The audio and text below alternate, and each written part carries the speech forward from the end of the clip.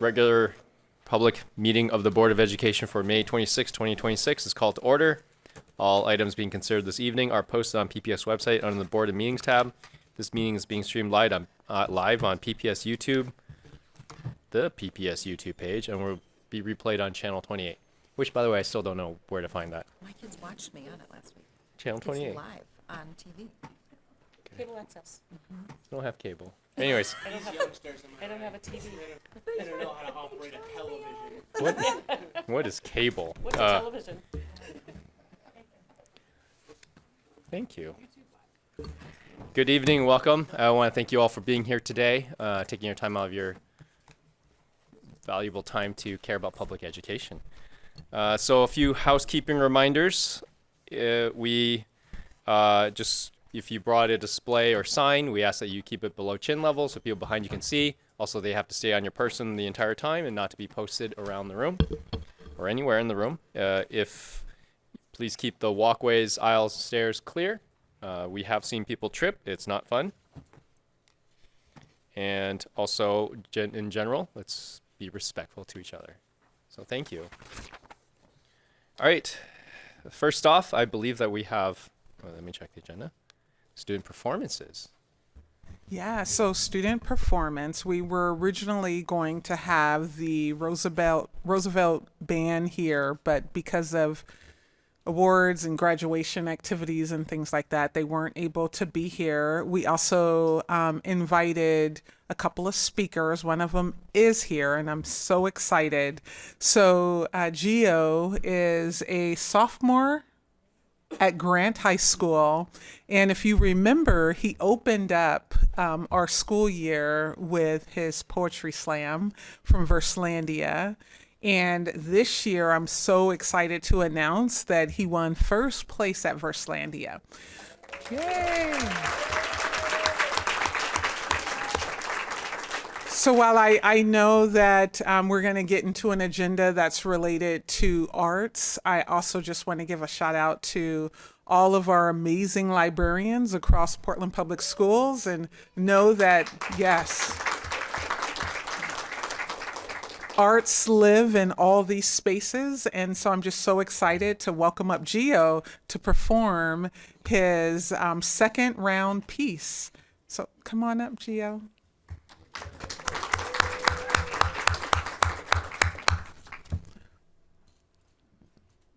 Hello, hi everyone. Thank you for that introduction, Dr. Armstrong. As she said, I'm Gio, a sophomore at Grant High School.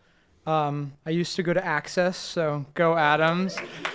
And yeah, this is one of the poems that I got the privilege of performing at Verslandia. It's called Hear My Privilege.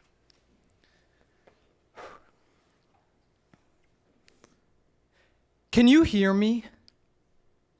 Is this amplification system serving its purpose of advancing sound that is clear coming out of my mouth and into your ears? Check. 1, 2. Maybe this microphone isn't really the thing that needs checking because you all can hear me fine. But when a voice that sounds different than mine steps up to the mic, it needs double the volume just not to be silenced. I don't know why they don't turn that mic up high and mine down low, but I shouldn't be surprised. This is how these things go. I know I'm in the dominant culture, but it just doesn't seem right that some people idolize my type while other innocent lives fear me. Can you still hear me? I recite poems about unrequited love when the world's falling apart and someone should be speaking up, don't you agree? But I don't have the lived experience for that person to be me. We're all born how we're born and we don't have a choice. I'm not going to teach you about racism, but I know something about voice. Because mine is usually louder than the other voices in the room. I didn't choose to be white and male, but our society allows unchecked privilege to prevail. I'm not trying to turn up my mic and turn down theirs. But these levels aren't balanced, so you can see it's unfair. What am I supposed to do with the microphone this loud?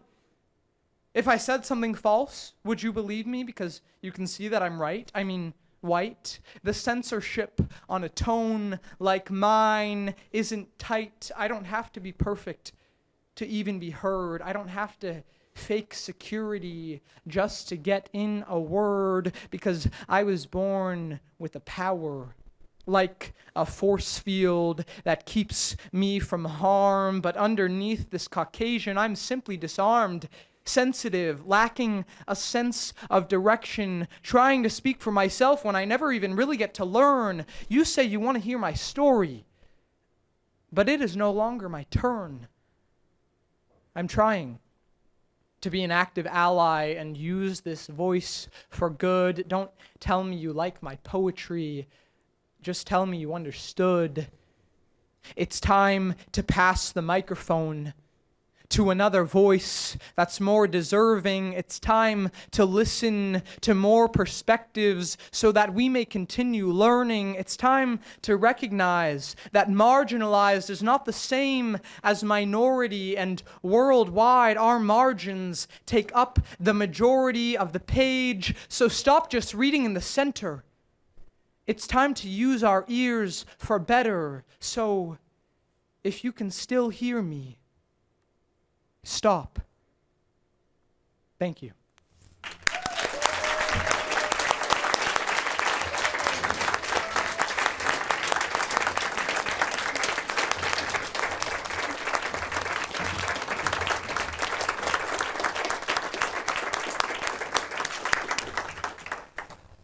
Thank you, I am such a Geo fan. I want the CDs, the t-shirt. Thank you so much for being here. And now it's recorded and you can always find it online. Thank you. Thank you again, Gio, for being here. It's great to see you again. Next up, we have our student representative report, which I'm also very excited to hear about. Thank you so much. Today, we've got a very special announcement. We finally got our whole elections process figured out, and so I'd like you to join me in welcoming from Lincoln High School our next student representative, Rose Sandal.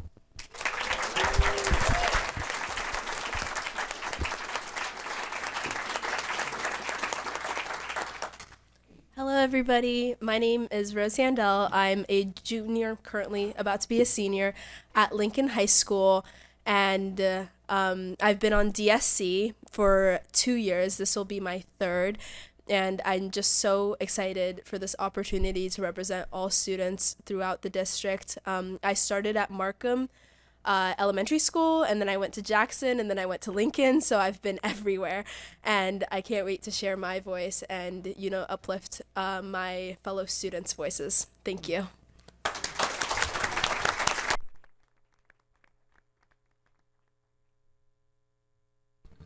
Thank you. All right, next up we have our public comment. Before we begin, just a quick announcement. Last board meeting we had, if you can also share some grace, because this is a new system, but we typically reserve 3 spots for student public comment. However, because of a mistake, that wasn't included. So this board meeting, I am allowing 6 slots for student comment to make up for the error last board meeting. So today we'll have 6 slots filled for students, reserved for students, and then everyone else. So again, thank you everybody for your patience with this new system. The goal of this is try to get as many people as possible, and increasing the access to public comment during our board meetings. All right, so before we begin, some general guidelines. Again, thank you for taking your time to bring us your input, your thoughts. They help improve our work. As board members, during public comment, our role here is to listen and listen intently, and not engage in conversation with those who are testifying. Our board office may follow up on board-related issues raised during public testimony.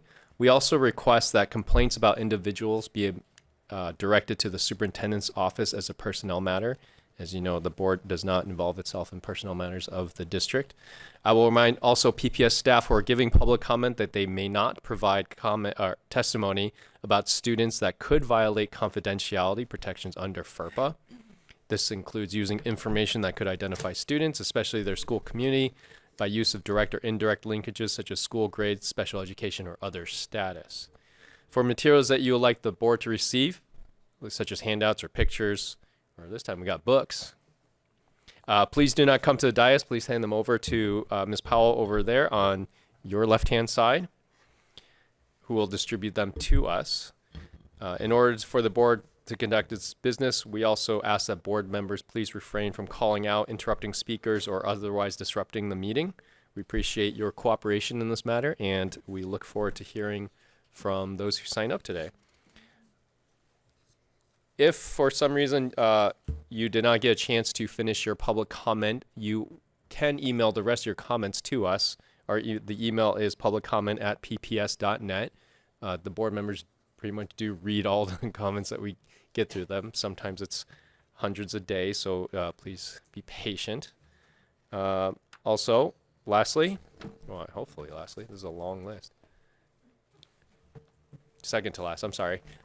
Because the number of people are speaking today, we have 2 minutes per speaker. After 2 minutes, when you see the yellow light go off, that means you have 30 seconds left. When the red light goes off, that means your time is done. Please finish up your sentence. And lastly, please, when you begin your comments, please clearly state your name and spell out your last name. Thank you for bearing through the whole list of to-dos. So let's start with our students first. Ms. Powell, can you call up the first 3? Yes, Quinn Doran, Lila Shields, and Leah Pulvers.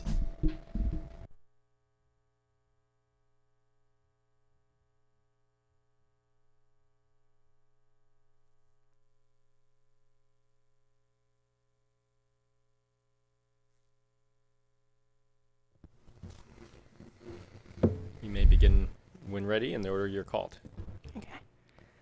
Hello, my name is Quinn Doran, D-O-R-E-N, and I am a junior at Lincoln High School. This year, I have had the honor of being in a peer counseling class. This class has become the one I look forward to the most. I have learned many counseling skills over the years, but what stuck with me more are the people. The class is led by 2 counselors and a social worker, all of whom take time out of their very busy schedules to teach it. All the students in the class chose to be a part of it. They are all thoughtful, empathetic, and kind human beings who put their effort into making this class great. My favorite part of the class is when we have mock therapy sessions, when we can talk about real issues in our lives. I've never felt so safe in a class. I talk about things that I don't even talk about with some of my closest friends. And I learn things about people that I would have never known otherwise. There is no judgment or criticism, just active listening. At this time in the world, there's a lot of uncertainty and intensity. It can be hard to be a part of the upcoming generation and feel unsure of what the future holds. But with this class, I have received clarity on the types of people I want to surround myself with and the person I want to become. I truly believe that if everyone took this class, we would have a society that is more open-minded and compassionate. I know that due to budget cuts, small classes like this one are likely to get cut. I understand this. 2 of my classes for next year have already been cut. But I urge you to prioritize this class and the people involved, especially our amazing counselors and mental health workers. These staff members aren't just here for academics. They're there for the thousands of students who need help for so many reasons. Our counselors are amazing at their job, but they can't help everyone, and will be able to help even less if they have more kids added to their caseload. They are our support system. They are constantly doing everything they can to support the students and the school. So again, I implore you to pay attention to this incredible class and the amazing people who run it. Thank you. Thank you. Sorry, if I hate to do this really quick, but I did receive word that we do have someone who's virtual that does have to leave soon. If it's okay, I would like to send it to the person who's virtual, and then I'll bring it back to you. So thank you for your flexibility. Ms. Powell, can you call the person who is virtual? Yes, Umar and Diwa Lanu. Thank you. You may begin when ready. My name is Ndiwalana Umar. Ndiwalana is N-D-I-W-A-L-A-N-A. My son is Luca Ndiwalana. Luca, being a student at Access has been a blessing. And as an immigrant from Uganda, it's like, I feel I'm living my dream. He loves school so much. When we talk to him about like, oh, the bus is going to stop, he's like, oh my Lord, I want good school education. I want to start Access because of good education. He has been involved in many activity, like he loves school, like he's a lab assistant, he's writing about soccer. He's like love math so much, like that's my dream. And I feel like his very creative thinking, his reasoning is like, wow, it has been a blessing. And I'm grateful for the teacher, the management. It's like I'm living my dream. My wife thanks us, I'm saying. Hi. Sorry, I missed just the beginning of it. I thought we had a few more minutes, but anyway, it would be a huge hardship for us if there were no buses. We live in the Coley neighborhood. I drive. Umar doesn't really drive. He has a driver's license, but doesn't feel comfortable driving. He didn't drive in Uganda. Our son Luca, who's a student there, has a toddler brother, and so he's often sleeping when we take him to the bus, which comes right in front of our house. We're really fortunate for that. If the buses were cut, he may need to go back to his neighborhood school, which would be really disappointing just because, like Umar is explaining, he's really blossomed at Access. He's in the journalism club. He was there for math primarily, but he's been writing articles, and he's excited about joining OBOB next year and reading new kinds of books. Yeah, it's just been a really great experience. And I asked him, even if friends leave, would you still want to go? And he really does. He said on his own, like, I want to get a good education, which is interesting to have a 9-year-old tell you that, but he seems to just really value his education and his experience. Sorry, thank you. We're at time. Yeah. If there's more you want to share, please email it to us. Okay, sounds Thank you. good. Thank you. Thank you. Again, thank you too for your patience and flexibility. Whoever wants to go next may go. Thank you so much for having me. My name is Lila Shields, Shields, and I wanted to talk about the mental health resources within Lincoln High School. I'm a junior, and throughout this year, I've been a part of an amazing group of juniors and seniors who are committed to making a difference in our school. This year and last year, I've noticed our counselors play such a big role within the mental health of our school and worked incredibly hard and are stretched incredibly thin. Next year, due to budget cuts, we're losing one of our counselors and our social workers and many other members of staff. When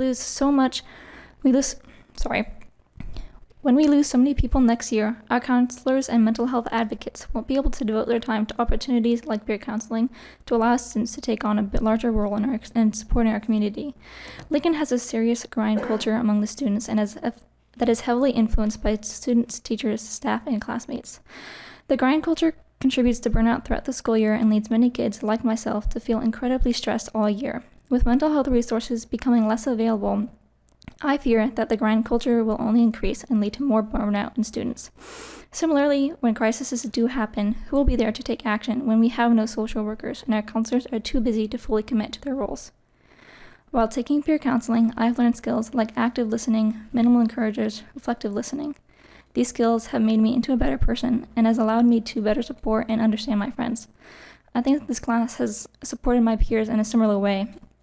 And if opportunities like this are more readily available, the grind culture within my school would lessen and would allow students to join their teen years and not feel so suffocated under the pressure of performing perfectly every time. Thank you so much. Thank you. Hello, my name is Leah Pulvers, Pulvers.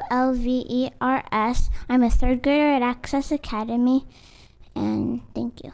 The first factor is budget cuts. Then put completely pointless inside the parentheses. Your remainder should be, don't cut access. Recent statistics show we spend about $1 on every kid and about $6 on every senior citizen.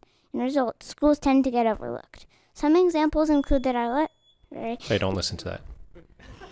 That our library most of the school's favorite special, will be cut to half-time. The main issue, the buses, is just not necessary. Some family schedules rely on the buses to get their kids to school. Another issue is the 4th-5th split class. The level could be uneven math-wise because some math is more difficult than other math. Also, we should consider what happened if less kids went to school. It's not worth cutting the buses. There are also some furlough days taken off the end of the year. The state legislature needs to get their act together, make a better choice, and appropriate more money for schools. Thank you. Thank you.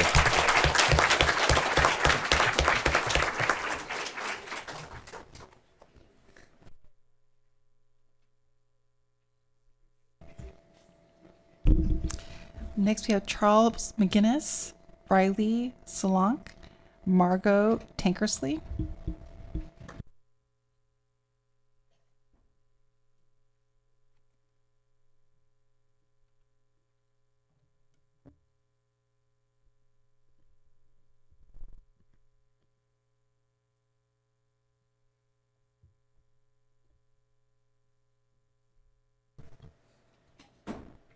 You may go ahead in the order you're called.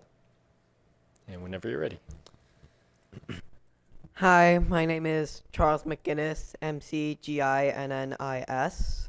I'm here to talk about the bus cut, the cut to the buses that you have proposed to help with the budget constraints. At Access, we have advanced learning to help out with the tag students who need this advanced learning because at their old schools they really suffered from not having the learning that they needed. If you cut the buses, most of them will have to go back to their old schools, where the old schools probably won't have what the students were learning. And so they'd probably have to go back like 2 or 3 grades of math or ELA, science. And they would really suffer because they'd be bored in class, suffering a great deal, maybe even failing a few classes because they've already done this before and they're tired of it. If you cut the buses, the kids will suffer much more. Thank you. Thank you.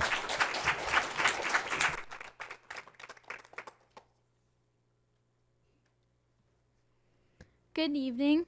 My name is Riley Solonch, Solonche, and I am a current junior at Lincoln High School.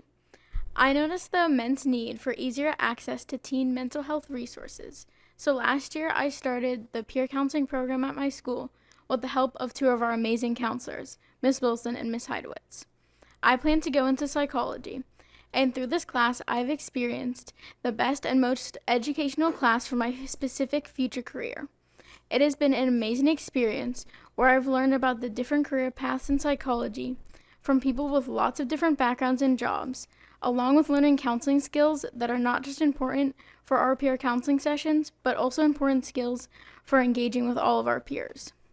This class has not only fueled my own passion for psychology, but also ignited and fueled that passion in my classmates. But due to the PBS budget cuts for the next academic year, we are not able to continue this class, as Lincoln is losing both of our social workers and one of our counselors. Losing these support roles is detrimental to our school's ability to support students' mental health. Even now, with these roles being accessible, the counselors and social workers are stretched incredibly thin in order to give all the students the support they need. Next year, the remaining counselors will have to fill these gaps, which will make it impossible for all students to get the support they need. The mental health of students is incredibly important and needs to be a priority for everyone. The support system of a counselor or therapist is key to students achieving everything they can. But not everyone can afford to see a therapist outside of school. meaning that many students rely on school counselors to be that support system. Without counselors being accessible, it will affect students and their ability to do well academically, along with contributing to the decline of teen mental health, which has gotten significantly worse in recent years. The most major impact that you can personally make is by making access to mental health resources that are specifically targeted towards teens easier, which can be easily achieved by putting more funding into mental health programs, staff, and education. Thank you. Thank you.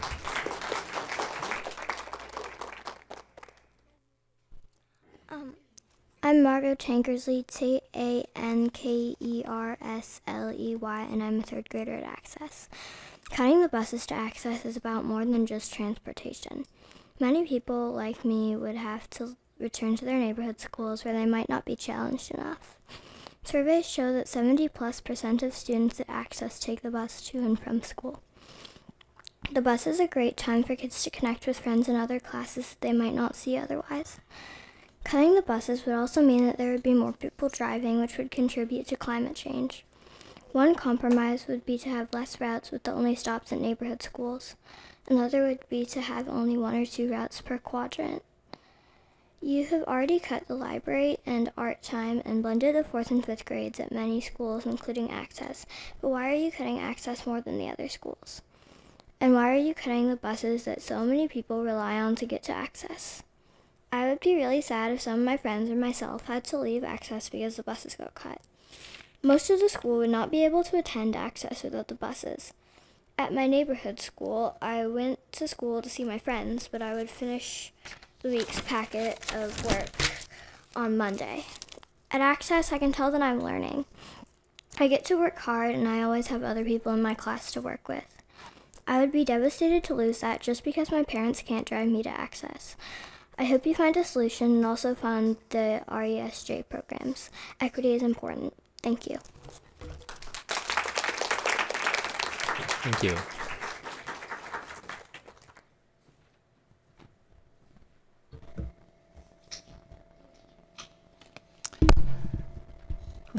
Letitia Vincent, Jonathan Pulvers, and Jody Shear.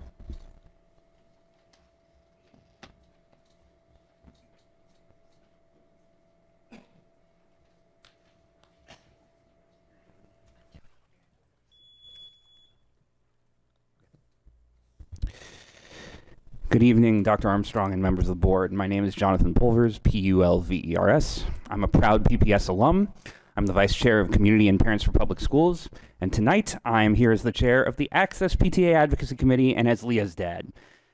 Fighting Adams, let's go. I first want to thank the board. Too often, public service is thankless, and unpaid public service is especially thankless, or worse. We appreciate you sacrificing time and attention that could be spent with the ones you love, and we know that you didn't create this problem. We know that Salem did. We understand that a proposal may be forthcoming to reinstate a streamlined transportation system for Access. We strongly encourage you to support that reinstatement.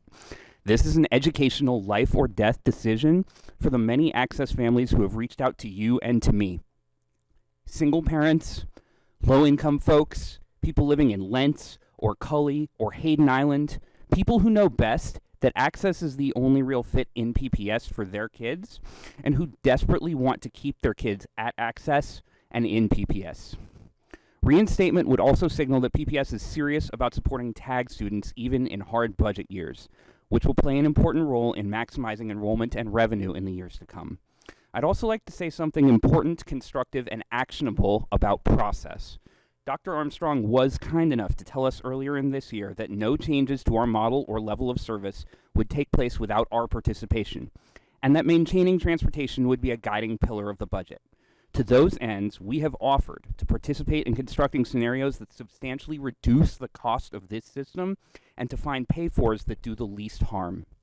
PPS staff have been professional, kind, and courteous to us.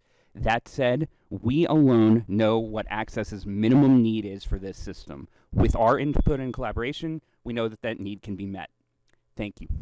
Thank you.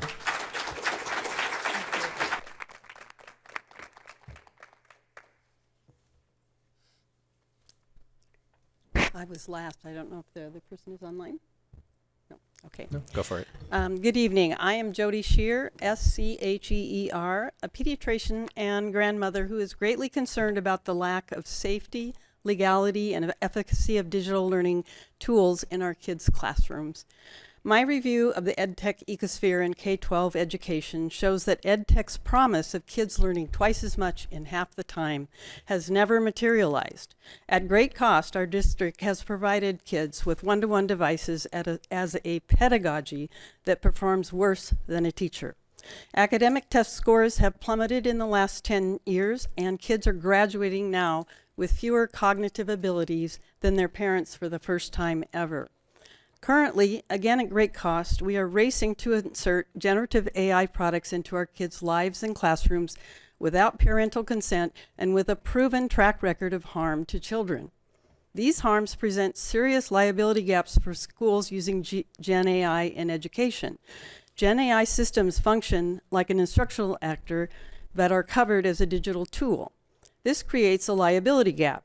When the teacher interacts with your child, there is a license, a supervisor, and insurer behind that conversation. When a Gen AI system does the same in real time on a school-issued device, the output is unpredictable, and these same predictive structures do not exist. As well, it is categorically different from a textbook or prior digital tools in that the harm is foreseeable not from misuse, but from normal use. These harms are acknowledged by AI vendors, and their contracts remove them of culpability for them. As well, insurers have begun to specifically exclude coverage for harms arising from Gen AI outputs, leaving schools in legal and financial crisis. Schools cannot hand our children harmful, untested digital products with gaps in liability and assert that they are meeting their required duty of care. Our children deserve better. Please reinvest in teacher-led learning, greatly reduce classroom ed tech, and place a moratorium on Gen AI until these products have proven records of safety, legality, insurability, and academic success. Thank you. Thank you.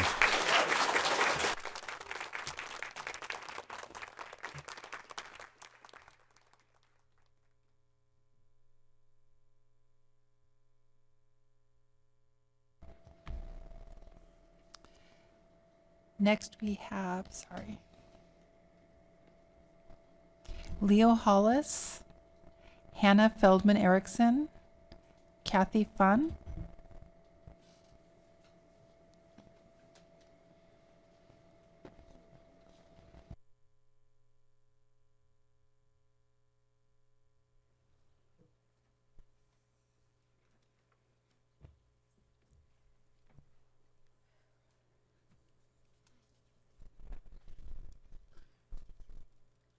I guess I can give you some more space.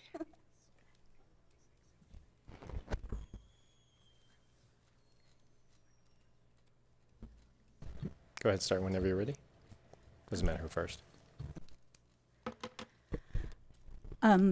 Last name is Feldman, Feldman.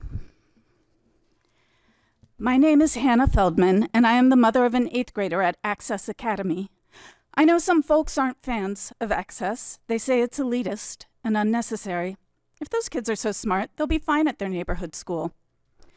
I'm told that the best way to counteract this narrative is by offering personal stories.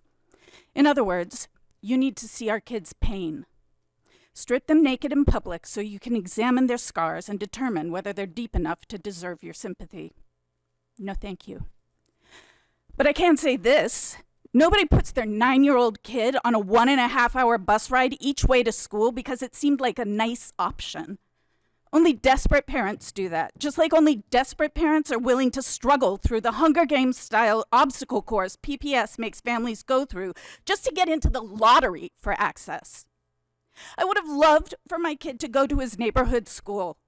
But after 3 years of trying to work with them, the main thing my kid had learned was that his classmates thought he was a freak and his teachers thought he was a problem.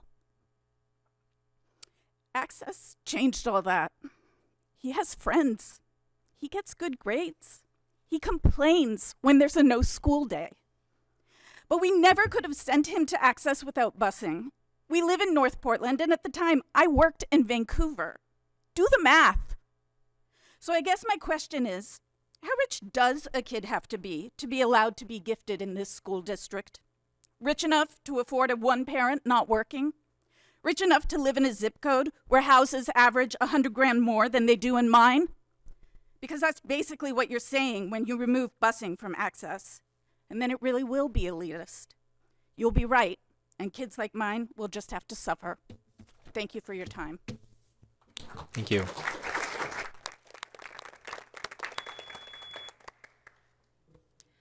My name is Kathy Fan, spelling Phan. I am a mother of 5 children. 4 of my children have been to Access Academy.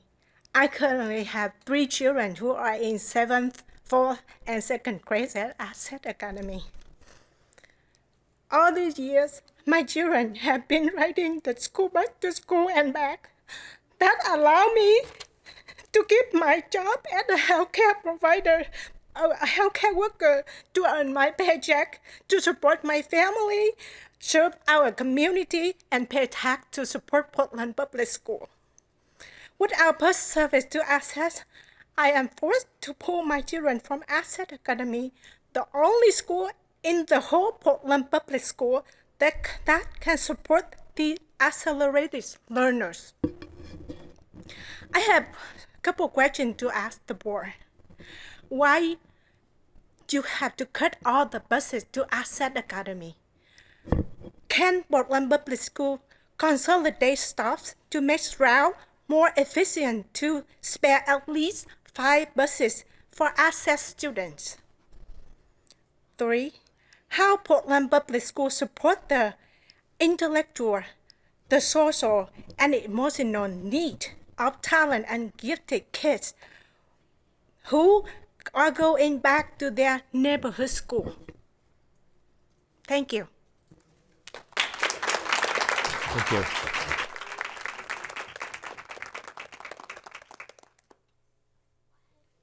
Do we have any more? Looks like we have another person on. One person, Elizabeth Jerebeck.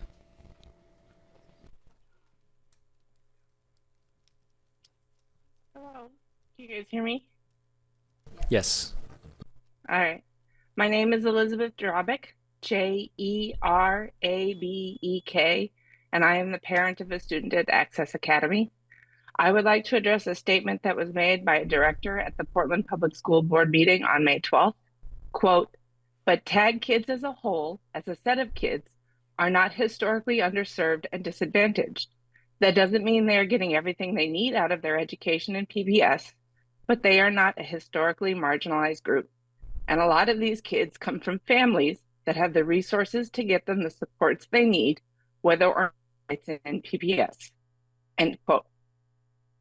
This statement does not address need to get, which is the asynchronous development of social and emotional skills and the importance of providing an appropriate peer group in the learning environment. As Dr. Austina DeBonte stated in her presentation to Access staff and teachers, and also to parents on December 10th, 2025, quote, "When we have gifted programs in public schools like Access, it helps kids socially. It's not just about academics. Actually, the very most important reason to have a program like Access is not academics. It's social, because social is the one thing you cannot make up for at home. You could after school the academics all day long.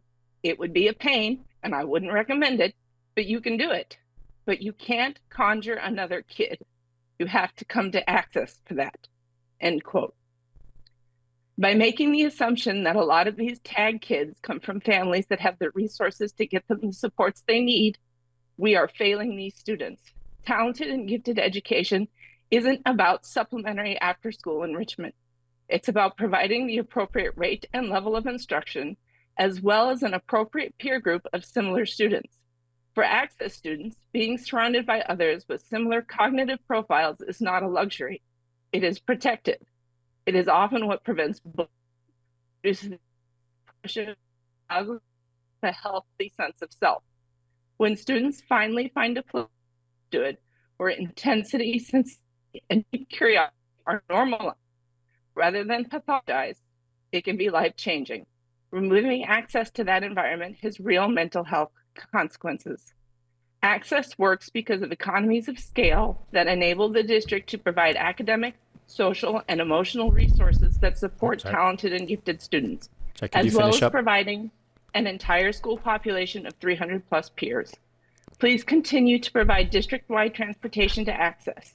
Please also include the needs of talented and gifted students in right-sizing I'm sorry to decisions. interrupt, but that we're at time. If you feel free to email the rest of your comments to us, if we'd be glad to read it. So, thank you. Thank you.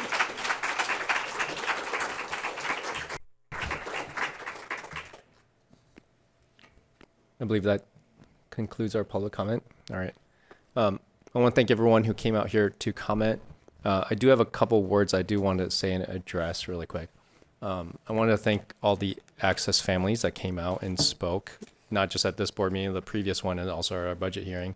I think the way you do it, the way you show up has been very respectful, has been focused on problem solving, personal stories and things like that. It has you really a role model to show how our kids, how to become politically active. So I think you've really shown it, us and everybody and all our kids, how it's done and how you should do it. And I really want to thank you.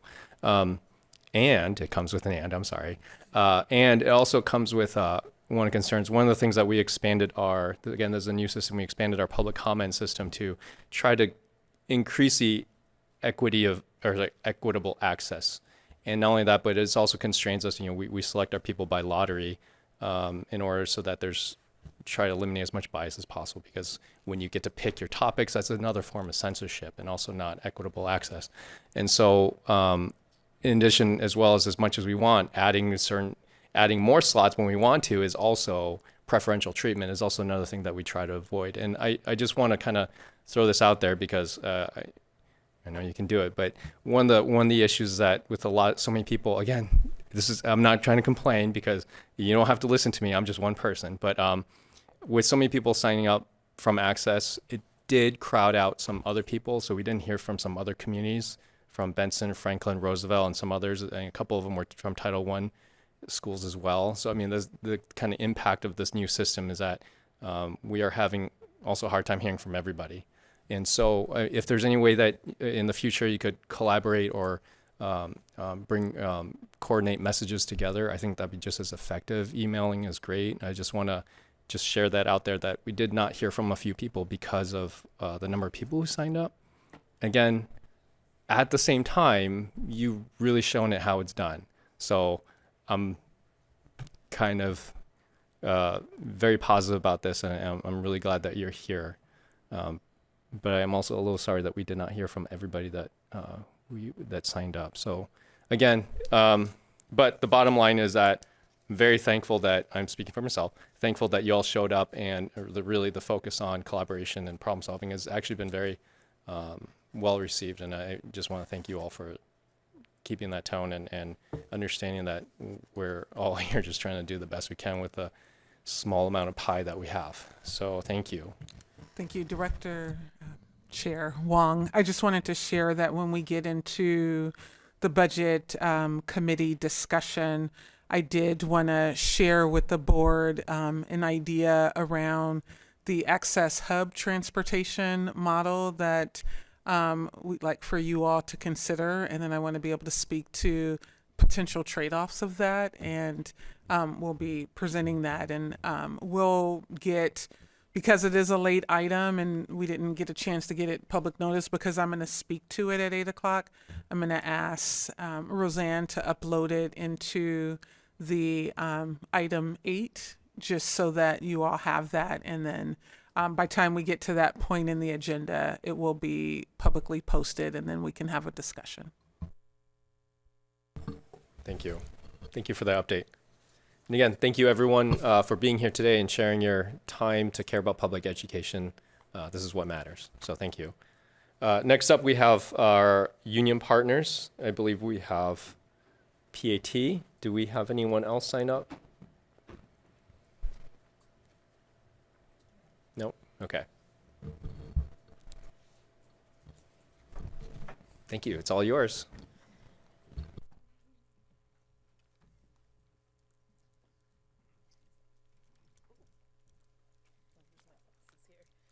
Hello, good evening. Good evening, board, superintendent, current student rep, and future student rep. My name is Angela Bonilla. I am the current president of the Portland Association of Teachers. I'm here with Alicia Chavez, our incoming president and current vice president. So I have a couple of topics. I know you've heard a lot about access and their transportation, and I wanted to bring up a different perspective or a different aspect of the issue. Families at Access are hearing that neighborhood schools and virtual scholars are being told to prepare for an influx of Access students who will be unable to attend due to the lack of transportation. I wonder, does this come with additional staff for those schools who may see an influx? What has changed in our TAG programming at each school that will ensure those students get the services that we have been unable to provide previously? Will there be additional training, advanced information and instructional materials so our overworked educators are able to meet the ever-expanding needs of our students? You know, I would love to see how PPS is collaborating with the Access community to discuss creative solutions to meet the needs of families without transportation. This type of collaboration allows families to feel that this is happening with them and not to them.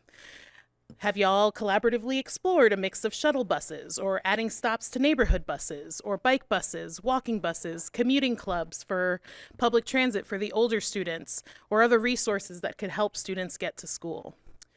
And I bring up Access because the idea of a school losing enrollment due to district policy decisions is concerning, especially as the conversation around school closures and consolidations are currently happening.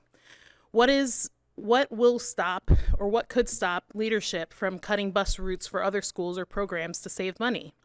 It feels like this is a way to close a school without closing a school, where de facto closures due to a lack of enrollment happen because the district refuses to fund the transportation to get there. And whether that is the intent or not, that is how things seem to be playing out. Students will be coping with losing their school communities because their families don't have the privilege to drop them off at school or arrange pickup after school.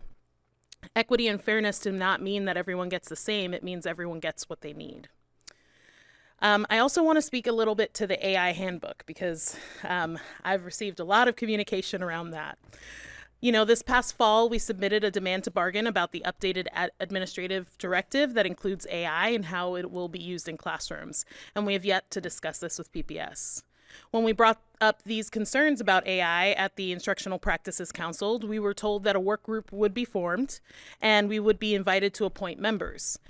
Imagine my surprise when an AI guidebook went out, written partially by that group and partially by AI, without any input or member appointments from PAT.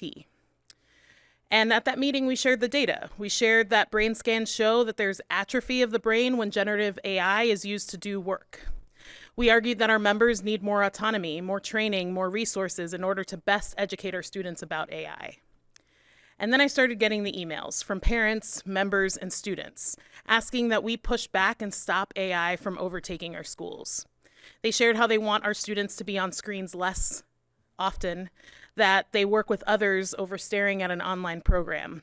Members share the frustration of the prevalence of AI, while the programs they used to use to detect AI in assignments have been cut from the budget.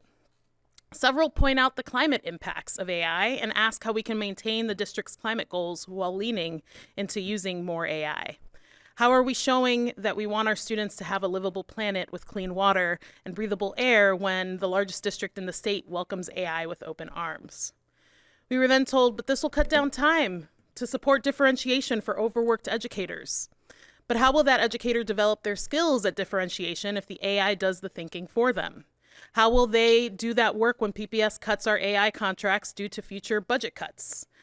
As I see AI programs piloted in PPS that are supposed to be instructional assistants supporting reading, I worry about the use of AI to remove human beings from our schools. A kid reading to a computer will not develop the same love of reading as they would if they had a dedicated educator who was invested in them as human beings. So please slow down with the adoption of AI. It is more important for our students to learn how to communicate, collaborate, and problem solve than to put the right number into an AI program or say the right word over and over again to an AI literacy coach. And then lastly, I want to talk a little bit about the budget reality and the conversations around chopping from the top. So in 2023, PAT put out a report called A Manufactured Crisis, where we noted that under our previous superintendent, PPS increased administrative and professional central office staff much faster than licensed staff, like teachers and counselors. From 2019 to 2024, the district's general fund budget had reduced licensed staff by 121 employees, including teachers and counselors, while administration and professional central office staff had grown by 149. And estimated general fund salary expenditures budgeted for 23-24 and for the additional administrative central office staff were at $15.4 million. These findings are sourced from the adopted budgets from 2019 all the way to 2024. And even the CBRC recommendations in 23-24 reported that, quote, the board closely review the added administrator positions, specifically those that are not school-based nor student-facing daily. We question why more administrators are being added to support and manage fewer licensed staff, especially during this period of declining enrollment. And I wonder, did the board get to that work in 24-25 or 25-26? But that was a previous administration, previous school board, so I thought it was important to share an update to that finding. In the past two budgets, 25 and 26, the district has reduced the total budgeted FTE as pandemic relief funded programs wound down. However, in 2026, the district still has more administrators and non-represented positions than it did pre-pandemic, while it has fewer licensed positions, such as teachers. Between 2019 and 2026, we had a loss of 94 licensed positions from our budget, a reduction of 3%, while at the same time, the district added 79 administrators and non-represented positions to the budget. In 2026, the estimated salary and benefit expenditures for those 79 additional administrators and non-represented FTE is almost $13 million. $13 million in salary and benefits for administrators and non-represented staff we didn't need when we had more students in 2018-2019. Almost the total amount of the mid-year budget cap that workers took furloughs in order to cover. If this recommendation was taken back in 2023, we could have saved tens of millions of dollars. And what could that have been invested in? There is also a pile or a bucket called committed funds in the fund balance that holds about $39 million. And that is, as defined by the ACFR, amounts constrained to specific purposes by resolution of the district's board. And it describes that the board can modify or rescind a commitment at any time through passage of a new resolution. In order to commit fund balances to the district must take formal action prior to the close of the fiscal year. So I implore this board to review the committed funds made by resolutions of this board and see if any can be cut to retain educators, support staff, custodial workers, and nutrition services. Which of these resolutions can be changed to adjust for the financial landscape we are currently in? And I will admit that the annual financial results for fiscal years 23, 24, 25 show that the district has made positive changes, primarily in significantly reducing spending on general admin. However, there's still a continued increased spending in business support, central support, faster than on instruction. So a lot of what I talk about is the rate at which it is increasing. And though spending on school administration slowed, the district continued to increase spending on functions. So even though there were some positive changes in expenditure patterns, in 2025, instructional spending still accounted for a smaller share of total general fund spending than it did pre-pandemic, while the share dedicated to business support and central support increased. So if the share of spending on instruction had remained the same since 2019 rather than declining, the district would have spent more than $13 million, $13 million more on instruction in 2025.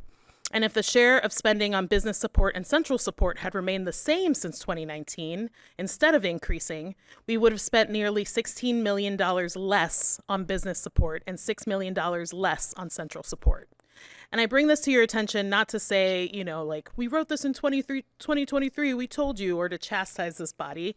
I bring it to your attention because I want to make it really clear. Educators who just voted on a one-year contract with a cost of living adjustment of just 2% starting mid-year, and also voted to take 4 furlough days to bail out the district's mid-year shortfall, are doing everything they can to support the ever-growing needs of their students while being told to do more with less. Less support, less staff, less pay. When we say chop from the top, that is what we're talking about. Our ask is simple. Let's reduce those 79 central administrator and non-represented positions that have been added since 2019, while instructional staffing and licensed positions were cut. If we have less students and less educators, we need less administrators, less senior directors, less executive directors, chiefs, and senior chiefs to manage them. We need our board to truly scrutinize the budget before you this year and ask, do we need more bosses while we have less students and less workers? What would PPS look like if instructional spending outpaced central admin and non-rep spending, or outpaced business support and central support? Please take the time to review the budget and ask, how can we trim more of the spending on non-represented and central admin staff to ensure students and educators have what they need to be successful? Thank you. Thank you.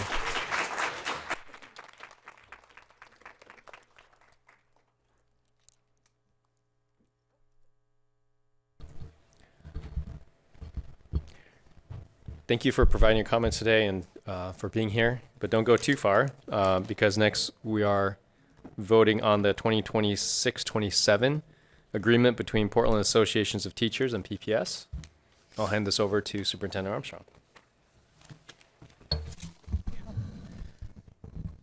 Thank you for that. I am going to call up the Angelas, yes, and Kimberly. So, thank you. I'll turn it over to you. And to Kimberly. Chief Freeman. Evening, Chair Wong and members of the board, Superintendent Armstrong. I'm super excited to be here in front of you today.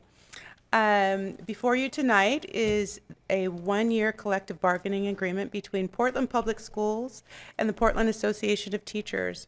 While the language in this agreement remains mostly unchanged, make no mistake that there were many months of listening, advocating, spirited exchanges of ideas and collective genius between educators and administrators. We will meet again in January, and I have no doubt that all of our hard work will be evident. A huge thank you to the PPS bargaining team, specifically Sharon Toncray and Kimberly Gibson leading the group. This group was a pleasure to work with and an excellent communicators to our community and stakeholders. And I know that I speak for the PPS bargaining team when I say that we have appreciated working with the PAT bargaining team. Thank you. And thank you for all of your time and work and commitment over these last few months.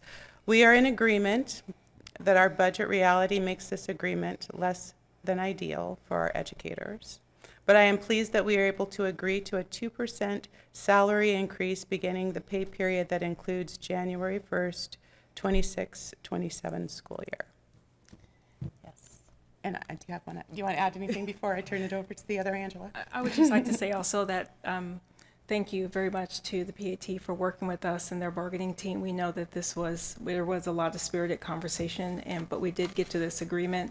I do believe that this agreement is kind of a building block to the relationship that we are trying to build, and that we are looking forward to partnering with you in the future. We know that it won't be easy, but we have that relationship now. I think that we're really building that will get us where we need to be in the future in working together. So I thank you and appreciate you. Yeah, thank you. I want to appreciate our PAT bargaining team. This is the first time that we've had an expanded and member-elected bargaining team, and so we had representatives from different job groups that were able to bring perspective and help us best represent our members. Our two co-chairs, Mike Carlip, who is a BCBA for our rapid response team, and Francisca Alvarez, who is an instructional coach at one of our DLI elementary schools, really held it down as we were going through this process. I also want to appreciate the work of the PPS team in showing up and bringing proposals. I know it seems like a very small thing, but after our last time bargaining in 2022-23, having written proposals and packages and actual conversation felt like a breath of fresh air. And it really is a testament to the changes that have come since our last superintendent, since our superintendentship has changed hands, and we've been able to actually discuss and collaborate with district staff as opposed to constantly feeling a need to fight. I look forward to the continued work that we will do in the next couple of years of organizing and discussing the things that most matter to our educators and our students in order to provide great public schools for every single Portland student. Yeah, so thank you so much for your work. Thank you. Yeah. That's it. Yeah, that's all right. Great, thank you. Thank you. All right, do I have a motion and a second to adopt Resolution 7306, 2026-27 agreement between Portland Association of Teachers School and School District Number 1J, Multnomah County, Oregon? So moved. Second. Director Split moves, Vice Chair to pass seconds. Any board discussions, questions, comments? I would like to echo what President of PAT said, in that this process seemed very different, very collaborative this time. And I really appreciate that, having been through sessions that weren't so.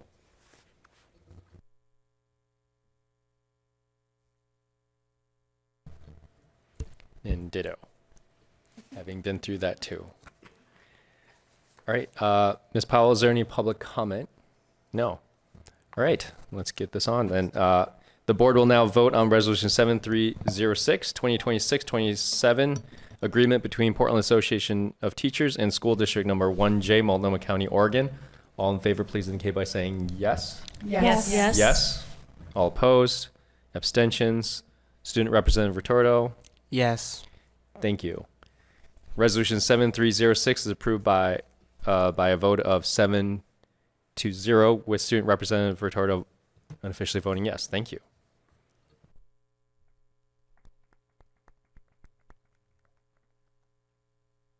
And again, I want to thank all the people who put in all the time and hard work in getting that over the finish line. So thank you. All right, next up we have the State of the Arts Annual Report. Superintendent Armstrong.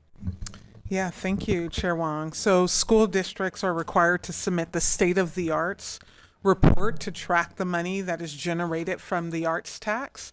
And so with us, we have Christina Howard, Senior Chief of Academics, who will introduce the presenters. Great.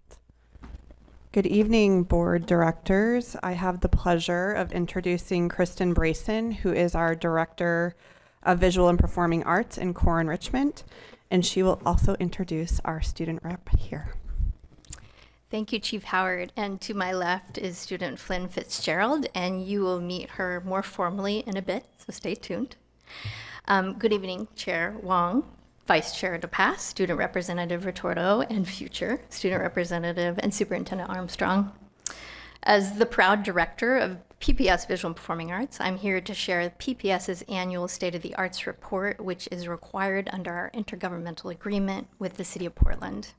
This year's report reflects a region-wide arts education framework that builds on work already underway and establishes a more consistent approach to defining and measuring high-quality access to arts education across schools and districts over time. This allows us to better understand the impacts of joint investments made by the city and the district, and to demonstrate the progress we've already achieved.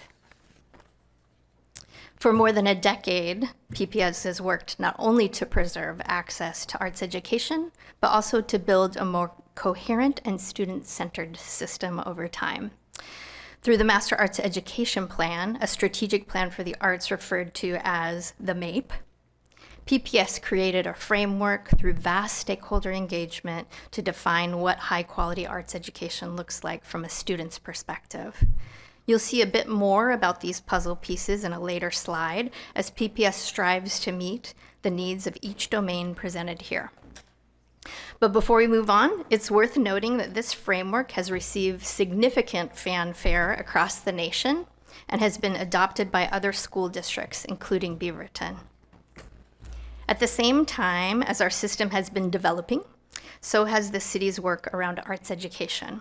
The city's new arts education framework is helping create greater consistency in reporting increased visibility into student experience, and the ability to monitor progress over time across schools and districts. This work also creates stronger alignment between arts education and broader district priorities around engagement, belonging, and student outcomes. One of the central questions behind this work is, how do we know if students are actually experiencing a high-quality arts education? So the Master Arts Education Plan defines the student experience we want young people to have, which you saw in the puzzle pieces on the previous slide. The city framework builds on this by identifying measurable conditions across schools and districts. And together, these frameworks create alignment between vision and implementation, allowing us to monitor whether students are experiencing the conditions we've defined as essential. The full framework on the screen there includes a broader set of dimensions ranging from staffing and facilities to curriculum, partnerships, and access. Tonight, I'll focus on several areas that align most directly with our current strategic work in PPS, but I'll pause here for a quick second so you can take a quick glance at the list of dimensions for the city's framework.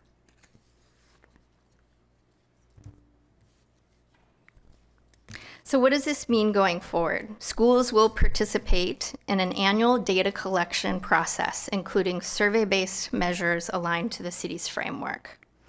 This year is considered the pilot year, which allows PPS to internally review data, better understand where we are as a system, and prepare for broader implementation.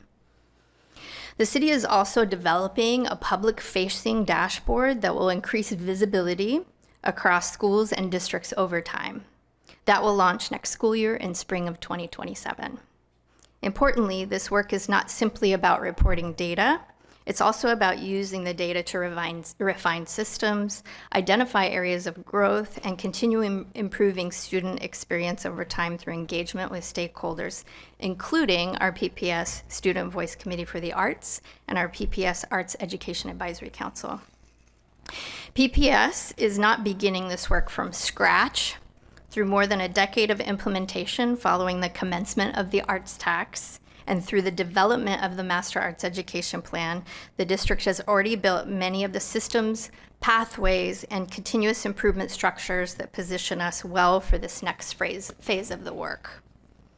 One of the clearest examples of this long-term implementation work is our district-wide effort to build consistent K-12 pathways in both visual and performing arts across PPS. There are two important things to notice here on the slide.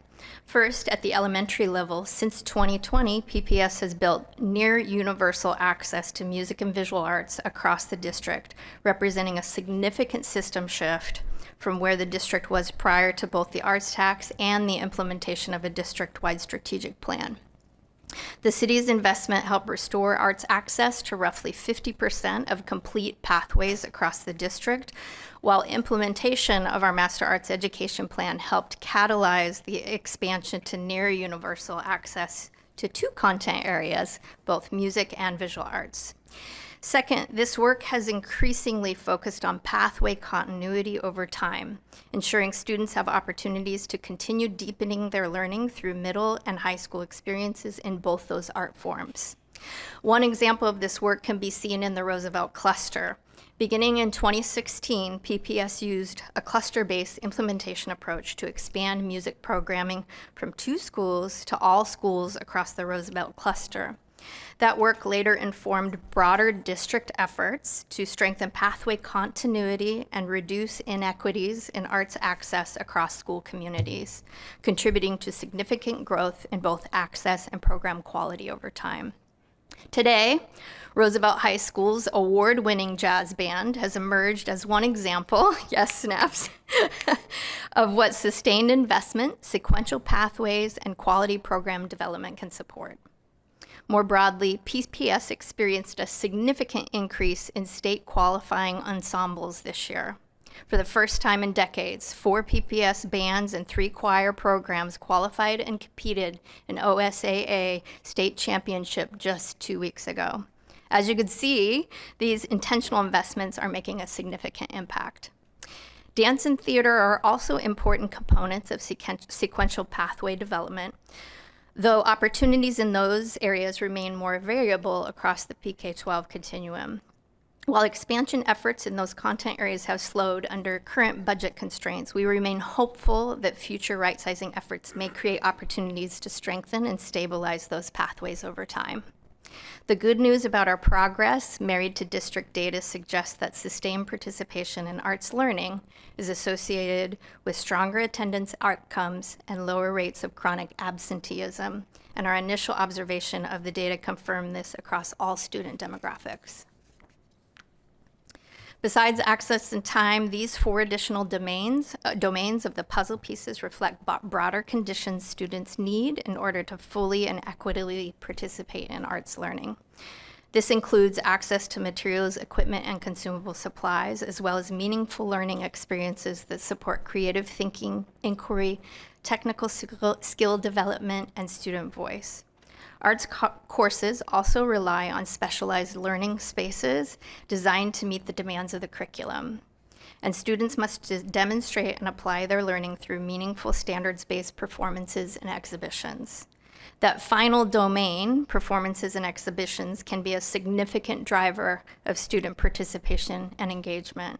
Across PPS, arts educators support more than 350 performances and exhibitions a year, both within school communities and across the city. These experiences are not extracurricular additions. They are a required part of a student's course and learning arc and reflect the National Core Arts Standards, where students are expected to create, present, and perform their learning publicly. To support these domains, our central office work focuses on building the systems and structures necessary for schools and educators to make progress across each area. As we move to the future and create opportunities for improvement, it will be important to standardize access to high-quality instructional materials, expand professional learning for arts educators, continue modernization of arts learning spaces, and support course structures that provide public performance and exhibition opportunities. A central goal of the Master Arts Education Plan has been to ensure that student voice is not only present within arts learning experiences, but also to help shape the system itself. This year, that work became more formalized through the continued development of the PPS Student Voice Committee for the Arts. At this time, I'd like to invite Student Voice Committee Chair Flynn Fitzgerald to share their perspective. Good evening, members of the board. My name is Flynn Fitzgerald, and I'm a senior at Lincoln High School and the chair of the PPS Student Voice Committee for Arts Education. As a student involved in music and audio engineering, arts education has given me opportunities not only to perform and create, but also to collaborate with other students, express myself, and build confidence in my own ideas and voice. One experience that really stands out to me is when I was recording an original album with my classmates in my audio engineering class. We spent a long time developing lyrics and beats that reflected our own experiences and emotions, and it showed me how arts can help students connect with themselves and others in meaningful ways. The Student Voice Committee was created so students could help shape the futures of arts education in PPS. We bring together 12 students from high schools across the district to share perspectives on access, student experience, barriers to participation in our schools, and what students need to feel engaged and supported in arts programs. We also work to bring student feedback into conversations with district leaderships and PPS Arts Education Advisory Council so that students are helping inform decisions about the future of arts education in Portland Public Schools. My hope moving forward is that every student, regardless of their school, background, or zip code, continues to have access to arts experiences that help them find their voice, master skills, build community, and feel like they belong. Thank you. Thank you, Flynn. What you just heard reflects exactly why it matters, not simply as programming, but part of how students experience connection, identity, belonging, and participation within school communities.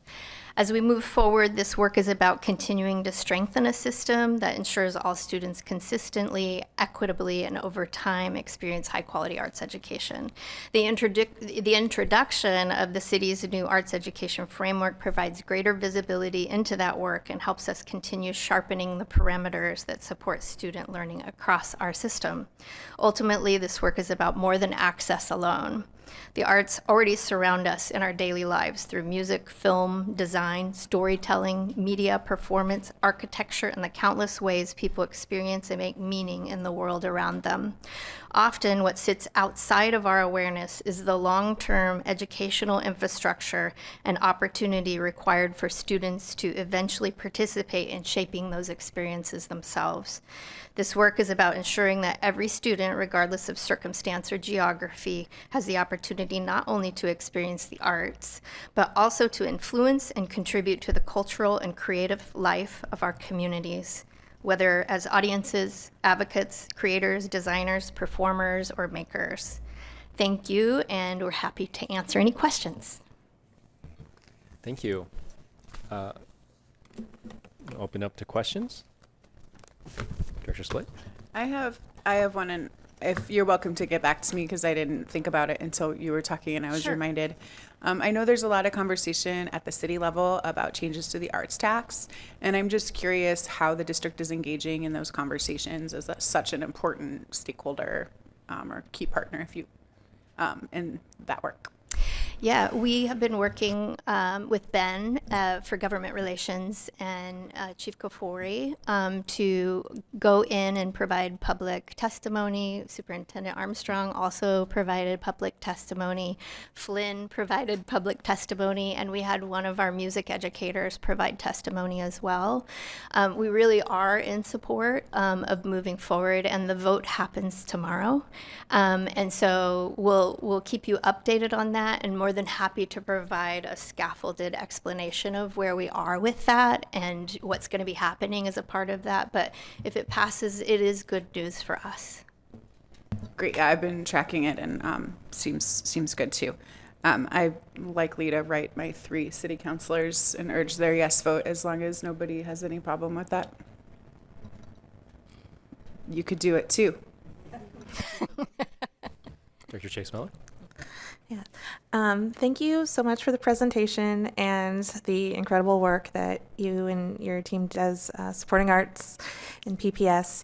I feel like I understand a lot about how the art tax supporting these experiences. I'm curious about what kind of instructional resources are provided by the district and how they're supported. Yeah, so we do have a basic baseline in various areas of the arts. We're still working on building that, and so I think in our work moving forward with continuous improvement with the framework that the city has, we'll really have an opportunity to look at where those gaps are across the district. When I first came on board, there was no infrastructure or funds provided to sites for arts education, instructional materials, and that's changed a bit, but we're still not quite there yet. I have just a quick comment, and I know it looks like you want to say something too. To encourage our newer board members to go see these performances. They're amazing. Seen the Jefferson dancers, of course, but the Franklin dance, their talent show is amazing. I recently attended a Da Vinci performance at the middle school level. I've been to the choirs in people's homes, Grant High School choir coming in, and so just to encourage, we can see it everywhere in the community and understand how important it is for our students to have access to that well-rounded education. So really appreciate your work and look forward to the conversation about the arts tax. Thank you. There's so many opportunities to engage with the public with those performances. I've often thought that we could definitely make some headway with some joint presentations around student performances and some of the things that we'd like to engage the community around. So that would be a nice leveraging opportunity. And also, we just got from Tubman, the music teachers, a big love letter about the programming that's happening there. Yes. In partnership with the Albina Music Trust. Yeah, she's tripled that program since she's been there. Amazing. Yeah. Yes, and thank you. all those students are going to feed to Jefferson. Yes, they will. Very excited about that too. Dr. Sullivan? Yeah, I'm just been to a performance at Franklin, and I'd been last year too for their dance program. But this year they also incorporated a lot of music into that as well. And it was absolutely fantastic. The place was packed, you know, all ages, a lot of grandparents very excited about what was going on. I also saw a music performance at Lincoln where you brought in the middle school kids to play too, which was amazing. And personally, I have a granddaughter who probably wouldn't have graduated from high school if it hadn't been for the ceramics teacher at Lincoln. So arts really does keep people there, I think, keep them excited. And of course, Michelle and I were the Jefferson dancers for their 50th. They're really recital, Yeah. you know, not the Oh, one the downtown. school but recital, The yes, school recital, yes, which yeah. is even more exciting, really. Yes. Because it's all kids, all. Yeah, the community really abilities. comes out for that it was engagement. Just, Yeah. just amazing. So we had a great time. We went to Franklin together too. Last year we did.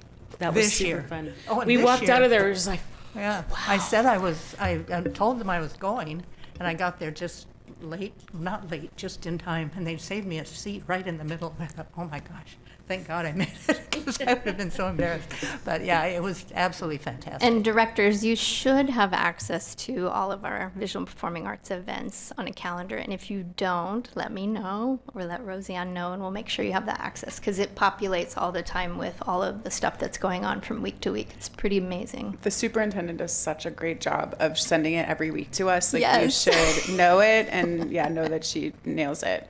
I also will just give notice. You've got maybe 3 years before I'm going to start agitating for a Ida B. Wells dance team. So coming in hot. I will have free time, and my kid wants to be on a dance team, and we believe in neighborhood schools, so we got to figure it out. Yeah, and Lincoln. He's a dance team. Yeah. Thank you. I have a question too. Yeah, go for it. No, we weren't going nowhere, but you can go before. Well, I just want to echo what everyone's saying. I don't know where to start about how excited I am about everything I'm reading in here. I love the performing arts so much that the first half of my professional career was working in music industry.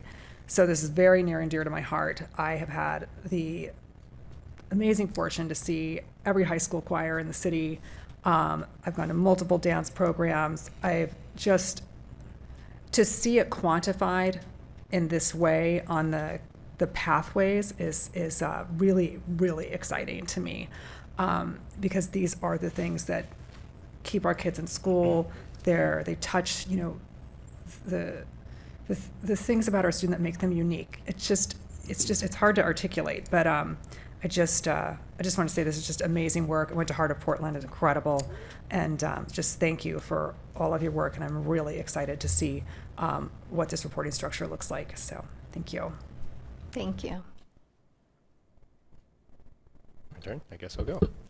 I think this is a question for Chair Fitzgerald. I'm super awesome. I love that there's a student voice committee.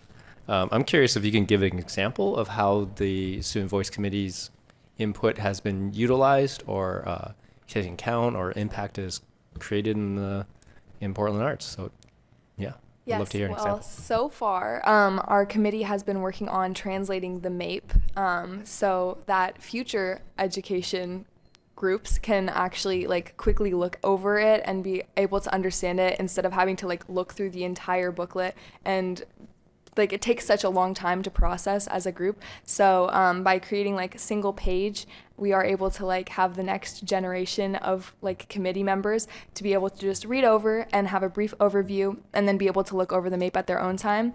And then this way, when we're trying to make decisions that can help influence the arts education board for the adults, it can really help us bridge the pathways, so it's not such a divide between adults and youth. We're able to communicate clearly and cohesively with one another and understand what we're talking about. In addition to that, we also have been doing translations into the graduate portrait and how that reflects in VAPA, so Visual and Performing Arts. And so we've been doing that and working with the adults. I go to both the adult and student committee meetings. and we talk a lot about the contrast between an adult perspective versus a student perspective. And that really, I feel like it brought a lot of light to some of the adults, like, oh, this is something that students actually care about, and like we didn't notice that. Or sometimes as a student, I'm like, wow, that's a very like profound way of seeing this perspective from the adult's perspective. So I feel like merging the two has really been really like monumental for this group, and I'm excited for where it will go next year, with a faster pace and being able to accomplish more in the future. Thank you. Love it. I have a couple of questions. How do you choose next year's student chair? It is an election process. So first of all, I believe that the students are able to apply, and then the rest of the students on the board they are anonymously provided with a written response. So each person who nominates themselves can like put in like an essay, and it's anonymous. So everyone looks over the essays, and then we do a vote, and then that is who is the new chair. So, and I'll also help with training with Kristen. I think I met you at, are you Yes. still heading to Australia? I am still going to that's Australia. It's really exciting. Thank you. Okay. I have one more, a question from the presentation. Band, is that wrapped in the music? Yeah, I'm seeing nods, yeah. Yeah. So Middle school band, I should say. Yeah, at the middle school level, we require programming and band, and then that follows up to the high school level. So we require band at high school, but also choir. So when you get to high school, you can take band or choir. And then what was I about to ask? In middle school, is knitting part of visual arts? That would be considered textiles, which is So not in nested this. under the 7 domains of visual arts education. It is in this. It Okay. is textile is one of the domains, yeah. I have a point to my questions. I do, and that is that from the middle school perspective, with 2 almost 7th graders, but 2 6th graders who started middle school not able to play an instrument and not able to knit. And I'm not a knitter. I know that there's some on here who are very talented, and I'm not a musician. I know there are some who are. I never thought my kids were going to learn how to knit or learn how to play an instrument. And they've done both in public school, at our neighborhood school. And I say this all the time. They will come home and pull out their instruments and spontaneously do 30 minutes of, it's not even a duet. Sometimes it's just one of them. Sometimes it's a duet. And our neighbors, they do it on the back deck. Our neighbors hear it. It's beautiful. And so I just really want to, lots of people have heard me say it's incredible that this is an opportunity for students who have the interest and a parent who doesn't have the interest or, frankly, the willingness to do it at home, that they get this opportunity. So that's all. Thank you. Yeah, thank you. Really represents the embodiment that happens in the arts, and I think that's an important part of why our students are attracted to it, is that to be in the arts means to be in an embodied flow state, and that's really attractive.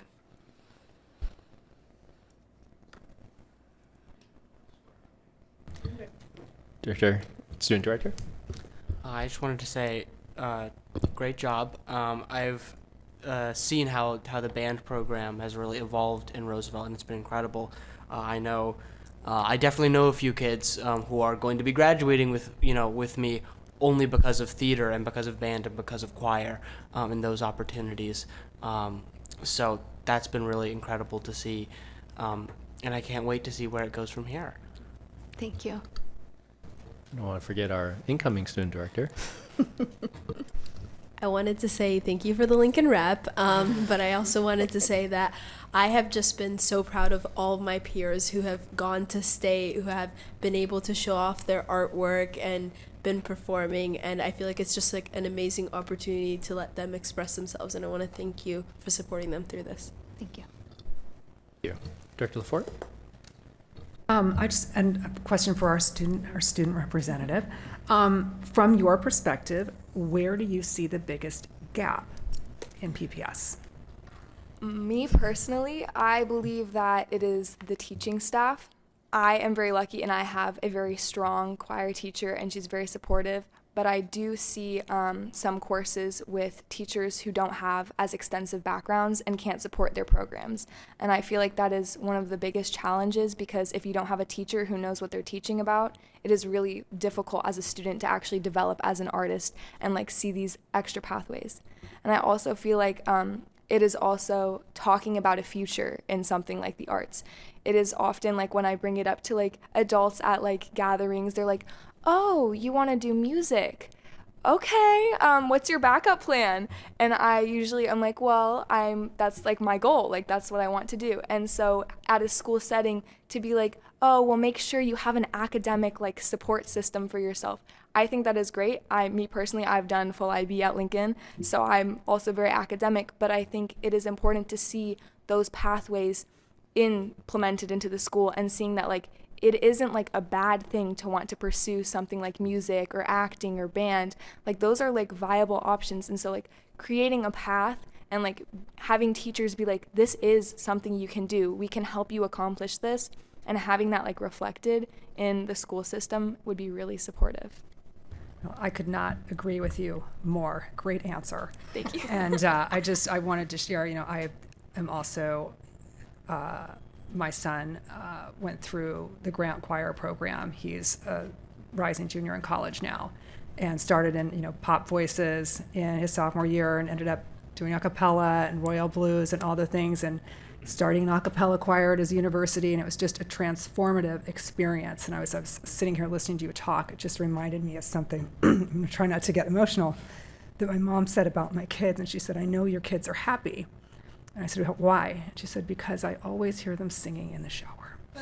And so you just reminded me of that. So thank you for the incredible testimony. Great. Thank you again for the presentation. Sharing all this information has been a delight to hear. So thank you.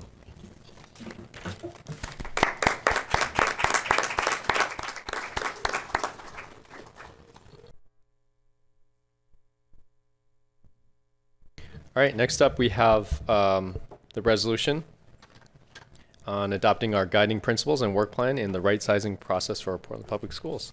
I'll hand this over to Dr. Armstrong. Absolutely. Thank you, Chair Wong. So this is actually a resolution that we're going to ask you all to vote on this evening. In leading you through that conversation, we have both Executive Director Calvert and Senior Chief John Franco.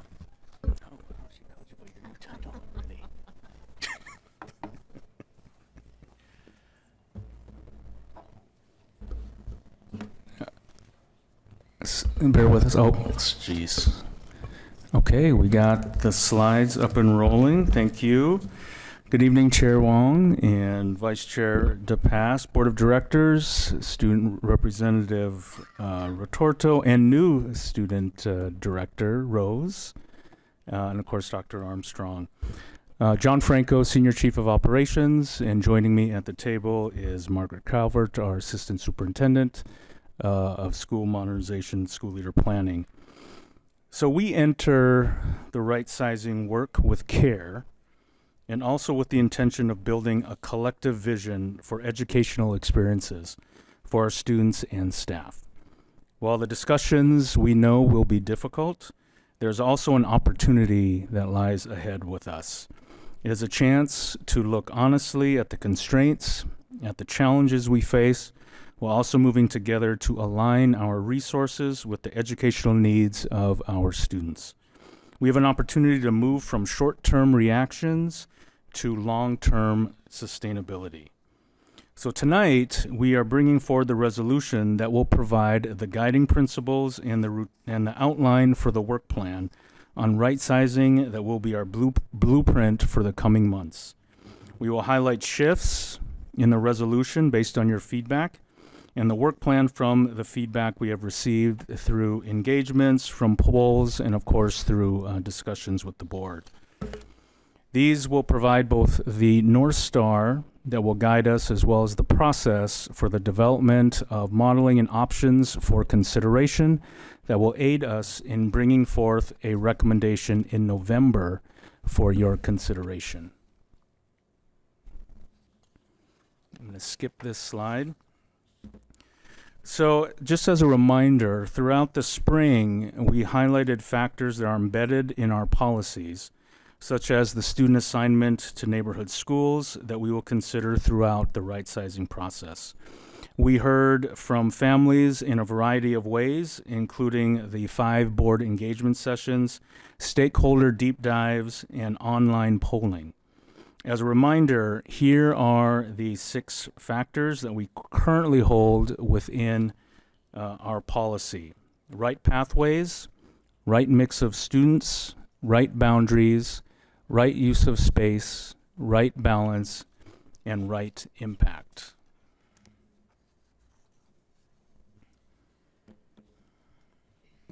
Good evening, board and two student representatives. So great to have both of you here this evening, and Superintendent Armstrong. During the board engagement sessions, we heard from over 600 families who participated in online polling during those sessions. In addition, we held an online poll open for a little, almost 2 weeks, and heard from upwards of an additional 1,600 families. What came through in both the scenarios, in both of the settings, were that the top 3 factors that we were being asked to consider included right pathways, right boundaries, and right balance, with slight variation in the order. Just as a reminder, a right pathway in this particular scenario begins with a feeder pattern that allows as many students as possible to continue together from one school level to the next. So it's a continuity of cohorts of students as they move through a K-12 system. Right boundaries is defined in policy as compact boundaries that promote safer routes to school and a sense of community, as well as recognizable as well as recognize and address natural and human-made barriers. The last one up here is right balance, which asks us to consider program and enrollment stability in surrounding schools. So this is tied to our 4 guiding principles around educational options and shows the interplay between local decisions and the system as a whole. These are similar to the factors from the engagement sessions. They're in slightly different orders, but the top 3 remain the same. As we shared previously, the synthesis highlights consistency. There are also some slight nuances and differences that happen across engagement sessions. For example, during the village table session and the session at Roosevelt High School, the student body demographics surfaced as a top-tier priority, and that is defined as schools that reflect and support the diverse identities of students, including race, language, and background. There was a little bit of a discussion at the last board meeting about why that may have surfaced in particular communities, and just to be aware that when we aggregate, we lose some of that nuance, and we want to make sure that we hold both of those things together as we go through this process. We continue to work with our community and have met in culturally specific spaces with our Native community. We'll meet with Black families next week, and we're working with our community agents and partners to host linguistically specific groups as well. And we will continue these processes of engagement all the way through the right-sizing process through November, and also working towards the board vote in December.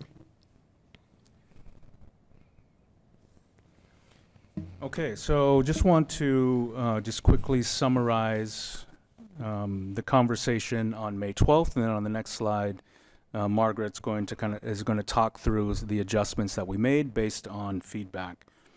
So there are 4 pieces here that just briefly want to touch on. So the first one, based on our conversation in terms of the guiding principles, was around well-resourced schools. So this focused specifically on ensuring students across all regions and grade spans have access to comparable high-quality learning experiences. We talked about how right-sizing is an opportunity to reimagine the system as a whole and align resources to support long-term sustainability. that schools should be buffered from enrollment fluctuations so students experience stability and continuity, and that we will develop and share an aspirational vision and descriptors of what well-resourced looks like at each grade span to guide decision-making. The second piece is healthy learning environments. So we want to ensure that school buildings are safe, welcoming, healthy, and supportive of student success and well-being. We are considering how physical spaces align with and support modern instruction innovation. We are prioritizing responsible stewardship of public assets and maintaining a sustainable portfolio of facilities, and we are considering operational viability, walkability, and safe routes to schools as part of planning and decision making. The third piece is educational options. So we want to ensure that neighborhood schools are the cornerstone and foundation of the PPS system.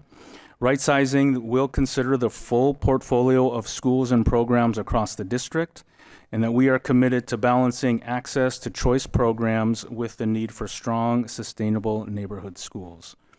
The goal is a cohesive network of educational options that remain accessible, equitable, and well-resourced over time.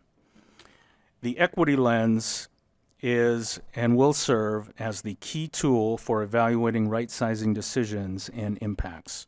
Decision-making will consider the needs and experiences of focal student groups identified through district data. The process is intended to help disrupt systemic inequities and advance the district's continuous improvement goals. Equity considerations will be integrated throughout the process and not treated as a standalone step.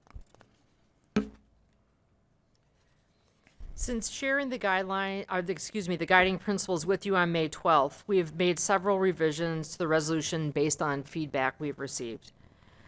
There are no revisions to the well-resourced schools guiding principle.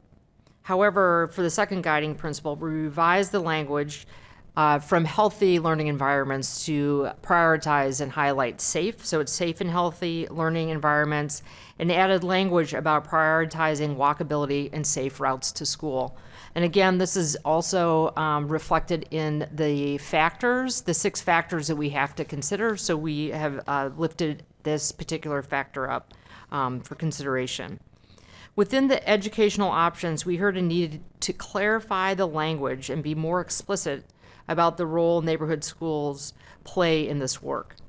We added a statement, neighborhood schools are the foundation of our system, and ensuring access to strong, sustainable neighborhood schools will be a priority. We also linked this to the board policy 6.10.002, which is the educational options policy, which defines many of the terms referenced in this section, including neighborhood school. So in that policy, it defines school, program, neighborhood school, focus program, or school, and education alternative option. Finally, within the PPS equity lens guiding principle, we added language describing what the equity lens tool is, how it is to be used, and we linked the lens protocol.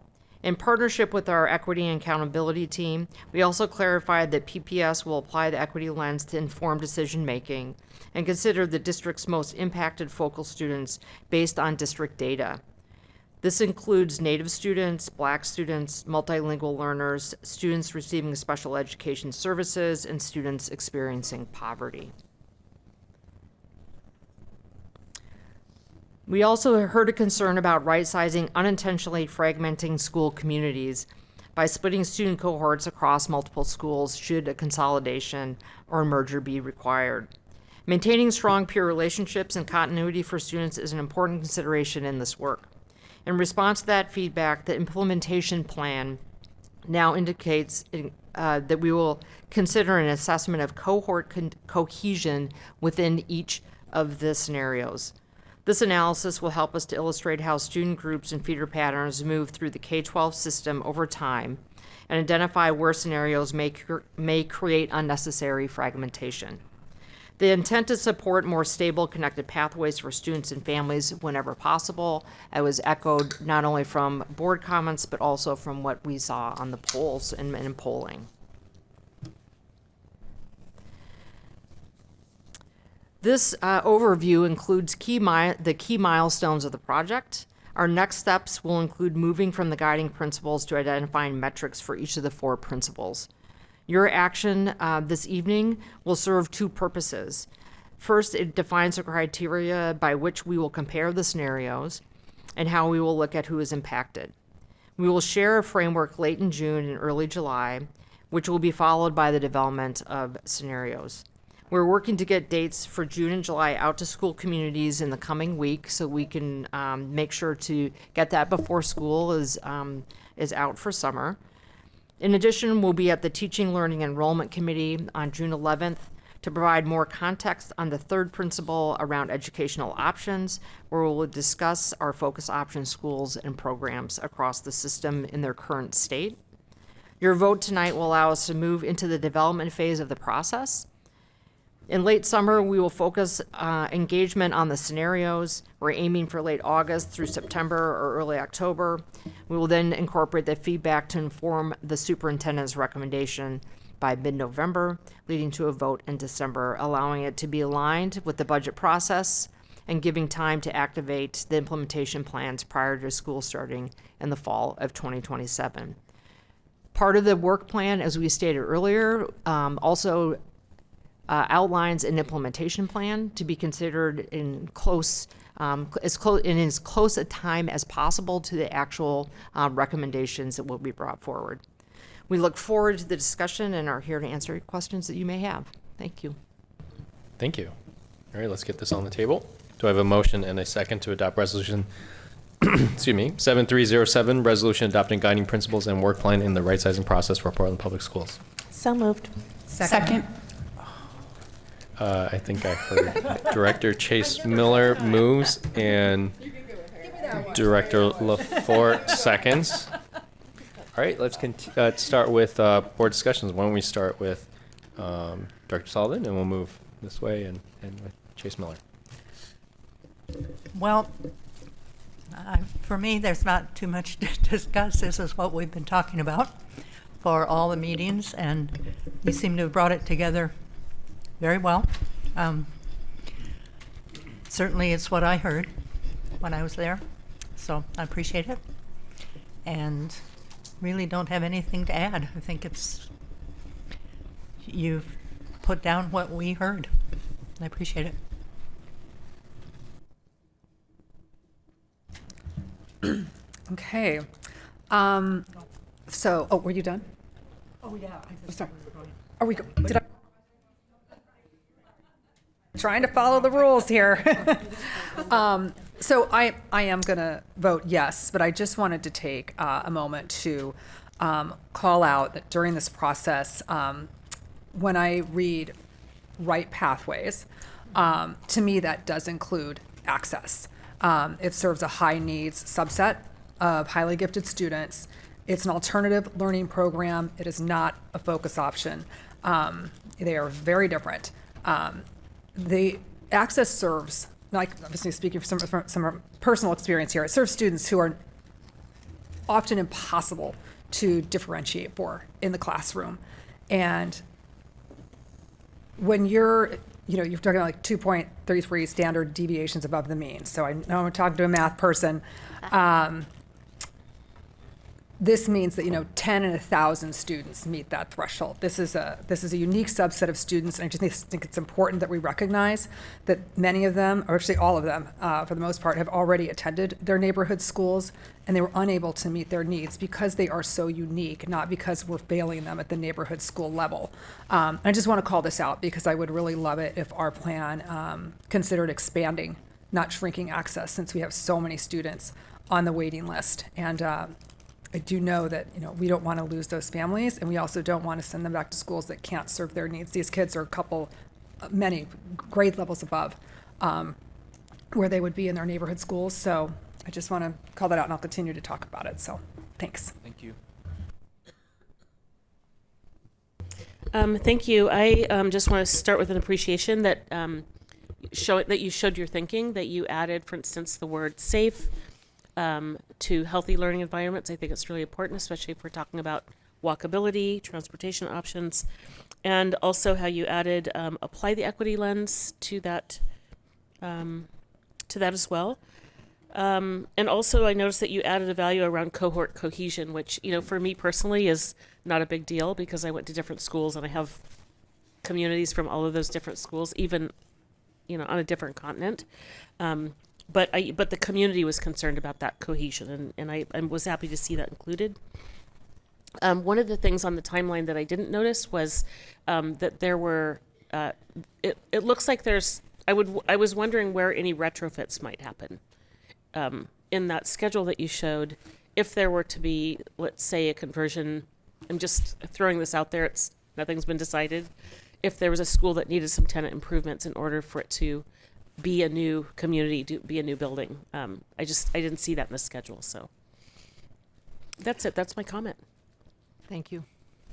Yep, thank you. And the question about when would a retrofit happen? Yeah, it's a good question. We'll look to include that piece because we've said all along through our seismic conversations that there will be that opportunity if we needed any level of change that were to take place. We'd go ahead and make that recommendation, and so we'll make sure to include that in the timeline. Thank you. Great. Thank you. I want to highlight and lift up and also appreciate under work plan for Roman numeral, it's not exactly Roman numeral, 4.3 assesses impact on school communities that have recently been impacted by recent enrollment and program changes, as well as Title I school communities. I want to thank you for putting that in because that is a very real anxiety among a lot of school communities that have suffered a lot of change recently. Thank you. I do have I don't know if it's a concern. I'm okay with it for now, but I'm wondering about guiding principles under B, safe and healthy. Thank you for adding that. But at the end, it ends with, and prioritize walkability and safe routes to school. Mm-hmm. I do want to kind of note that there is slight contradiction involved in this phrase. For example, prioritize, like how high do you prioritize? If we prioritize walkability as number one, then that means keeping the maximum amount of schools open, which means that we don't do anything. Yeah. Right. And so, that's a contradiction. At the same time, safe route to school, the more we close, you could, if all things being equal, that could also mean that we have more buses to serve per school. Right. And so that could actually be more safe routes to school. So I think there's kind of I just want to lift that up. There's a little bit of a trade-offs going on in that one phrase alone. And especially since people are having smaller families, walkability is much more harder. It's harder to do. So I don't have an issue with that. I think this is fine. I'm not going to complain about it, but I just want to highlight that there is quite a bit of interpretation and trade-off involved in that. Appreciate that, Chair Wong. And I think part of what we will focus on, and we've heard this from multiple board members in the community as well, is where there's a trade-off that is explicit, that we say so. Yeah. And that we highlight what that is, and if there are conflicting impacts, that we lift one impact and its impact. And in these and sentences, that's anytime there's an and, there's a chance that we won't be able to do both. Yep. So appreciate you highlighting that. Thank you. Thank you for that answer too. Thank you. Hi. So on the question of key milestones, when we were here last 2 weeks ago, I had talked about wanting more of a calendar in the guiding principles, because I think it's important for families to be able to understand when something is coming, because the calendar that is in this presentation that's also available online is very, very broad. Engage and develop is about a 6-month process. Study and recommend could be anywhere in a 3-month process. Is it going to be September 21st or is it going to be November 1st? So I guess I also am hearing you say moving towards June, July, and I guess I'm looking for when can family, because we have heard other board members suggest that like a hearing sooner gives people more of an opportunity to start to unpack and ingest. And then I was at a school, a Title I school not too long ago, where someone pointed out if we hear things here in November, vote happens in December, that really only gives the school community about 5 or 6 months, not the same lead up time that we talk about. So I guess, when do our communities get to know? Is my first question. So I appreciate. I'm going to pause. Do you want to go, John? Sorry. Yes, it's We my- work so well together, I know, Margaret. We're like reading each usually. other's minds here. So very similar to what, appreciate the question.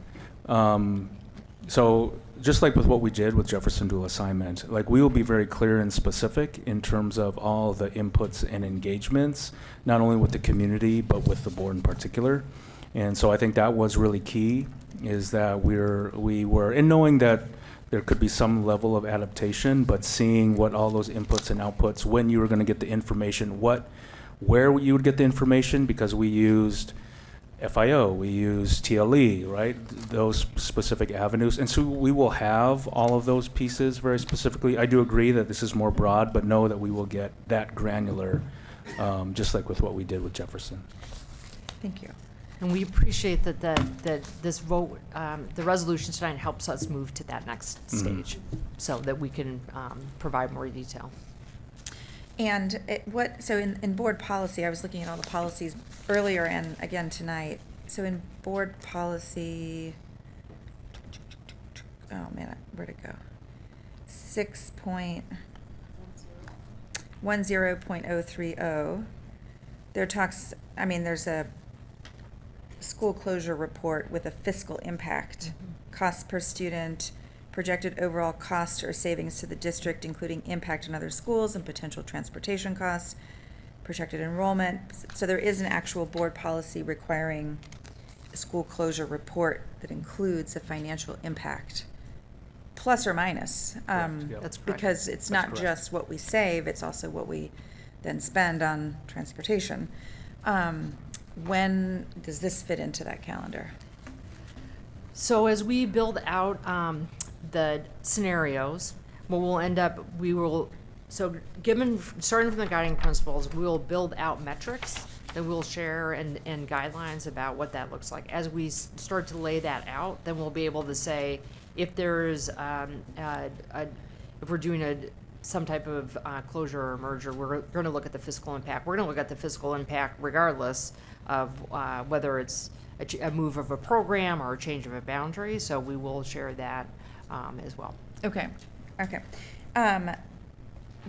One of the questions that this school that I went to pointed out, didn't ask, and I sent along, the Right Sizing website has frequently asked questions. But there are only 6 of them with quite short answers. And so I wonder, and the community was wondering, when the questions asked at all of those feedback sessions are going to be synthesized and put up so we can sort of see what everybody was asking and what the answers are. And it's a big job, but. Yes, it is. And we need to do it. So I think it's both. We're in the process of reviewing, so we did an initial analysis of the feedback from the polls. We also want to make sure that we're bringing in questions from various other spaces. So when we're at Village Table and when we're at working with the Native community and also I worked with the Special Education Parent Advisory Group last week as well. So yes, we will go through and update, and there's a series of questions we're working through to get posted. Our rhythm ideally is weekly, that we kind of identify some questions and get them up. So we will work to get those updated and continue to turn them around. We received a lot of feedback, so about over 2,000 responses. So we're trying to catch up to that and try to synthesize. Yeah, we do have a team working on that diligently right now. It also includes the thousands of sticky notes and all those types of things that we captured during all the engagements. So it's quite a process, and we do have a team working on it. Thank you. And then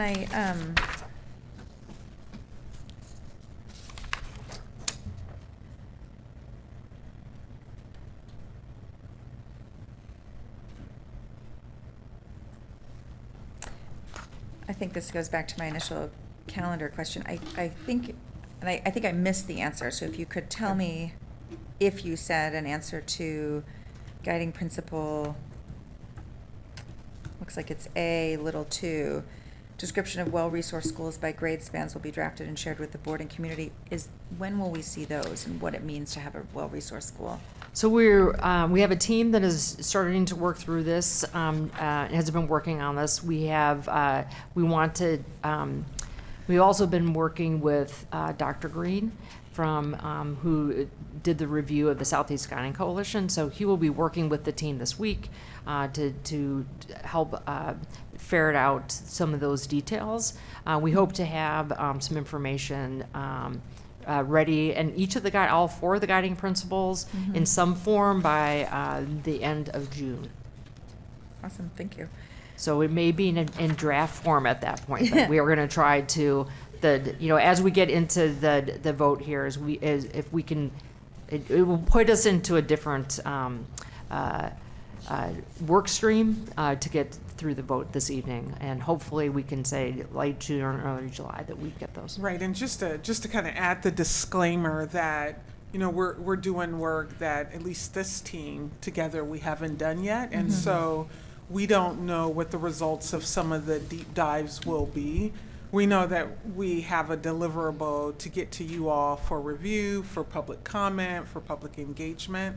And so we're trying to plan backwards from there, but it's tough to say like, hey, by the 3rd week of June or the 4th week in July, we'll have this, when we still don't know what we don't know. So we're truly approaching this without minds already made or some like draft plan in the background. So because of that, it means that we'll have to be a little fluid with timelines.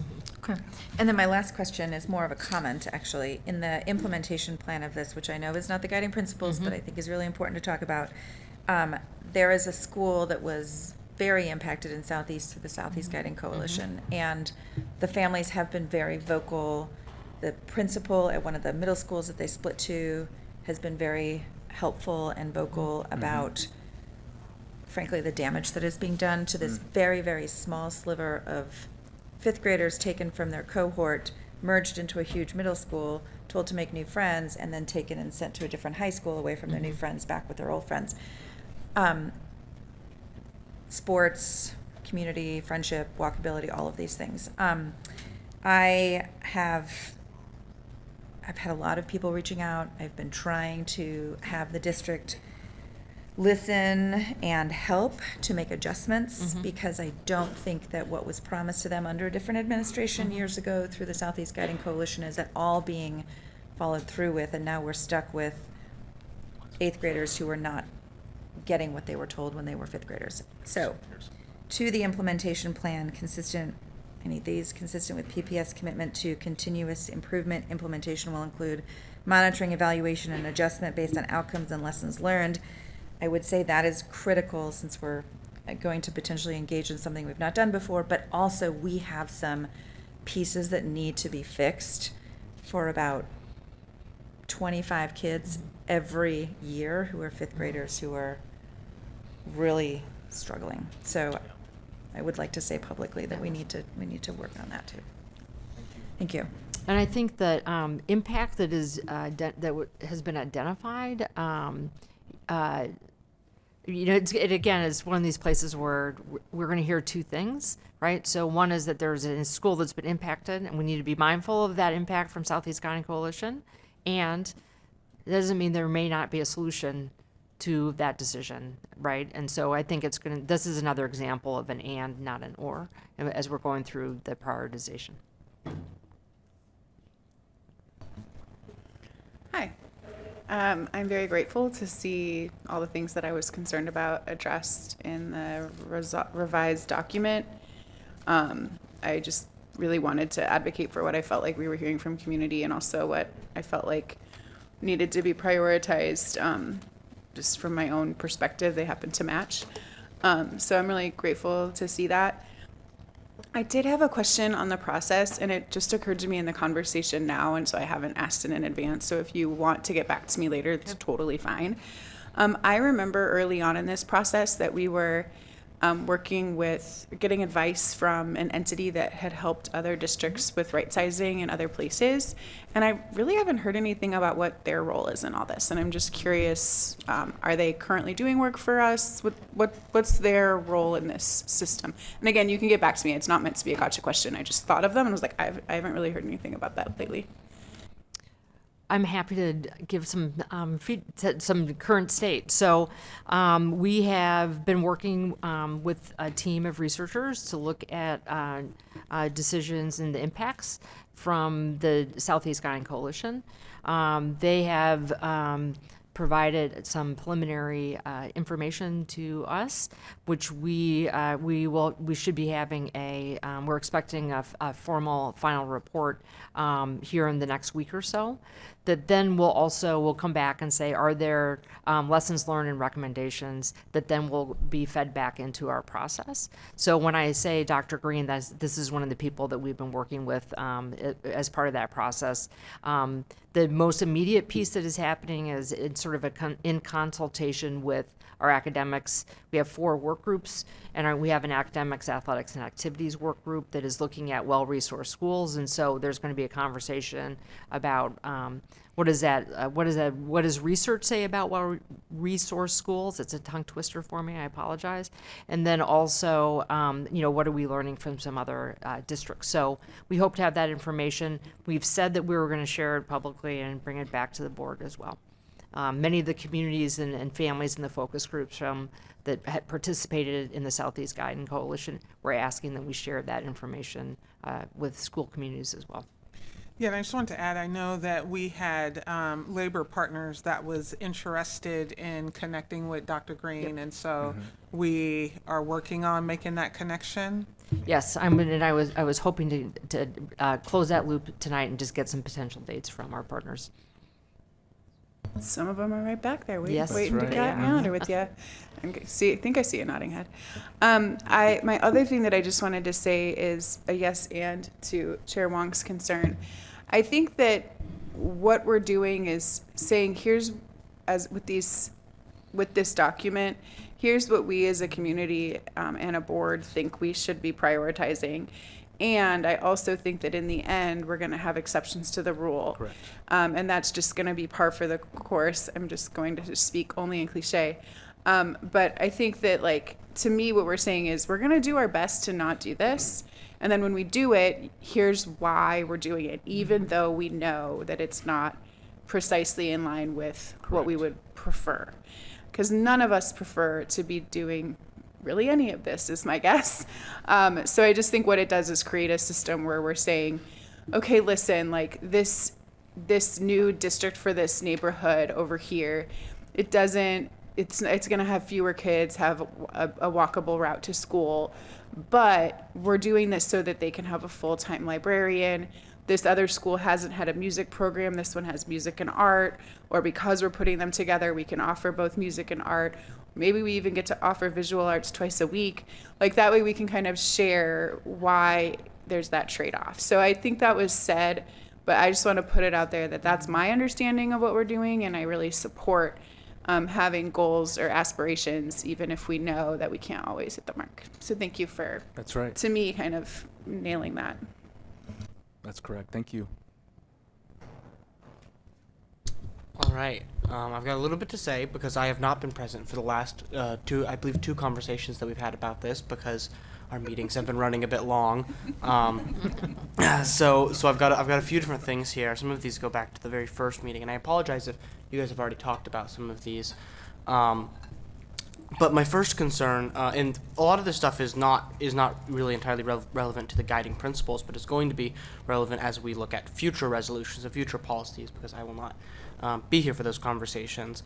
I would really like to see in the final version of this policy a part about a time frame for which we will not do any more boundary changes, because I've heard from a lot of members of community that they're like, what next? And I think that having like a 10 or 15-year timeline where we say no more boundary changes would go a long way towards getting parents to accept that this is just something that has to happen and building that trust and saying, this is it, we did it, we got over it, and now this is how it's going to be, for the next 10 or 15 years. I think that would be, at least from a lot of the parents and community I've talked to, that would be really helpful for them. Also, I have, we also, during the Jefferson Rising conversation, we had talked briefly, very briefly, about adjusting Roosevelt's boundary across the river.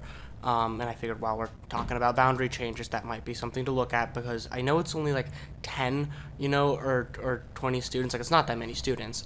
But when we're talking about Roosevelt being potentially, around 50 students over that 1,100, like that 10 or 20 students could be very, very much influential and impactful.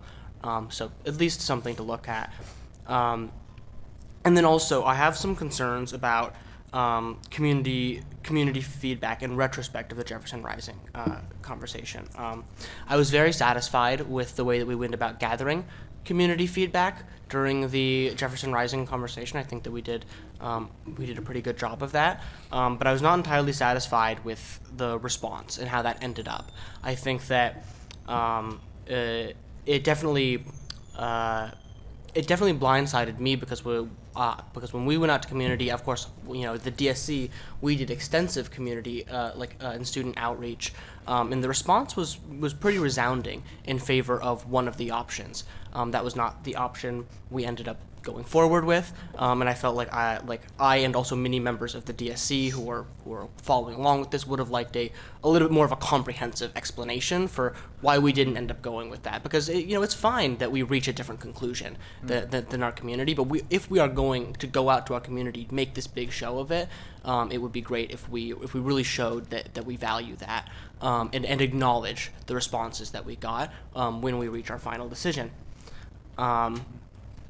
And then, I think that the most important thing is going to be communication, and really, I think that throughout this process, we've learned a lot about the better ways that we can be explaining things like utilization, and like things like course offering, and that's going to be really crucial in convincing parents and students that this is going to be better in the long term. So, because again, we don't, none of us want to be doing this, but, this kind of has to happen for a lot of reasons. And with that, I'll turn it over to student representative-elect. Yes. Sandal. I wanted to make a point that we need to make sure we get our parents involved in this conversation, and we need to make sure that they can trust us as a district to take care of their students. Thank you.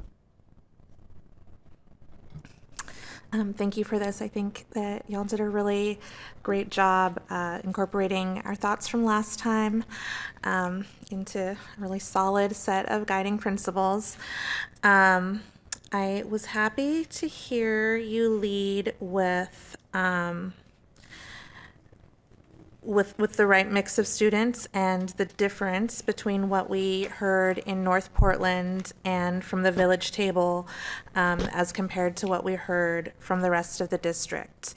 And I am also glad that equity is one of our guiding principles, because I think that creates a container for us to care for that particular concern. I also had a reaction to prioritizing walkability and safe routes to school, and appreciate Director Splitt's comments, and I'm picking up what you're putting down.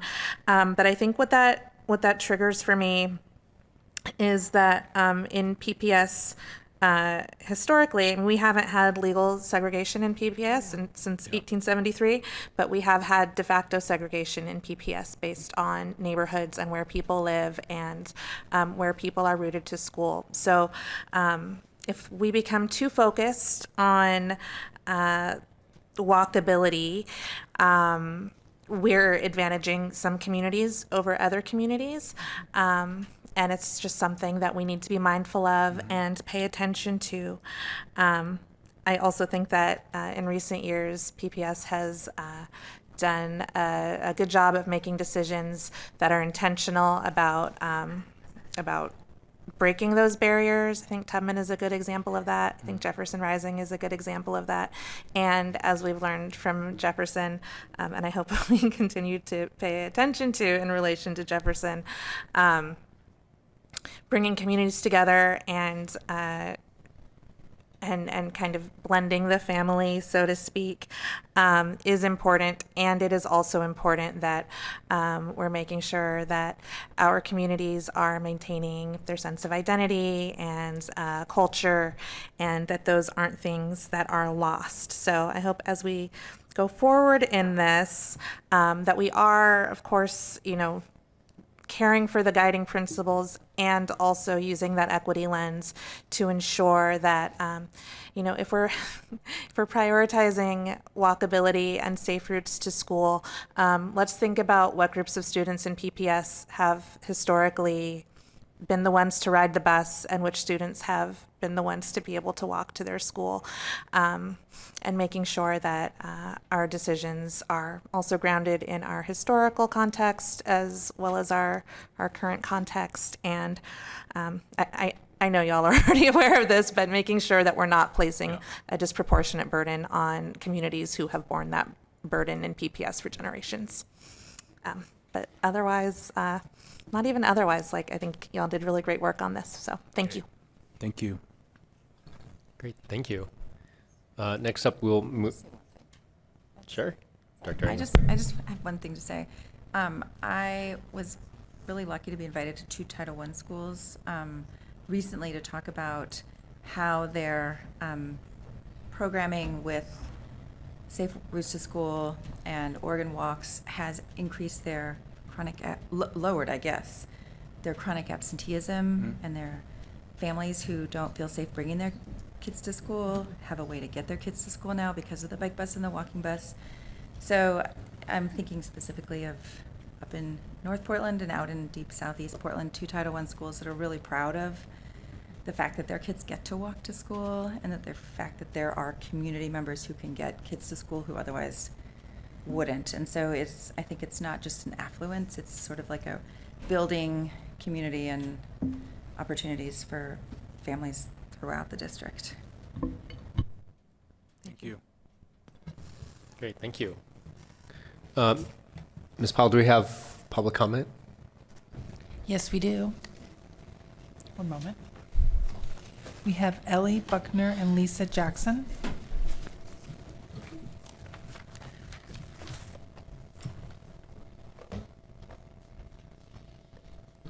Great, I think both of you were here when I went through the whole list of rules before, and I think you know the drill. This is a agenda voting item, so you have 3 minutes per person, and when yellow light, 30 seconds, red, finish. Thank you. You may go when you're ready. Well, just before they begin, I just wanted to flag that we're hopefully going to move the conversation on access and budget to be after this public comment, as opposed to waiting for the lengthy budget discussion in case folks wanted to hang around a little bit longer. So I just wanted to put that out there. Hi, my name is Ellie Buckner, Buckner, and I am a mom at Buckman Elementary, which is a Title I school, and it is one of, I believe, the only 2 neighborhood-focused schools. I wrote a comment and I submitted, and I have some handouts for you that are talking about what I am wanting to bring up, which is that in the right-sizing conversations, a recurring topic was neighborhood schools feeling at odds with focus schools, and I think there is an opportunity with particularly the 100% lottery schools that are already having students that are being brought by their parents to think about incorporating and integrating those lottery students into new hybrid focus schools in some of the areas that are at risk of closure, because those populations offer a known resource that could be really valuable to the district. And I would also like to just second the focus on strengthening underserved neighborhood schools and minimizing the number of closures, and that deserves to be a guiding principle, and I'm happy to see that. And I'm just wanting to speak to the value I've seen in focus schools, and also hearing about the arts today even more, and I couldn't agree more what value they bring. And I wanted to say that the idea of moving the 100% lottery schools into hybrid schools in these neighborhoods allows for a win-win of the district keeping these lottery families that want these lottery focused options. And additionally, while it is separate, the issue of Access Academy, it seems very clear that a second location would be beneficial in many ways, in that it seems there would be opportunities in perhaps a closed school in the north-southeast area, that you could have a second location that would be much more drivable or manageable time-wise on buses for those families. Thank you. Great, thank you. Yana Westday. So I just wanted to speak as a parent and not an advocate, because usually I'm speaking on advocacy. But today I just wanted to talk about the data and how we're making all of this action, all of this, everything we're doing moving forward when the data is completely incorrect, and we all know that.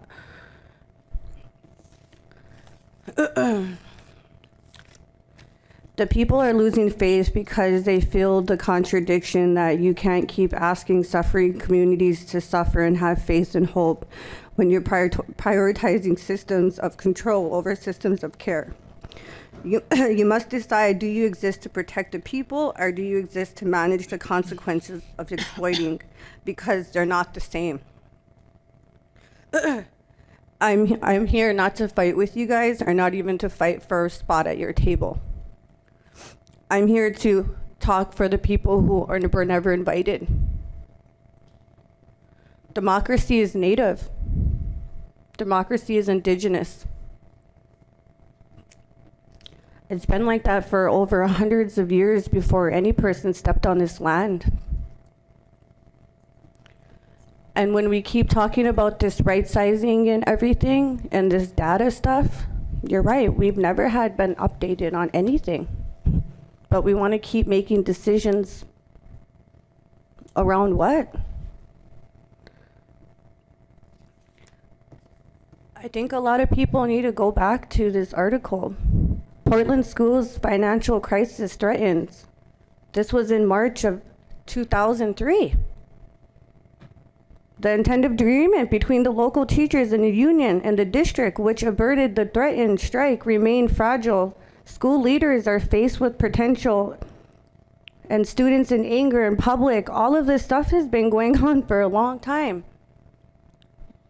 You know, when Measure 5 was passed, that should be something that this community should talk about, because we all want all this stuff, but we don't want to pay for it.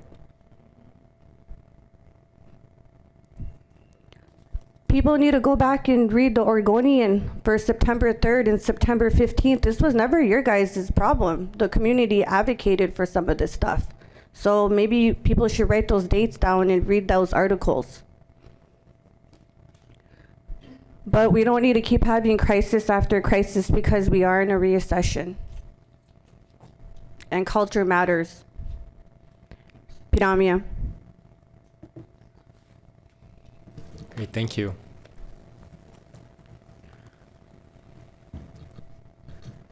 Superintendent Armstrong, let's vote on the right sizing resolution, and then we'll talk about the bus transportation discussion. All right, the board will now vote on resolution 7307, resolution adopting guiding principles and work plan in the right sizing process for Portland Public Schools. All in favor, please indicate by saying yes. Yes. Yes. Yes. Opposed? Abstentions? Student Representative Retorto? Yes. Student Representative-elect Sandell? Yes. Sorry. Since you're here, you might as well vote. Thank you. Resolution 7307 is approved by a vote of 7-0, with Student Representative and Student Representative-elect both voting yes. Thank you. All right, we got that part done, and on to the next. I guess I'll hand this over to Dr. Armstrong. Yeah, thank you, Chair Wong. I appreciate it. So I have, before our budget discussion, excuse me, sorry.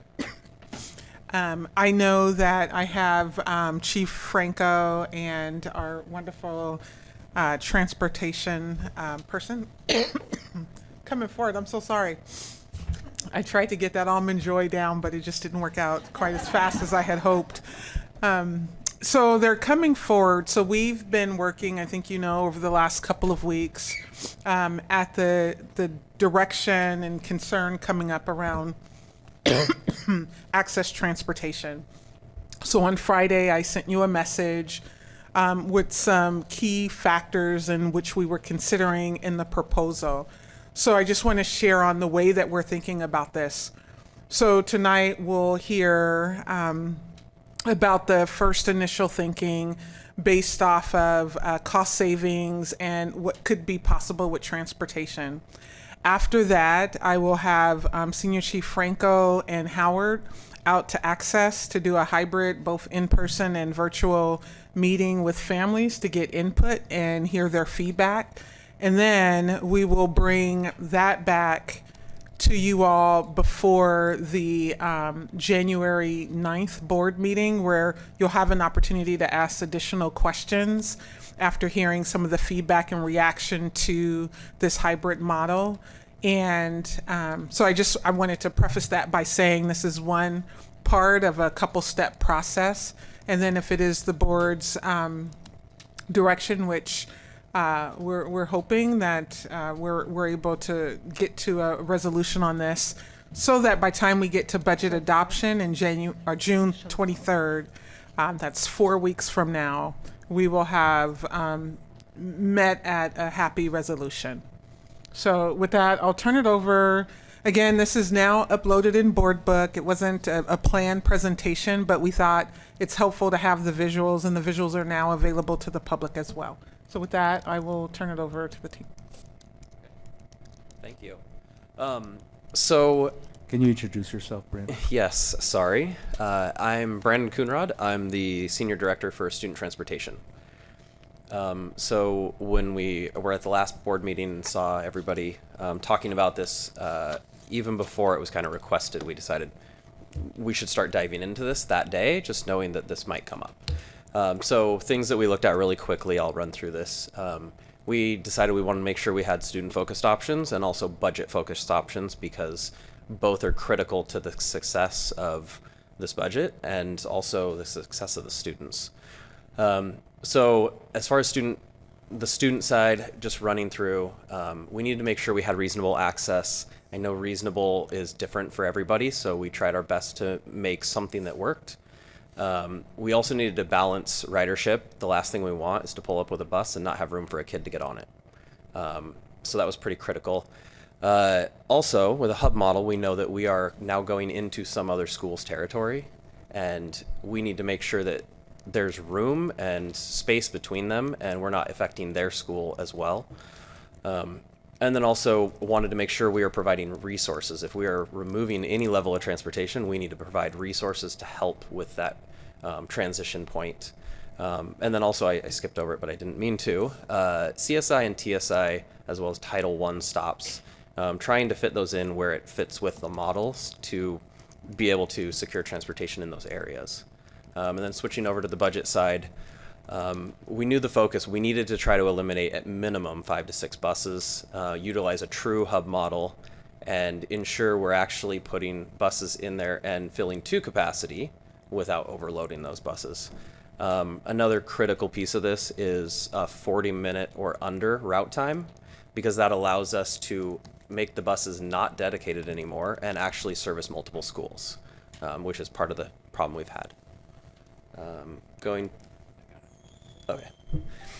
Okay, so the current state that we have for access is 10 buses that run across the whole city. There's 125 stops for those 10 buses, and 29 of those already go to schools as hub sites. We're only averaging about 23 students on those buses, so they're not full at all. We have a couple buses that average less than double digits even. And still run an extreme amount of time, which is still a cost regardless of how many students ride it. So average ride time right now is 71 minutes per route, which is very long. And because of that, there is no way to have them be anything but dedicated. So currently, next year's plan with that would have been 1.5 million as a cost for those 10 routes. The proposed model that you'll see on a future slide here pushes it to 5 bus routes, 13 total stops. All of those stops are at schools. I did try to prioritize keeping them at K-8 and middle schools to avoid impacts to elementary schools that students are already actively learning in. You will see one exception because there was no way we could find our way around it. This brings our average riders to about 46 students per bus. There will be some that'll be higher. We do have the ability to raise to a larger bus, so I think we should be good there. Average ride time comes down to 33 minutes per route, which is very good for a district-wide program. And all buses, in keeping that, have multiple schools they can service. And all of that conservatively gives us about $1 million in savings still. Next. Okay, so the routes you see here are defined in quadrants, not by their stops necessarily, but by needing to make sure we had service in those areas. So all of these list where we would locate the stops at those hub sites, the amount of time that we would estimate those routes run, and then if they're CSI or TSI schools as well, and how many stops. The most stops being 4. You will see, where is it? The north route does have a stop at Hosford, so it's trying to plan and utilize those buses to flow them into Access the best we can and keep them under that time frame. And this final slide, I think, is a really good visual representation. The current model that looks like neon spaghetti over there is our current structure of routes. That is what's taking average of 71 minutes, ridership very low, and we are going all over the city and making stops all over the place. The proposed model on the right is streamlined.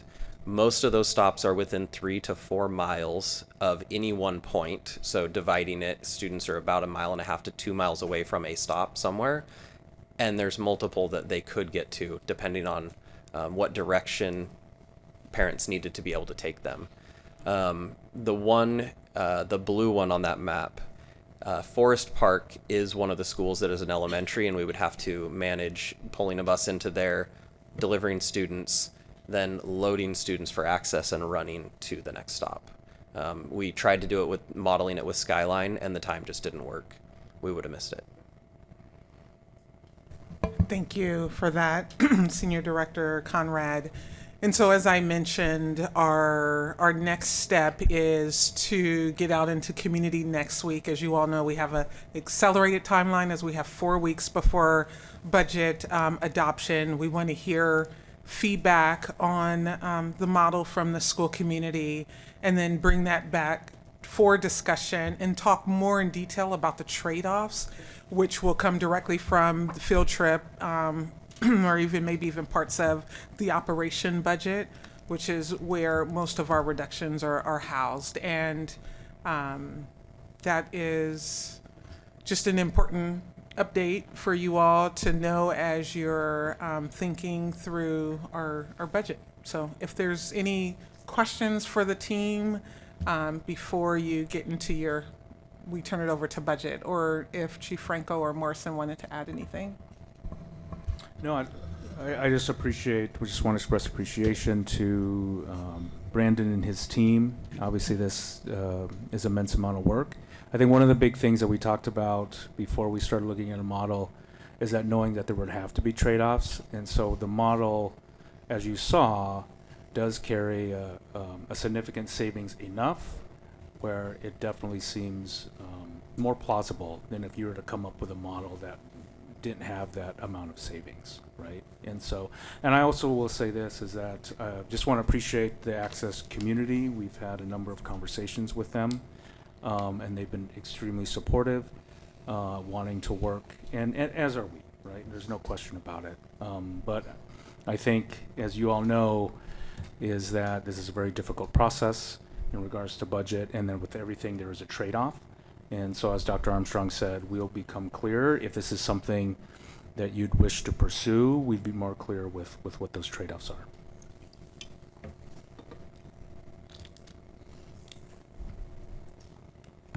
Well, I guess there's still $500,000 there.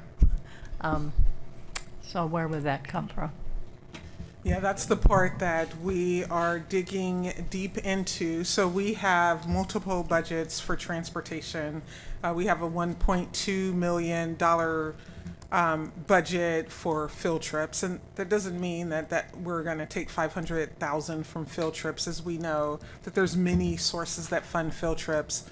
We also know that, I think this was information today, so that's an update, that when we look at our equity set aside, we set aside about $500,000, and we're seeing that the utilization of that fund over the last 2 years have yielded about a $150,000 remaining.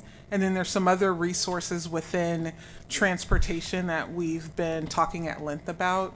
So we're feeling pretty confident that we will be able to identify the sources now. You know, obviously a trade-off is a trade-off, but we feel the investment in the hub model is worth what some of the proposals that we'll make. But until we get out to the community and make sure that, you know, are clear and all the boxes are checked, then we'll be able to present on January 9th what the exact trade-offs will be to fund the model, which is a cost of about $500,000 before reimbursement.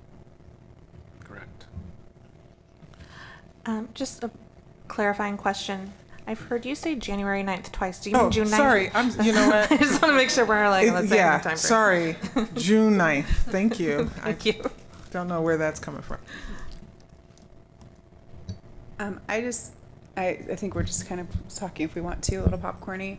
I don't want to belabor it because we're already way over time. First, this is amazing to just see this map and the efficiencies that we're gaining and the way that the Access families in the crowd are reacting. We'll see how everybody feels. It does make me wonder at this, like, I think it's exciting, yay, and I am looking forward to supporting this change, but and hearing about the trade-offs, but still this seems so smart and common, like finding common ground. But what I wanted to say too is, like, maybe we need to look at some of our other bus routes. We have schools that, I know that we have buses that support other kids coming from outside of neighborhood to come into a school, I think mostly for DLI, and I understand that's to get our heritage and native speakers into those spaces, so that's very important. But I wonder if we could apply the efficiency test more broadly. That if we were doing this over here and we're looking at this, and it just seems so, I mean, the savings is just, it really makes one wonder. So thank you for doing this, and sorry for making maybe more work by saying I think we should do more of it. But I really, really appreciate seeing this and how, like, hopeful it makes me feel, which is an interesting reaction to a map, but that's what I'm going to go with. So thank you very much. Yeah, I appreciate that, and I just want to add that Senior Director Conrad is new as a Senior Director since I've been Superintendent, and so he has definitely expressed a lot of interest in doing a deeper dive on some of the things that have historically been true in Portland, and that even includes, as we've had conversations about, evaluating our transportation contracts and some of the costs that we have out there. So I wanted to uplift. I think his leadership has definitely rejuvenated the group, and I just appreciate it. Thank you. I appreciate that very much. I will say this is the biggest rat's nest as far as stops, just because it is a large program district-wide. So I do think there's other efficiencies to be had. They're not nearly as blatant as this by far. So this is the one that is obviously on display. Can I popcorn next? Yep. I want to echo a lot of what was already said, that this is incredible work. I was, again, I think it was one of those emails I got where I teared out loud, and really impressed with the efficiencies you were able to find, and had the same thought that Director Split had, is like, how can we apply this sort of model throughout the district? Because I know when I was growing up, it was a hub stop. We all walked to our bus stop, and we all went on one bus 2 miles to our middle school. I hope that Access families run with this. I think it's great work.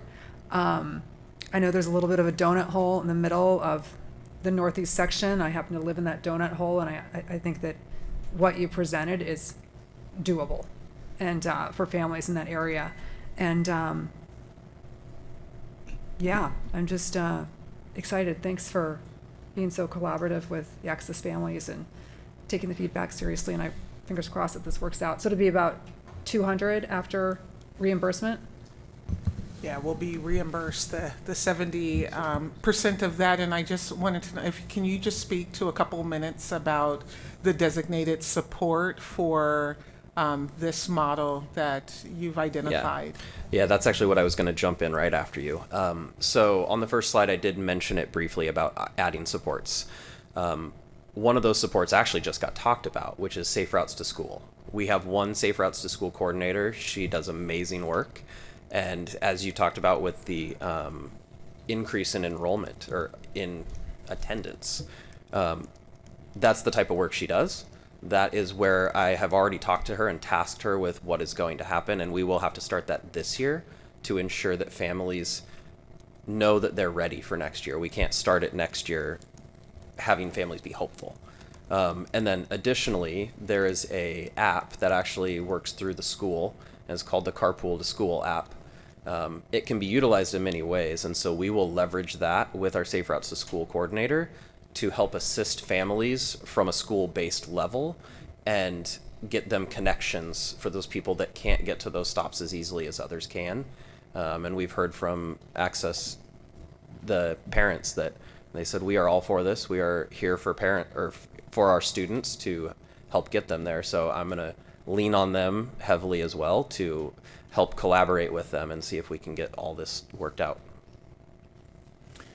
Yeah, it truly is that piece around supports, and Jonathan, who spoke today, whose daughter did a great job commenting as well, coined back from NCLB, the No Child Left Behind, but was definitely confident that if we were to work through, if this model were to be approved, that through collaboration with transportation, they would rally and figure out if we had students who couldn't access on their own a hub, that the community would rally and figure out some opportunities there.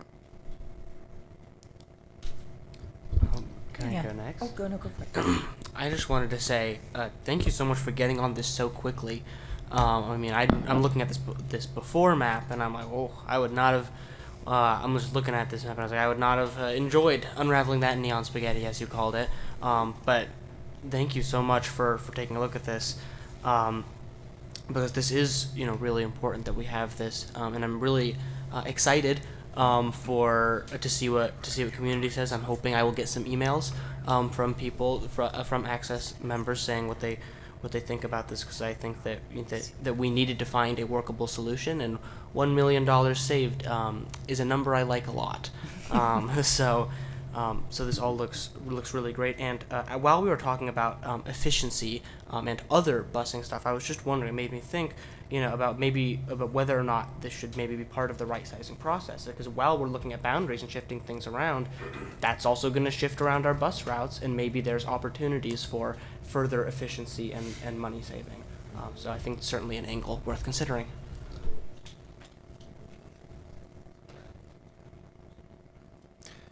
We are definitely in the conversation with that. As decisions are made, we will be a factor everywhere. So we're in it early and often because of that. Can I just ask a silly question? If you could go to the slide of the neon spaghetti versus the new idea. This is the bus route, right? And then the end of it, they don't all go to the same spot. So they is that do, because that's but this is direct from our routing software, which is not always giving us the same thing that we would like to see. So essentially, the end point then directly goes to the school. So they That's what I was all gonna ask. That's like will the connect, last- but this is just showing the route in between the first stop and the last stop. So from the end of all those lines, they all then just go Yep. to, okay, that was my question. So that actually reminded me, can I ask? I've never been to Access. Where is it on this map? I'm sure everyone, all the Access people are going to be. You see that laughing at me. TWR down in the south Oh, waterfront? yes. That's where Thank it is. you so much. Yeah.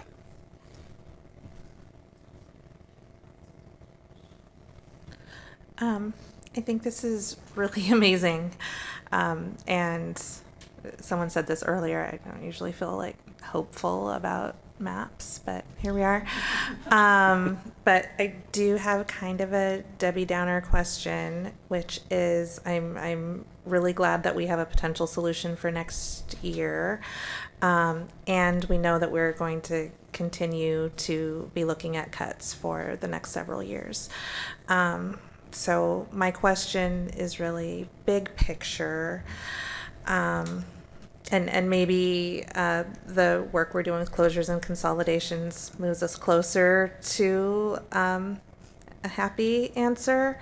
But I'm worried that we have kind of a temporary solution for next year. But a year from now, when we're talking about the budget, we'll be faced with the same problem. Can you speak to that at all? I mean, I can jump in on that one just a little bit, and then of course Dr. Franco and team add. So I think presenting this hub model is something that we feel that could be is sustainable over time, not necessarily just for the next year. And I think many of you alluded to, I think I see us looking at more hub model as time goes on and costs rise. As I said before, we're also reevaluating some of our transportation contracts. I think I have mentioned multiple times that we have 2 vendors plus our own fleet. So that's 3 different transportation entities that's picking up kids across the city, which is an anomaly. And so we're definitely looking at that. And I think we'll continue to look at resources, but I think getting to a hub model is a win, especially if it's a win that meets the needs of our families and gets our kids to where they need to be. So yeah, we wouldn't propose something that we think would go away after a year. If anything, it's, as you all had mentioned, more alike than not. For some of our other programs where we provide transportation outside of neighborhood schools. And are already, some of them are already on a hub type model, so, yeah. Yeah, I have a question about, so that'd be 5 buses that aren't running. So is that a problem with labor then, with drivers? No, each year we actually recount what we're going to do, and we give estimates to our contractors. So technically, yes, it'll reduce a couple drivers in those realms of our contractors. There is opportunity though to grow, and there's other routes and things that they can do excess. It seems we're always shorthanded on drivers, so yeah, I don't think it's going to be an overall big jump. And then just to clarify though, because when I say 3 transportation entities, we provide, Portland's transportation entity provides for students with IEPs. Correct? Yeah, yes. And then the other 2 are? They do a mix of both. I actually have a question related to that. Do Access students who have IEPs receive special education transportation, or do they use the Access transportation, or is it a mix? If they have transportation within their IEP, correct, as a service, then they would receive specialized transportation.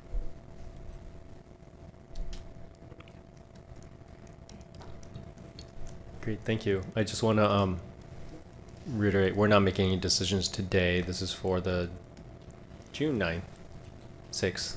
June 9th, and we'll be able to bring information, qualitative or quantitative. I'm not sure how they're going to collect it back from community, so that you have that when bringing this in, and then the trade-off as we need to formally present that to you. And so Chief Franco and Howard will be in touch with administration, and them and their teams, or their teams will go out and have those conversations in community and bring back information that we will present at the January 9th board meeting. June 9th. Or June. June 9th. Oh man, I don't know. These J's. I don't I'm wondering know. what's happening on I don't know. No comment.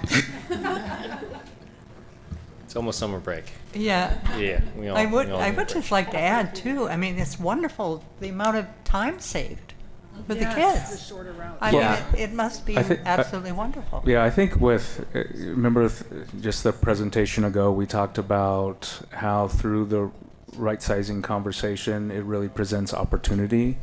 And so I think through this level, it's kind of a springboard. I agree with Dr. Armstrong. Like, we're not looking for Band-Aids or one-offs. We're looking for sustainable practice. And again, looking at this clearer, it is clear we could do some things and just do it differently. And I think that's really the foundation to the right sizing conversation as well. So, and I will say this too, one of the things, Brandon has been operating on an outdated routing software. And so that is a piece through the bond that we're actually going to look to update. I mean, that's a huge piece that's really going to help him, and I will say increase the efficiency as we look at transportation across the district. We're going to make those spaghettis connect to the school. Thank you guys for your time. Yes, thank you. Thank you so much. Board members, let's take a 5-minute break, and then we'll get back into data diving.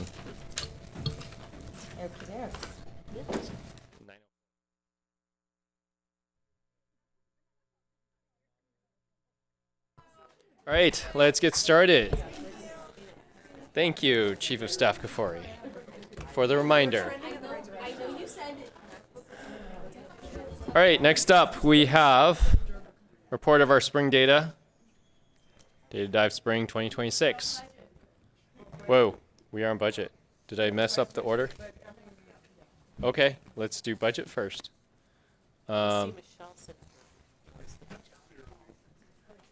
In order to do that, we need to convene as the budget committee. So now the board is now convened as the budget committee. Tonight we will be voting on the 2026-27 budget and the imposition of property taxes. I'll hand this over to Superintendent Armstrong. Thank you. So this is a required action. A board is required to vote to approve the proposed budget before the actual adoption, which is dated for June 23rd. With that, I'll turn it over to Chief Morrison. Superintendent Armstrong and Chair Wong and board. There was in the board packet posted a memorandum that we shared with you that describes where we are in the process.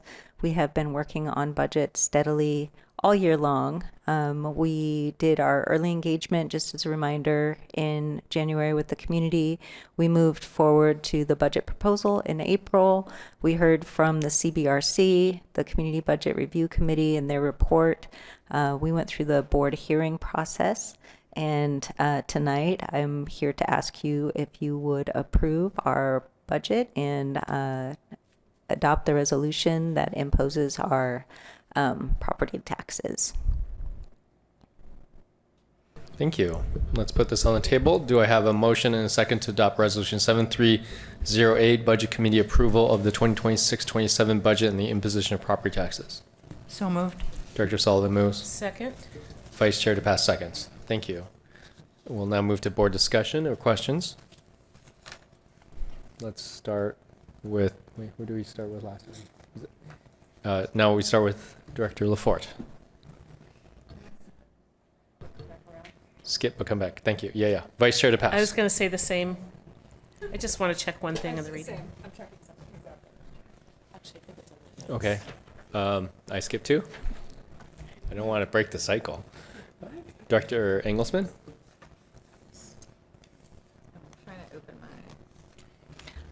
Yeah, I know we have received lots of questions and we've responded to lots of questions.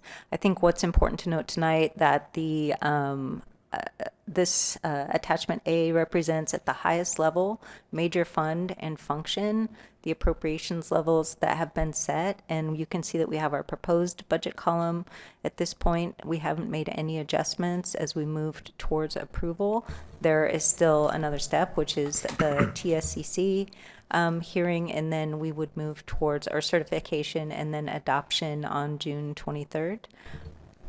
Thank you. I do have a comment, so I'll give you a little bit more time. I shared, well, just part educational. This is a budget proposal. As we know, budgets are proposals. They change over time as things change, and I thank you for framing it that way. And things always get changed later and later. One of the things I just share personally, what I have been pushing for is that, right, we have multiple levels of risk when we look at budget and budget proposals. And I want to say that this budget is not the safest of budgets, but I think that is a good thing considering what our long range plan is in terms of consolidation. One thing that I've been pushing for, not pushing for, but have been kind of in favor of, I should say, is that pushing for a safer, lower baseline, like you were proposing in the previous discussion about this, for after consolidations, I think is a wiser approach, because after consolidations, our school system is much more robust to take changes and cuts and things like that. And so for me, it seems more morally feasible to be a little risky this next year, right? Because if you look at the alternative, if we're risky this year, yeah, we may have another mid-year crisis. I mean, that's a possibility. We never know if a roof is going to break or whatnot.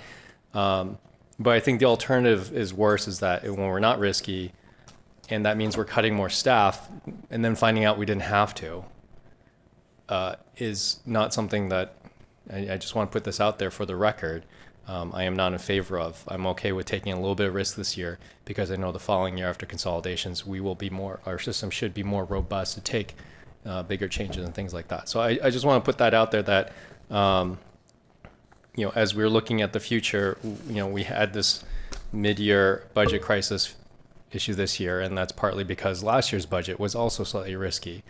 It was kind of, I would say, middle of the road maybe, and things just financially got worse and worse, and not much good news. And so I just want to throw that out there, that looking through this budget over and over again, that I'm okay with that. And I want to be straight up front and for the record, that being a little risky this year is a gamble, but it's one I think is worth taking until the following year. I'm done. I do appreciate that. Maybe in this pause, just appreciate our labor partners one more time who have come forward mid-year when we're facing a big challenge, and then right back to the table again for a tentative agreement that's abbreviated, and it's not as generous as we would like, but it was definitely with the heart of maintaining the highest level of service we could to students. So just big gratitude. Thank you. Agree. So I have asked a lot of questions behind the scenes. I appreciate that. I don't want to, I get stuck in this really weird position with asking questions in advance and then not having the questions, frankly, be a public record with all of the back and forth from all the board members in the district. So I don't want to rehash everything I've asked, but it would be great if those could be available to the public to see the answers. But I do have a question that I haven't asked because I forgot, and I mentioned it at the meeting 2 weeks ago, and I told you questions were coming your way, and I skipped it. So I would just like to direct you to volume 1, page 90, if you have it in front of you. But if you don't, there are just some large increases that I'd circled that I was wondering why. For example, travel out of district is going from 843 to 1356, or advertising from 74 to 541.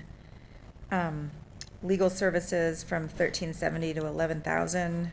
So I don't understand them, and I meant to ask you those in advance. And so if I could just I'm getting after it right now. It's Oh. on my screen, so we can probably have some more discussion. But my first response would be that likely includes all funds, which would include our bond funds and our capital projects. And that Okay. really did, in some areas, show some big increases when you're looking at those all fund tables. But I'll verify that right now. Okay, or if it doesn't have to be right now. Like I said, I apologize that I didn't get this one down, but because I'll forget it before January 9th, June 6th.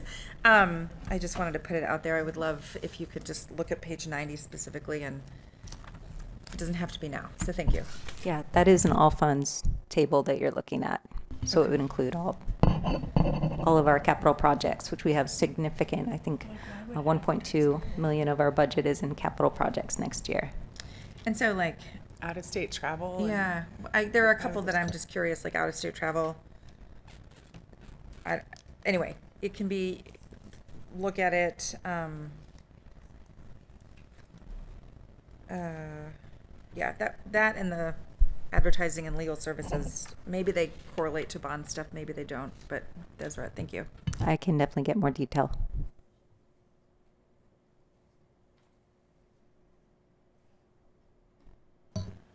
Fast.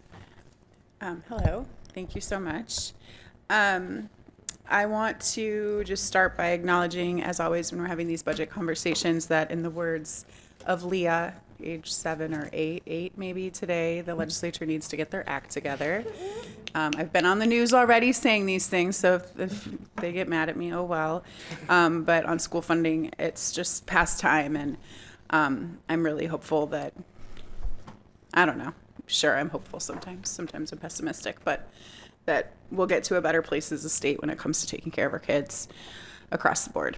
So that said, no good choices. We did see today an example of where looking to save money actually came up with something that might even be better than what was already in place. It's kind of fascinating. I guess we'll see what we hear from community, but it's also a reminder that there's opportunity to make changes that might actually make us better fiscal stewards in these moments. So I'm hopeful and grateful that I think you've been trying to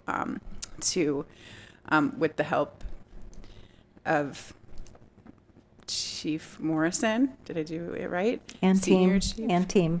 And team, yes, Yeah. of course, to find those opportunities. However, we also know that there's cuts being made that will make it harder in our schools. I've talked to the superintendent about this, but I think everybody knows that I've gone through cuts at the neighborhood elementary school that my kids attend for years. We have not had a year while my kids have been there that we haven't lost staff.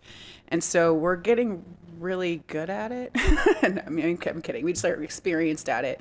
And one thing that I noticed is that when it comes to the fall, there's an adjustment period at those schools that have lost critical staff members. And so I hope that people like Dr. Cardona and Senior Director, other people that work with him are considering how we can be thoughtful about those schools where we think that there might be problems that will arise as a result of the cuts. And just to speak really truthfully, like schools that have SES programs or other programs like that have higher needs, for example, if they've just lost a social worker or an assistant principal, those are going to be really tough moments in the fall. And so I hope that we're thinking about how we can use our administrative team that are housed here to go out in the field and support schools in the fall that are struggling to adjust to the loss of really important staff members. And I know this is not a you thing, Director Morrison, but just I want to get it out there while I'm thinking about it. It's kind of our moment to say these things. I'm not asking for changes to be made. I think it's fascinating that we are having a cuts budget, and I look around and the people in this room almost entirely, with just a couple of exceptions, work at the school district. I think it says community understands that this is where we are and nobody feels good about it, but they don't think that this is the place for that change to be made to the budget that can protect, their kid from whatever loss at their school is happening. So that's great communication in advance, once again, but also speaks to people just feeling like we're not the ones that can make changes. However, we can be the ones that help prevent those issues in the fall. And so that's just something that I feel really strongly that we should get creative about. The other thing that I wanted to say is something I always bring up, I think, is that I want to look at the heat map someday and have it be in order where you can look at, let's say, direct certification, school lunch, and it would be like in order where the schools that have the most kids in poverty get the most resources and the kids with the fewest get the least. That would be a dream for me, to show that we are truly centering equity in our budgeting process. And I worry that we still have issues there. And I know that there's some reasons for that, like teacher seniority in those more affluent schools is partially why they get more funding. But I look forward to a day where that changes. And with that, I just want to say thanks everyone for the good work. I've been tracking the answers that lots of other people are asking about the budget and learning from that, and still remain committed to helping have a budget that is easier to understand for board members and for members of the public in the future. But I realize that you are doing what the state wants, and that is a full-time job plus in and of itself. So not demanding it now, but just over time. Thank you. Thank you. We do intend to engage with our Community Budget Review Committee throughout the year, which is new, so that when they come to our budget development cycle, they are very familiar with our operations and they can see it represented clearly. I love that. Thank you. I only have a few things because we've talked about this before. First of all, I'd like to say, I forgot to say this earlier, but I would 100% agree with Director LaForte about Access Academy. I do think that is something that we should look at expanding, hopefully, if that is fiscally reasonable in the future, because it could be, it does seem like a really great opportunity. Also, I'll say to Chair Wong about a risky budget. I do agree that it's better to take this risk, but I think that we need to keep in consideration the governor's executive order, meaning that we can't take furlough days next year. And so if we do get in a bad situation, like, we need to consider like what that looks like, because that could be like truly catastrophic if we do get in that same mid-year situation next year. So that's definitely something that we need to keep open when considering this. But other than that, I would like to proudly announce that Representative-elect Sandel has, in just the past 10 minutes, read the entire budget volumes. So the rest of you guys are slackers. Do you have anything to say on that, Student Representative-elect Sandel? No. No questions.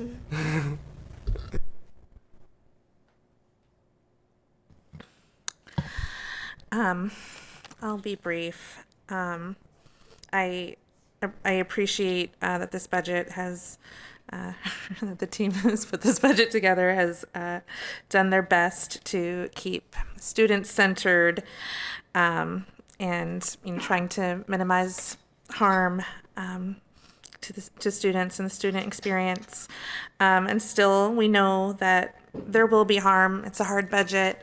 This is not the budget I want, but it is the budget that is reflective of the moment that we're in. And I just appreciate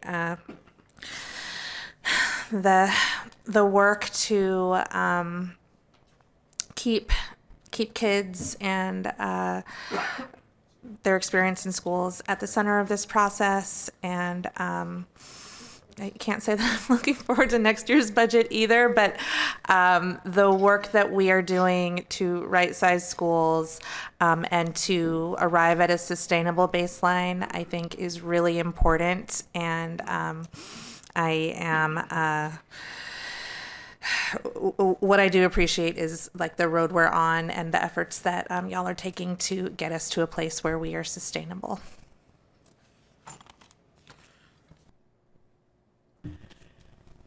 Yeah, when Chair Wong mentions a risky budget, I don't really know if there's ever not a risky budget, but I just really appreciate in talking to Chief Morrison, I think she feels that we can make it on this budget.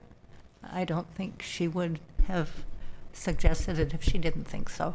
Of course, we are also all realistic. We see what happened last year, so there's always that possibility, but I think all of us know life doesn't always go exactly how you want. But I just really appreciate the way your team has put this together. I appreciate the way you really listen to the CBRC. And next year we'll be letting this year you already let the public know what's happening, sort of week by week, definitely. And next year, sounds like even more, keep that group who is so really focused on knowing what's going on. Let them know what's happening, and that will spread out to everybody. And of course, I just don't know why Ian didn't say more about the legislature, but that's what we just have to get. I mean, when you talked about getting to I just remember that chart where you got to, oh, we're going to be way down here and that'll be good because we're solid. I'm thinking, oh, okay, but that still looks really hard. So we need more, and we need the legislature to know we need more. And I don't know what more we can do, but keep going down there and shouting at them. But I just appreciate that this has happened, because I know how hard it is. And I kind of look forward to making it work next year, not worrying about it too much. So hopefully that'll happen. Thank you. I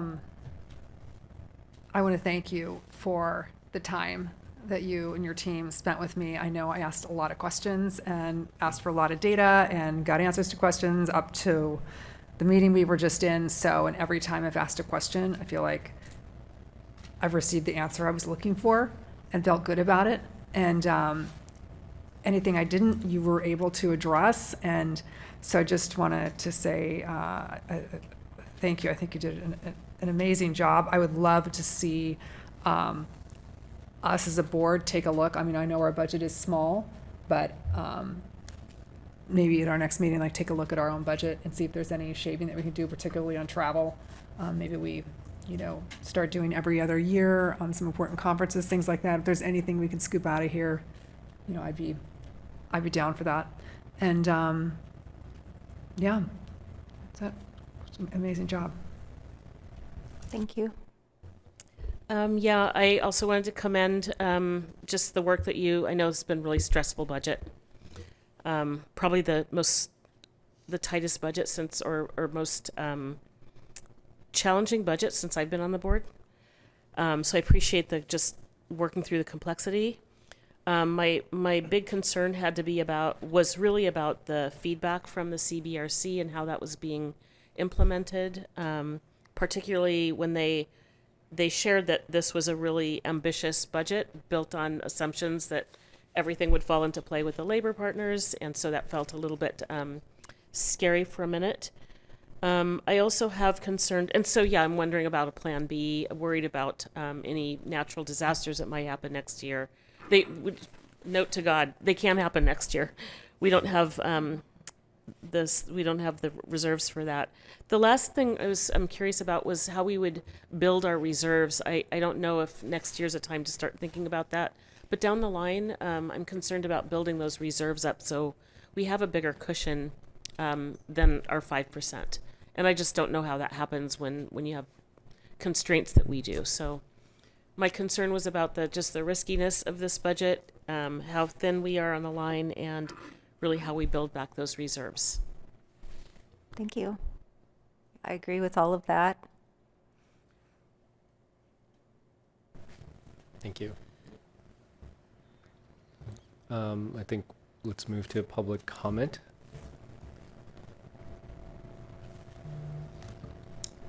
We have Chris Schweitzer.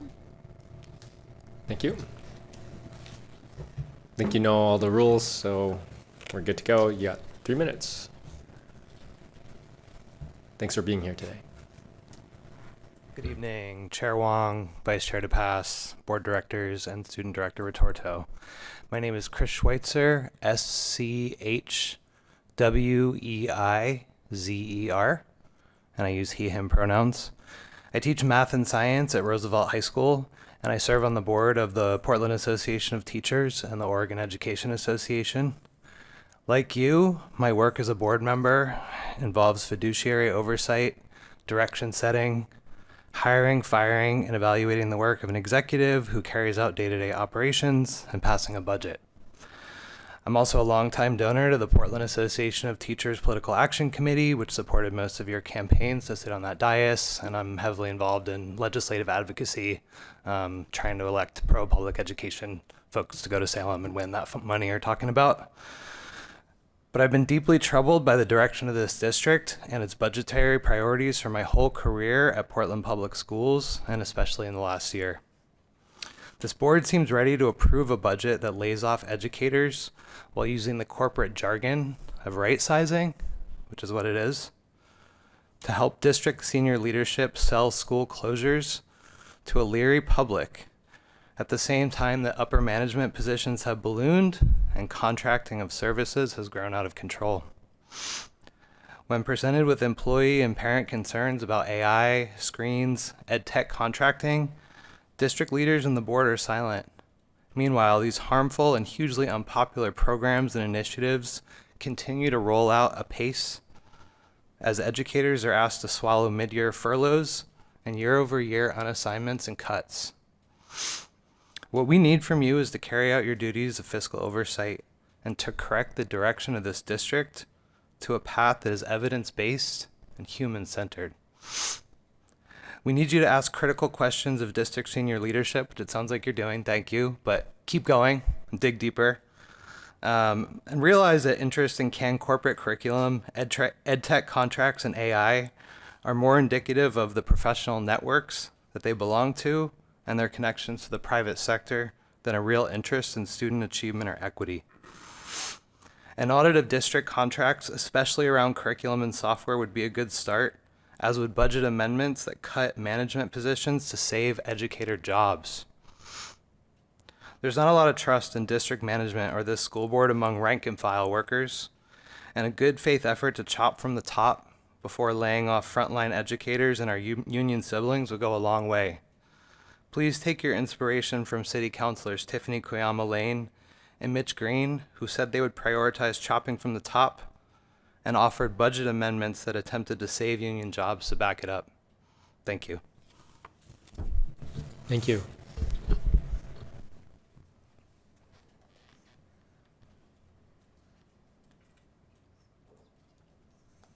All right. No more? All right. All right. Well, the board will now vote on Resolution 7308, Budget Committee approval of the 2026-27 budget and the imposition of property taxes. All in favor, please indicate by saying yes. Yes. Yes. Opposed? Abstentions? Student Representative Retorto? Yes.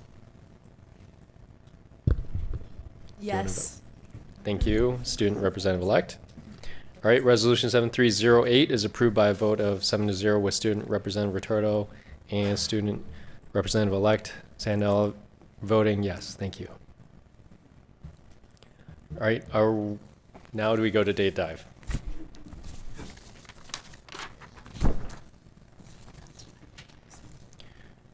Thank you. Next, this is our spring data dive. I'll hand this over to Superintendent Armstrong.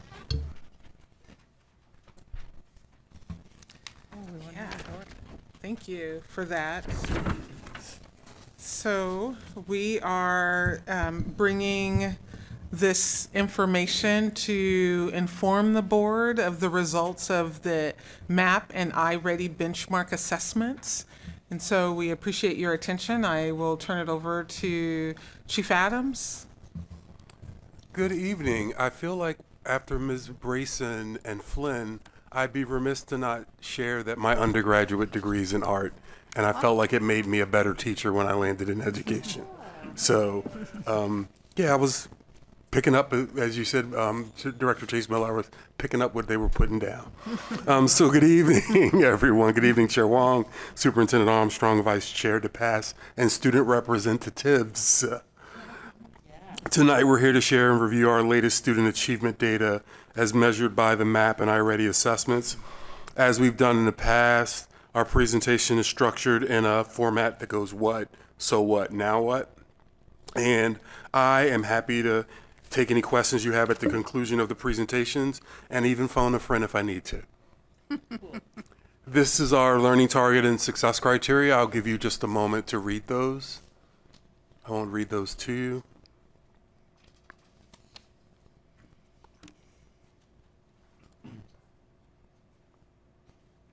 All right, I wanted to start tonight by grounding in our PPS balanced assessment system.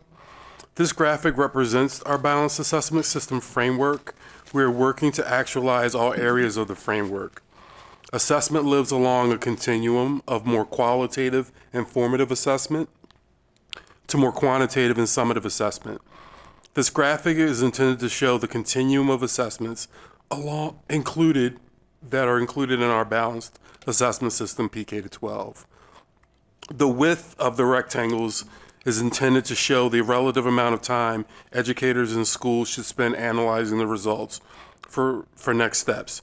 As you can see, our expectation is that most time is spent in the green and gleaned from the formative assessment process, which is green, and the curriculum embedded assessments, which is yellow. That said, we do have our benchmark or interim assessments that students are required to take, and those currently are MAP and iReady. They both land in the red rectangle, as they are more summative than formative in nature. So when we talk about our benchmark assessments, we're talking about MAP and iReady. We've been using those to monitor student achievement and student growth over time. They assess together the areas of reading and mathematics in the fall and the winter. And for this presentation, we're trying to answer the question, what percentage of students are currently on grade level at this point of the year, and how does that compare to the fall when we initially provided the assessments to students? All right, so let's talk about that. Let's get right into it. First, we will look at overall performance by grade bands. This slide shows reading performance in the elementary grades, the middle grades, and all assessed grades. As you can see, we've made some progress in the percentage of students achieving at grade level in reading between last fall and now, with increases seen across all grade bands. We like it when the data go up. That trend doesn't hold in mathematics, where we see slight decreases in the percentage of students who are on grade level. For each grade band, students demonstrated an approximate decline of 1 percentage point.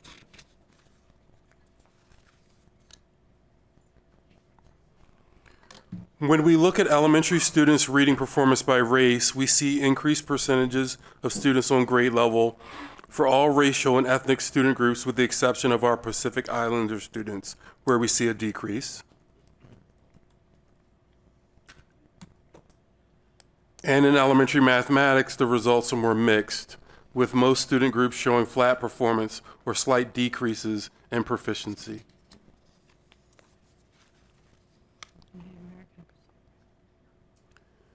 Middle grades reading performance shows increases for all student groups, save for our native students, where we see a decline, and our Pacific Islander and Asian students, where there was relatively flat performance. In middle school mathematics, we see similar results as we saw in elementary mathematics, where student groups are either showing flat performance or showing declines in proficiency percentages. And we're finding this to be a bit odd, if I might editorialize for a second. You may recall that our OSAS math data has been going up steadily as our teachers have been embracing the high quality curriculum materials and bringing those to life. And our reading performance has been relatively flat, even though both are at or above pre-pandemic levels. So I have a lot of curiosity in how these data will show up as students are taking OSAS and completing the OSAS assessment at the moment, and I just wanted to lift that for the board and the public. Now let's look at the performance of our students with disabilities. While we note an increase in the percentage of students on grade level in elementary school, the middle school change was flat, and thus the increase for students across all grade levels was 1.2 percentage points. With our students with disabilities, our math data are also not trending in the direction we'd like. with all grade bands demonstrating a decline in the percentage of students on grade level at the midpoint of the year as compared to the start of the year. Next, I'll share data for our multilingual learners. We know that here in PPS, we have much work to do in supporting these students so that they demonstrate improved academic performance.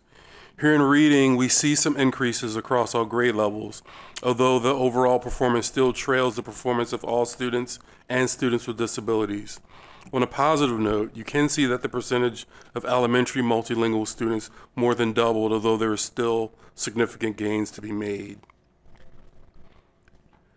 And lastly, in mathematics, our multilingual learners saw increased performance in the elementary grades, a slight decline in the middle grades, and which resulted, when we look at grades 3 through 8 altogether, in another slight decline. No, a slight increase, excuse me. So we wanted to take an opportunity, I believe this was something that board members had talked about too, is where can we and how can we spotlight good performance across the district. And so we wanted to take some time and spotlight some of the bright spots we're seeing in our data. As we've shared before, we examine both student achievement and student growth, specifically to see how both are occurring and how they interplay within schools and across schools. In reading, we wanted to highlight first schools that demonstrated high achievement and high levels of student growth. Those schools are Alameda, Dunaway, Stevenson, Laurelhurst, Lewis, Selwood, Da Vinci, Odyssey, and Winter Haven. We also wanted to show and share praise for schools that were demonstrating high levels of growth, even if student achievement isn't yet high at this time. And that's important because that means students are on the right track to meeting proficiency over time. Those high growth schools are listed on the slide. I'll read them quickly because schools love when they get shouted out. That's Arleta, Sabin, Chief Joe, Rosa Parks, Rigler, Tubman, Fabian, Astor, and Robert Gray. We'll do the same in mathematics, where our high growth, high achievement schools include Ainsworth, Forest Park, Laurelhurst, Bridal Mile, Skyline, Mount Tabor, Access, and Beverly Cleary. And then our high growth mathematics schools include Arleta, Buckman, Chapman, Atkinson, Scott, Tubman, Beaumont, Jackson, and Astor. So in terms of responding to the data, we wanted to share some ongoing efforts that are happening in schools and with the central office teams that work so hard to support schools.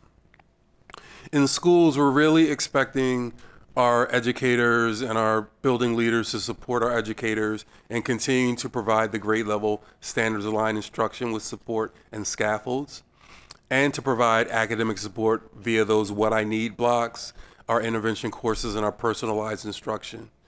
Education is the place when we talk about everybody receiving the same baseline of high expectations, where that is in fact equity, because it isn't what typically happens. We typically see students of color relegated to lower expectations and not having the same level of rigor. And one of the things we are working on in our system to ensure that that occurs is by using and having high quality resources at the fingertips of educators. At the central office, the efforts we've been undergoing and implementing is we're continuing to monitor the academic program in mathematics via instructional walks. We get together and we, in teams, and we walk buildings and observe instruction and take notes about the implementation of the mathematics and the overall program. But our focus here in the second half of the school year has been on mathematics and our school excellence team to see if we can calibrate across what we're seeing, because the more we as a central office team know what we should expect and inspect, and the more we're seeing the same things in similar or the same ways, the more consistent our feedback can be to building leaders and educators when we're visiting their classrooms and their buildings. And then the other thing we've been working on is what we're calling practice changing feedback to strengthen instruction. And let me give you an example. I remember being an educator and teaching and having my principal and assistant principal come in for informals, and they'd leave me a note like, "Great job, saw you today, great job." Well, we don't consider that to be practice changing because it's not necessarily specific to what it was I was doing that was so great, or what it was I could have been doing that could have pushed my instructional expertise to the next level. And so we've been providing ongoing support to our building leaders in really a 3-step format where you give a praise, you give a prompt, like a question, and then a priority for next time that's really bite-sized and actionable for educators. And so those are the 2 things that we're working on in terms of central office teams, trying to support improved outcomes specifically in mathematics for our students. I know the hour is late. I know I'm up past my bedtime, which is really early. And I wanted to share that this concludes the formal presentation, and happy to open it up for Q&A at this time if you have any questions or comments or concerns. Dr. Armstrong, did you have any closing remarks you'd like to add?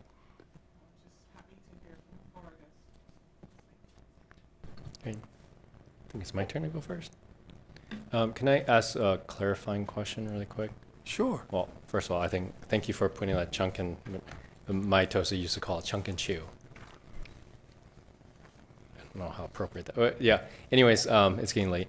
When we look at the graphs of the fall 2025 and then comparing it to the winter 2026, are those because it says benchmark, right? And so, I guess my clarifying question is that the same assessment, or is it benchmark, meaning like this is where they should be in the winter and how they're achieving? You see what I'm saying? Like, yes. so if it's the same test, they should all be going up, right? But if it's like benchmark to where they should be in the winter, then staying the same means they're on a constant growth. I understand your question, and I so appreciate it. Yes, what we're hoping over time is that we see more students achieving sort of on grade level performance based on the instruction that they receive from their educators in their classrooms. If it's flat, that's a sign that students aren't slipping behind or they're not falling behind. And I would say, in my estimation, it's still not quite enough because we want, we've heard Dr. Armstrong and I both say, like, our goal is 100%. We need everybody on grade level, and that's our aspiration, right?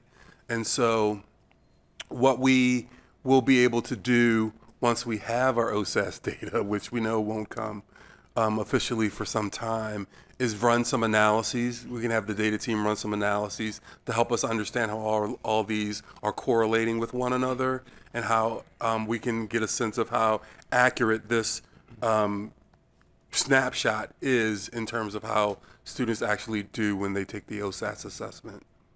So the short answer is don't know yet? Don't know yet. Okay. Sorry, that was long-winded. I know it's late. No worries. I mean, that kind of makes sense because I think it helps to differentiate, because if it's like, for example, if they're not learning, then it should be going down, right? If it's benchmarked, right? So this is where they should be in the winter, and then they're not learning anything, it's going down. But if they're learning something or staying at pace, it would be a flat line. I think that's just a difference between, like, if it's the same test and they're at 31% now and then 30, or in the fall, and then 31% in the winter, that means they're not learning anything. It is right? The same assessment. It is the same assessment, but recall that both the MAP assessment and the iReady assessment are computer adaptive. So wherever you stop, the last time you take it is where it starts you the next time you sit down. So it's not like the assessments we are used to taking probably when we were in school and providing when we were educators were what are called fixed form, where everybody got the same exact items each time you sat down to take the assessment in the same order. And we used to work really hard on our midterms and our final exams to make sure students couldn't write down those answers and give them to the class that was coming in fifth period because they had took the test first period. So we all remember that. And so we do want and expect to hopefully see more students achieving grade level performance over time. although we know it takes time, right? When students have gaps of a year or more, that's hard to close in a year. And we know it takes time, which is why we also want to look at growth. And I'd be remiss if I did not mention that going into next year, we'll be reporting on these data 3 times a year because that's required now by the ODE. So we'll be back with you with a little bit more frequency, and I'll be working with, of course, Senior Chief Howard and the superintendent to make sure all those data dive opportunities are on the proposed calendar as we go and work over the summer. Great, thank you. You're welcome. Thank you. For me, these the ups or downs, I'll start by saying the ups or downs are interesting, but I think for me they would be more interesting or more telling if we had, say, fall and winter 23-24 as well. And so I guess I'm asking if, when you bring, I wasn't here last year, but I'll be here next year. When you bring this information to us next year, if you could include this graph and then just add on to it. Sure. Because we have more data points, and it could just be as simple as in winter 2026, when the flu was raging, kids just weren't doing as well on the math tests, and that we'll see it's a blip. Who knows? Maybe it's easier to do testing when it's sunny outside. And so I guess I would just ask that we have more than just 2 to figure out if there is a trend down or if it's just a blip. I asked this at one of the committee meetings. I can't remember which one. You were very kind to answer my questions about this new testing requirements of the 3 times a year. One of the questions I have just on this data alone before we start next year is how many instructional hours are kids spending testing right now? So not OSAS, but understood. I Yeah. do have that information. I don't have it with me, but I Yes, can provide okay. that to you in a follow-up because what we do, you may you're likely aware that we have language in our collective bargaining agreement with the Teachers Association that puts a limit on how much standardized testing we'll have at each grade level. So we calculate that based on what we require. So coming into this year, assessments like MAP and iReady would be included in that calculation. We also track the amount of time students test based on state requirements. And so I can provide you what that looks like for this year and what it'll look like for next year based on the new ODE requirement. I That'd can be do great. both of those things. Thank you. Yep. And then it's I've wondered a few times. It costs a fair amount to have maps and iReady. Do we have to? I mean, why do we do both? We that's a great question. So a little historical context. The iReady assessment came as a part of our Ready Mathematics curriculum. So it's a small component of the curriculum that we purchased. Okay. What we heard from educators over the past several years was exactly your question. Do we have to have both? And so this year, where iReady was available, we did not test using MAP. Okay. So we did reduce that footprint and that amount of testing time for students. And then next year with our interim assessment being the iReady assessment, we won't have the MAP assessment at all in the district. Thank you. And then on the slide of the percentage of multilingual learner students achieving grade level, what language are we testing the students in? Are we? You're interested in the size of the student group? No, I'm interested sorry. I have it as page 14. I'm just interested in what language, if they're trying to read at grade level, are we testing them in English? We are testing them in English. Have we tried testing in the language that they are fluent in to see where they are? Because students could very well be at grade level in their home language. Exactly, and that we just need to help them get to proficient in English, but they're not lacking on reading scores as much as, you could put a language in front of me and I would test it like an infant. Sure, that's exactly. I appreciate that, Director Engelsman. It has not been my experience since I've been here that we've tested in the native language. And I know when students take the summative state assessment, they're also assessed in English.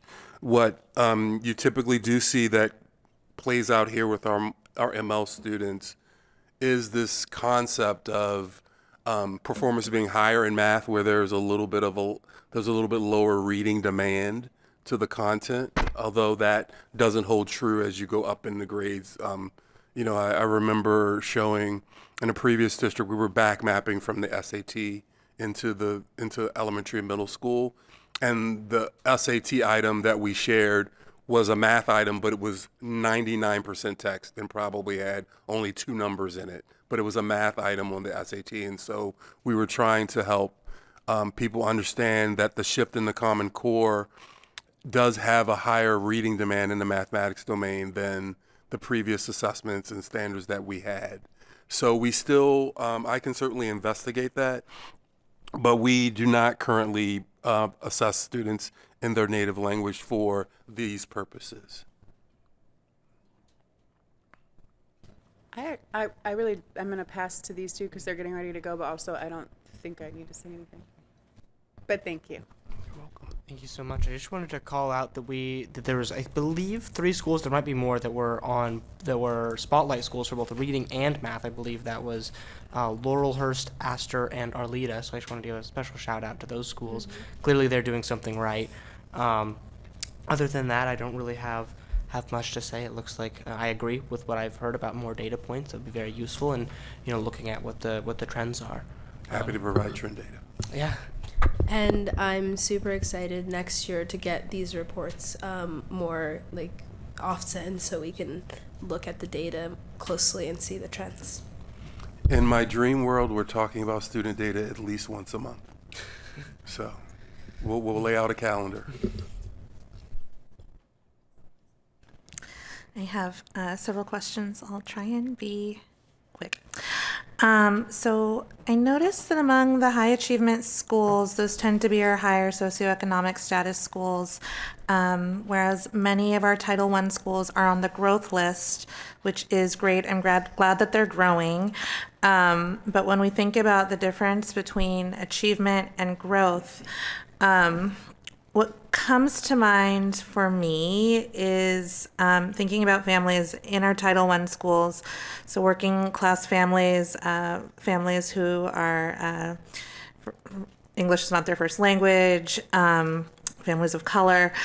I'm curious what we are doing or what we can be doing differently to address the race and class disparities that result in different outcomes. Like we can't do the same things for different populations when we're recognizing that kids are having disparate results, right? And we also know that those disparate results are about, there's stuff about teaching in there, but there's also stuff about what's going on at home, families' abilities to help kids with homework, resources, access to tutoring and enrichment, and all sorts of things. So just given the gap in resource and opportunity that some of our kids are up against, we're trying to move this needle as a school district through what we can do with instructional practices. But is there anything that we're doing more broadly to try and address some of the other factors that contribute to that gap? That is a great and complex question, Director Chase Miller. I really so much for short, right? No, I appreciate it. No, I think to your point, the research shows that there is a correlation between socioeconomic status and achievement. There's no relationship between socioeconomic achievement and growth. And that's because when you interact with a group of students, they they are subject to both your beliefs about yourself as a teacher and your belief about them as individuals and how brilliant and awesome you think they can be, right? And we know the research into Title I schools across the nation shows that when we're believing in every student's brilliance, those students will grow and eventually will make it to grade level. And so part of what we continue to work on is helping bring an awareness to the idea that language like these kids can't, those kids couldn't, isn't helpful language, and it's actually hurtful when we have those kinds of conversations about students, because then we're limiting them. Oh, thank you for coming up. I didn't even phone a friend. And then in terms of some specific actions, I'm sure Chief Howard has a long laundry list that I'm not able to pull up in my immediate recall at the moment. Yeah, that's a great question. I don't know, is this on? Can you all hear me? There it is. Oh, okay, great. Hi. So a couple of things. We have, just in terms of more supports, right? We have, you can see our core program in the way that we allocate staffing to schools takes into consideration title schools, right? We also have title schools receive additional Title I dollars that they can use for a variety of supports. We also strategically work with our RESJ partnerships and think about how we're allocating those resources. What is consistent across all schools are access to high quality instructional materials that are at grade level. I also want to just share that we are looking at one data set, right? And so when Dr. Adams presented at the beginning around the balanced assessment system, we're showing you one part of the balanced assessment system. Next year, we're going to be able to show you a triangulation of data so you can see multiple ways of looking at student achievement. And that's going to be really important. And that's something that we're excited about too, to be able to see, hey, how do we get our curriculum-based assessment in conjunction with our interim assessments and looking at our end-of-year OSAS data and look at it in terms of a full picture. And so all schools offer WinBlock. I'm kind of just going all around. WinBlock is what I need time. So that's based on what students need and the supports they need during that time. And then a lot of our intervention allocation is also takes into consideration assessment scores as well as other things we look at within schools. So we have centralized interventionist allocation. That's for more of our Tier 3 supports or students that may Tier 2 and Tier 3 supports within that. And so there's a wide range of things that we look at in order to support. And we want to also see that schools are growing. Like high achievement, high growth is where we want to be. And high growth is also where we want to be, right? The other thing I would add is I would be remiss if I didn't mention our county partners with our SUN programming. They do use an equity-based index to determine which schools receive SUN programming, and we know that those are vital supports for our families and our students, and those are some of the additional resources that are available at many of our sites. Not enough, but at some but not all. Hopefully Commissioner Moyer is successful in hanging on to those SUN sites this year at the county level. Those are going to be really hard cuts. Okay. How else are we measuring growth? Like, we know standardized tests aren't the only way, and so I'm just curious if there is anything that we're doing that is better able to capture what the kids who aren't testing well on standardized tests are able to do in practice. Can we flip back to the balanced assessment system?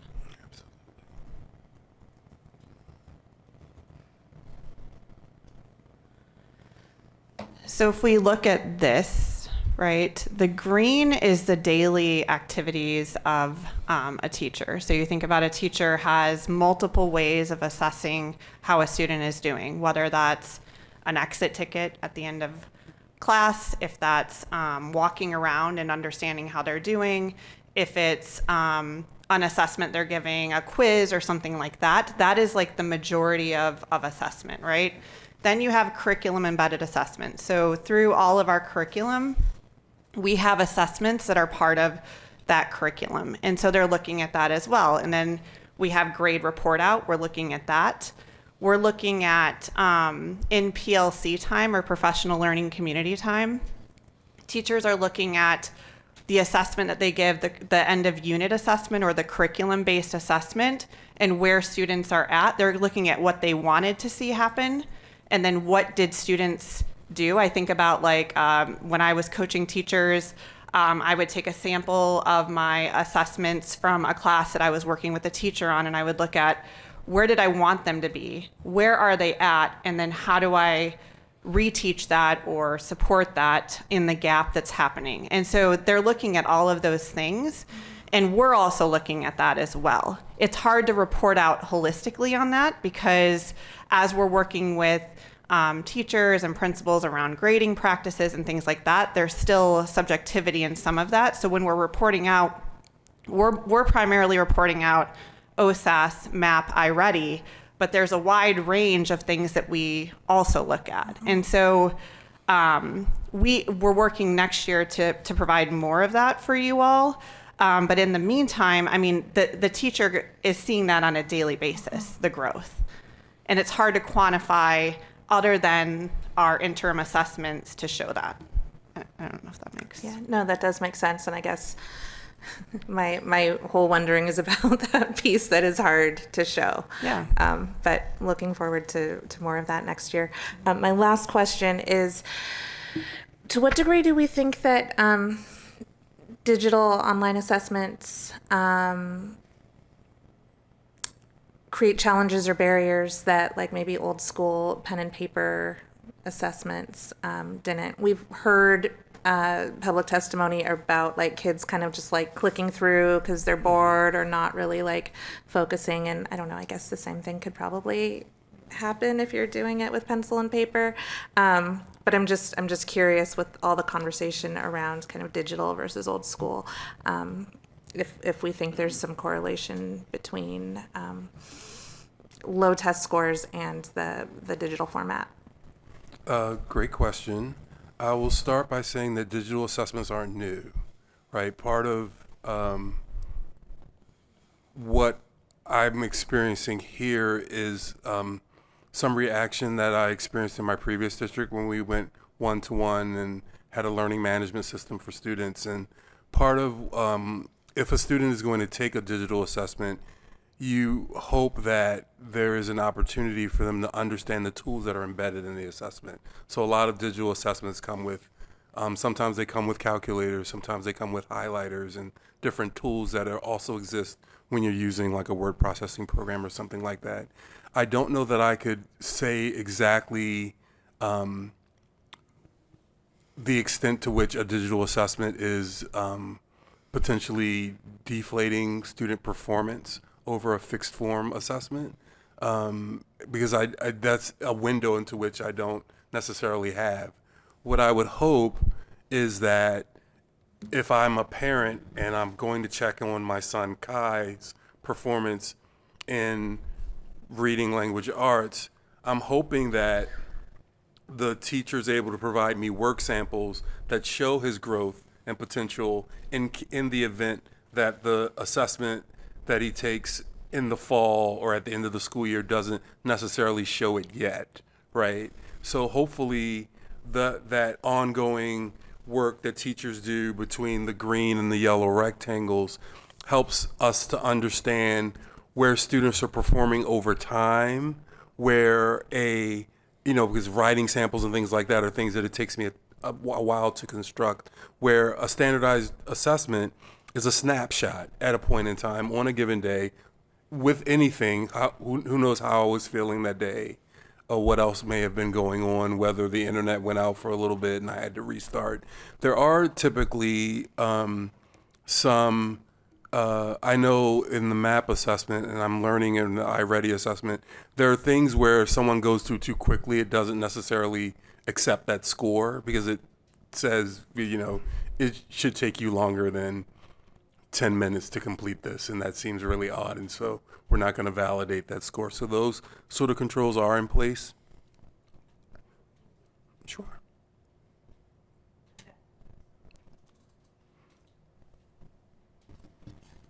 asked a lot of questions that I had. Yeah, and I would also think too, if your, MAP score is way different than what the teacher thinks it should be because of the work they've seen the child do, I'm sure that would be reported out to or checked on. Because I'm sure if somebody scored really low but their schoolwork was great, they'd know something was wrong with the test, I would think. I don't think I have any more. Well, I do remember when my first year I was on the board, there was one school that had made huge progress. I mean, they still weren't very high, but they'd made huge progress. And then they were able to keep all the help they'd had the next year, which sometimes when you start scoring up, you get rid of some of the extra help. Sure. And I noticed they're not on this list at all right now for anything, for either high achievement or making growth. So I'm not sure what my question is there, but I'm just hoping that when growth, you do see growth, that means you still keep all the supports that helped with that growth, and instead of backing off, which I know has happened in the past. Sure. So. Thank you. Well, it's a good thing about going towards the end is a lot of great questions have been asked. The one I have left, you briefly touched on about the math drop-off being consistent across the board.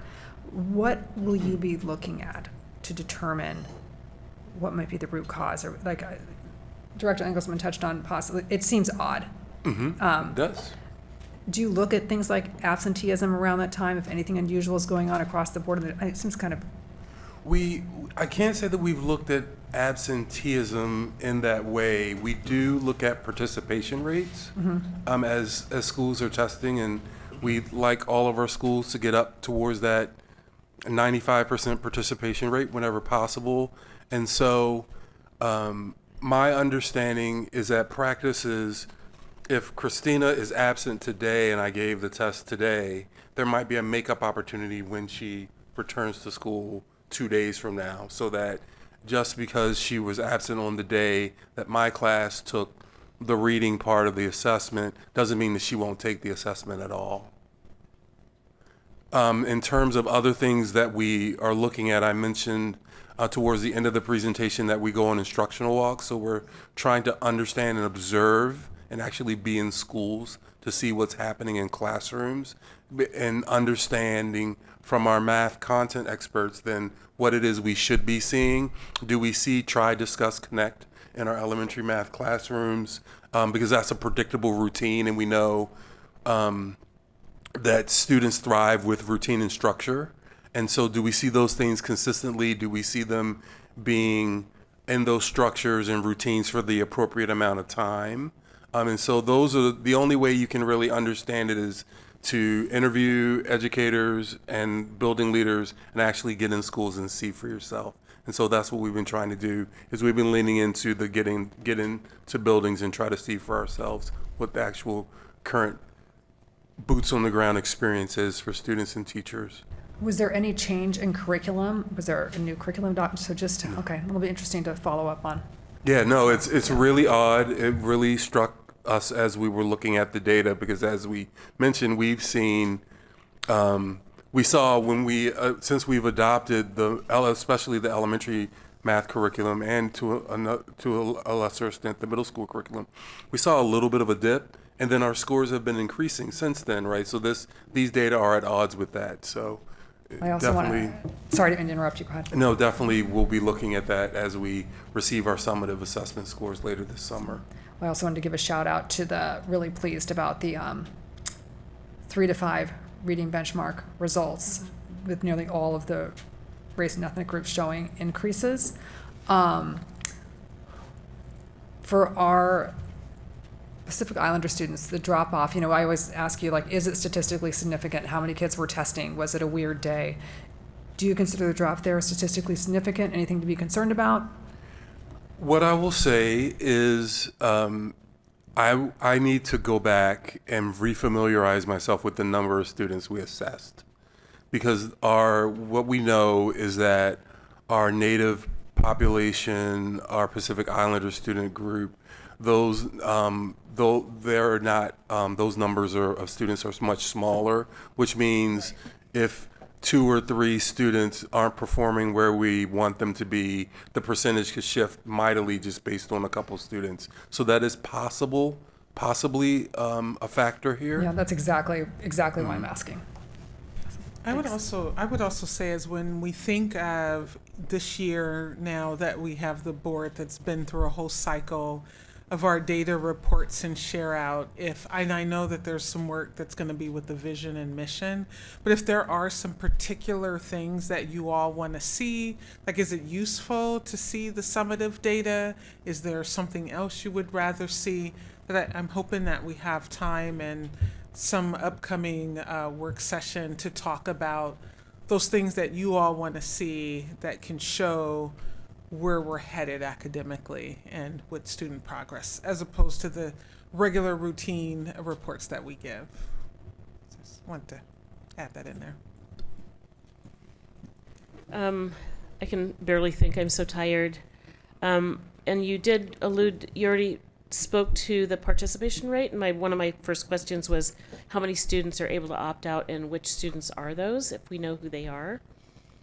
But I also kind of wanted to elevate something that Director Chase Miller talked about, and that's the pen and paper use. As someone who took handwriting classes, they used to have handwriting classes in schools. And a knitter and a kind of a kinetic learner. I'm just curious. And also someone that experienced, when we started doing computer-aided design, architectural and construction drawings, noticed a drop-off in details when we went from pen and paper drafting to the use of computer drafting. Doors and windows weren't showing up in the plans because it's a different hand movement, and so I'm really curious about what we might see if we went to pen and paper. It's just an open question that you don't have to answer now. And that's all I have. Thank you. Thank you. It is late. And Oh, I really thank you. apologize. Thank you also, too, for staying this late and providing Sure. us a wonderful presentation, answering all our questions. Very illuminating. And we need to do this more often, We should do it every month. every month. All right. I forgot to adjourn us as a budget committee. Not too late. But I think it's fine because we didn't have a vote in between. Right? No worries. The board as a budget committee is now adjourned after getting our reading and math results. Are you sure you did? I'm pretty sure I did. I don't remember it coming out of my mouth. Next up, we have the bond update on our bond program. I'll hand this over to Superintendent Armstrong. Sometime we should put them on first. They just have to be here. Yeah, that's not fair. Let's talk to Eddie about that.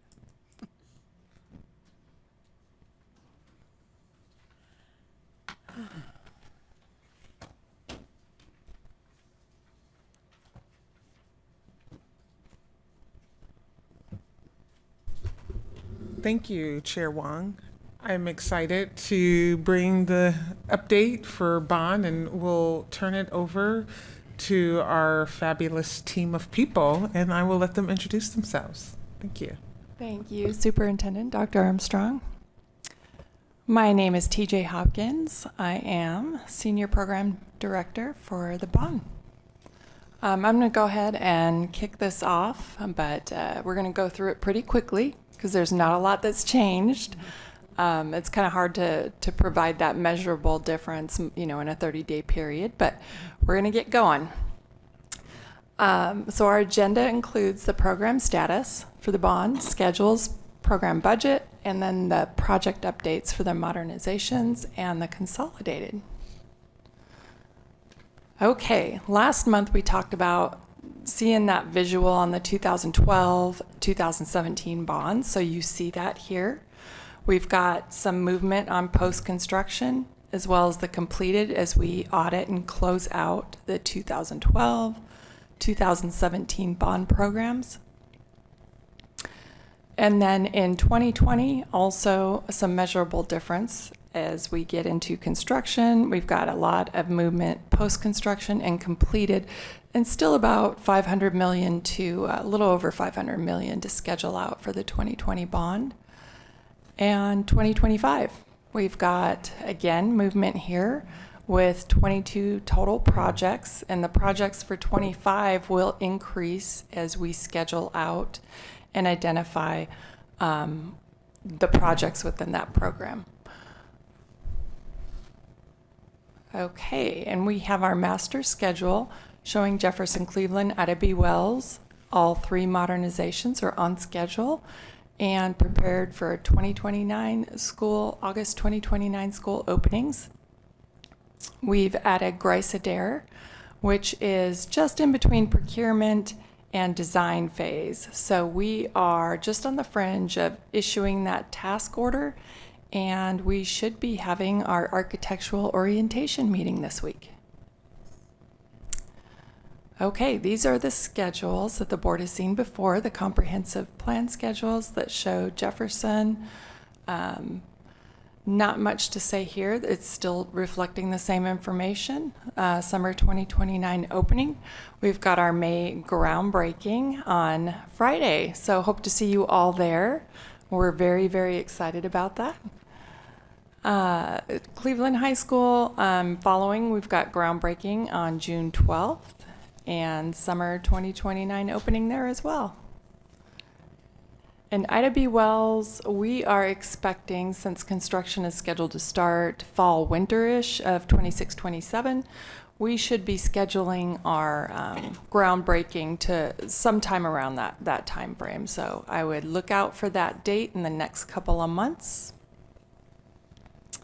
And I'm going to hand it over to Maya, who's going to go through our bond financials. Hi, my name is Maya Latauer Chan. I'm the Financial Services Manager for RISE. Nice to be here tonight. I'll just breeze through this.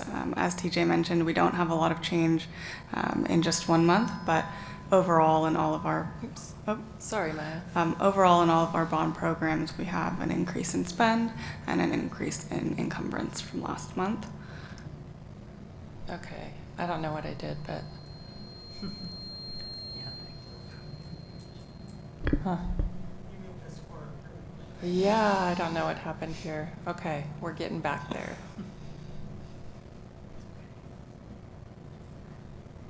Okay, here we go. Okay, so at 2012 bond, we're, as you can see, pretty close to spending that down. And if you can go to the next slide, we have identified the remaining projects that the remaining funds will be spent on. 2017 bond, again, progress in encumbrance and spend. Same thing with 2020 and 2025. So you're welcome to review in more detail if you have further questions. Okay, thanks, Maya. Project updates, we've discussed this information. In the previous slides, we've got groundbreaking. That's a big highlight for Jefferson. Again, 12 p.m. on Friday. And we're about 75% through the design of Jefferson. And these are the same floor plans you've seen. Cleveland, we're about 80% through the design. Groundbreaking at 1 p.m. on June 12th. And PIL has coordinated youth track, like the use of the fields and making sure that those youth sports are still accommodated during the construction. So they've scheduled Cleveland Youth Track Wrestling and Saturday youth events, shifting to Marshall Fields. And the other youth programs are going to be at middle school sites or coordinated through Portland Parks. Same floor plans, and we've got some interior construction photos of Marshall. And Ida B. Wells, again, about 75% through the design, and we are awaiting their 50% construction documentation review. Oops. Okay. Grice Adair, as I stated before, we're working on that task order, so we expect that to be executed any day now, as well as having that kickoff meeting for the architectural orientation meeting. And these are the same renderings. And I'm going to hand it over to Joanna. Which is my button. I'm going to hand that to you. Just Joanna Evenson, Senior Director of RISE. Ooh, these are loud tonight. So we talked about I'm going to fly through this for y'all. It's really the same. We are constructing in the summer, so not a lot changes at this time of year. We're just getting ready for that. So you did ask the question about what happens to the existing devices when they come back to us. And so we have our Micro K-12, our vendor, is evaluating them on a grading system A through C. A's will stay at PPS for backstock. B's will be donated to other school districts for parts, and C's will go to local charities such as Free Geek.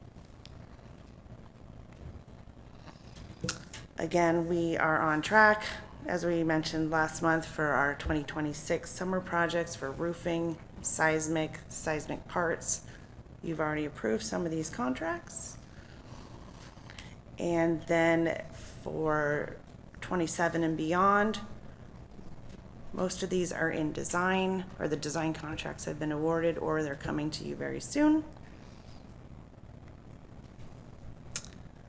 The facility improvement projects are the same. Again, we're just in planning. We're just ready to go when school's out and the kids are gone. For athletics, we have more information here this month. We'll be doing an in-depth review of athletics tomorrow night as well at the FIO meeting. This month we've added a new, just a new graphic depiction of the schedule so you can see them over. These are the ones currently in more close to construction. And then we move out further. The rest are still in design planning and land use planning.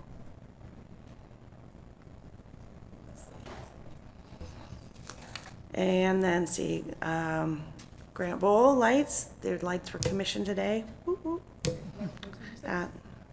Their lights were commissioned today, so they're all powered and ready to go. We just need to now train people on how to use them. Let's see. The Jackson athletic fields, we're nearing design completion and getting ready for this summer on our phase ones. Powell Park, we had meetings today. We're still working on discussions through that Powell Park lease with Parks. And our land use applications, we're working with our land use consultant to get these ready for West Sylvan, Franklin, Roosevelt, and the Grant High seating projects. Here's a picture of the lights at Grant Bowl. Marshall, we've got a lot of work completed. We're getting ready for Cleveland students. The track, field, and tennis courts, we're hoping will be available for use beginning first week of June here. The gym will be ready in mid-June, and the weight room will be moved over from Cleveland in mid-June for use in July.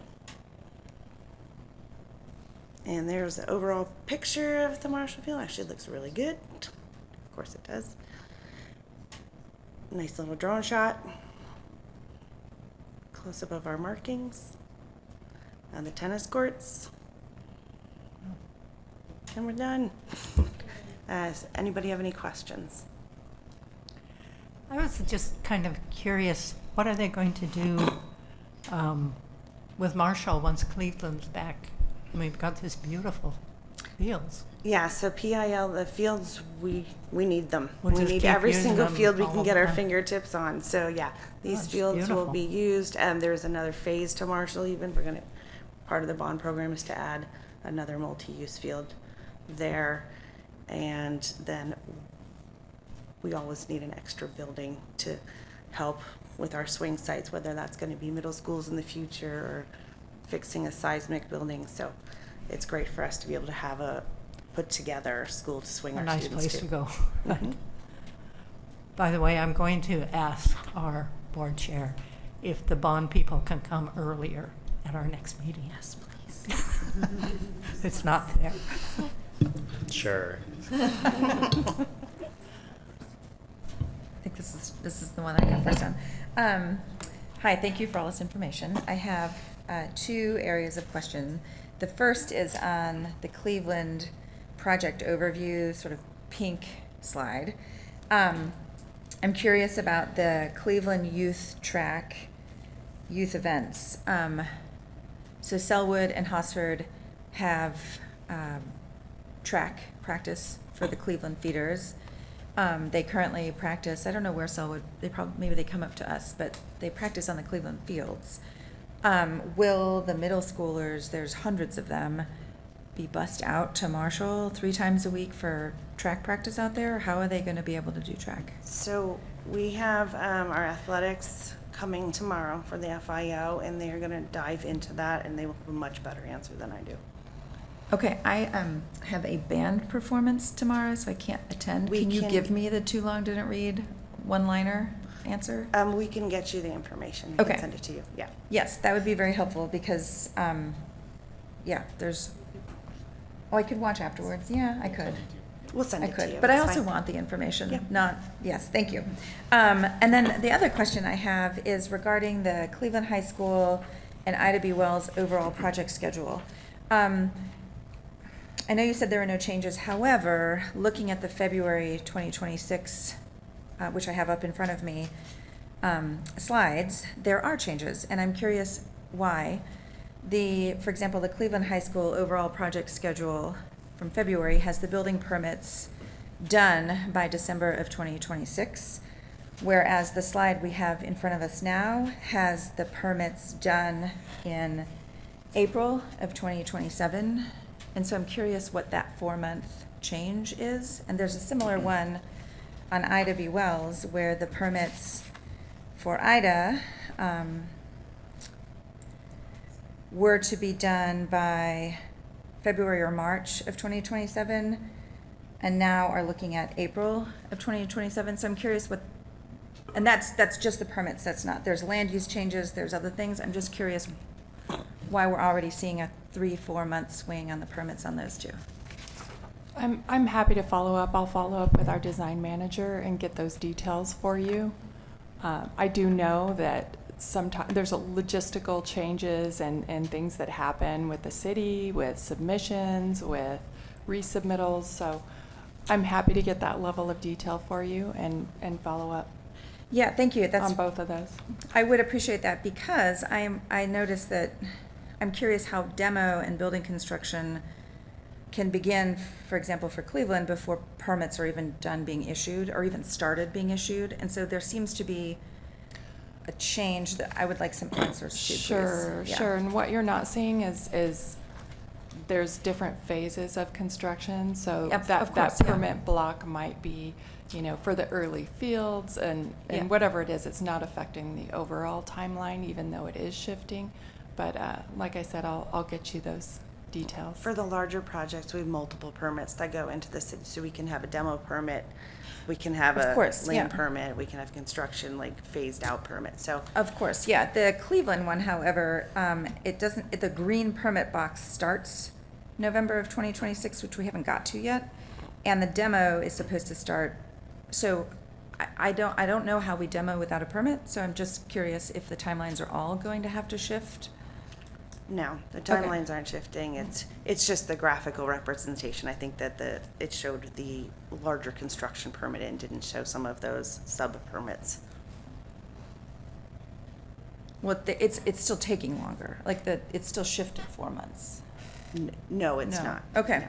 So the permits are still going to be done for Cleveland by, maybe I'm misunderstanding what I'm looking at, but so the building permits for Cleveland will be done by December 2026. There's no change to that? I would Or- have to confirm that. Okay, that's fine. Thank you. And there will be fluctuations in Yeah. the whole overall schedule. I mean, in between schedule, but the overall project schedules. Still the same at this point? Okay.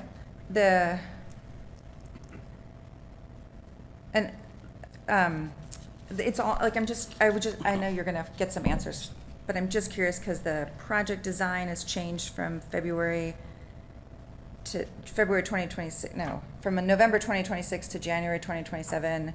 The land use in February was listed as being done in April of 2026, and now it's saying June of 2026. So I would just love some concrete answers as to why they're shifting, because there is clearly shifting between these two. Correct. Sarah's on there. Yeah. Okay.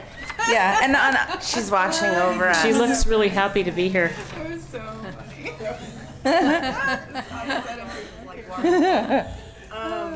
I apologize. There's a couple things I want to clarify. First of all, on Cleveland, we have 17 different permits for Cleveland High School. So what we can do is we can absolutely give you a permit schedule only, if you'd like that. What we are doing right now is just giving a synopsis of what we feel the permit sequence will take. We already have the demo permit for Cleveland in hand. Okay, We've already paid for it. It's already in our hands. That is why Cleveland demolition is starting in July of this year. Same thing with Jefferson High School.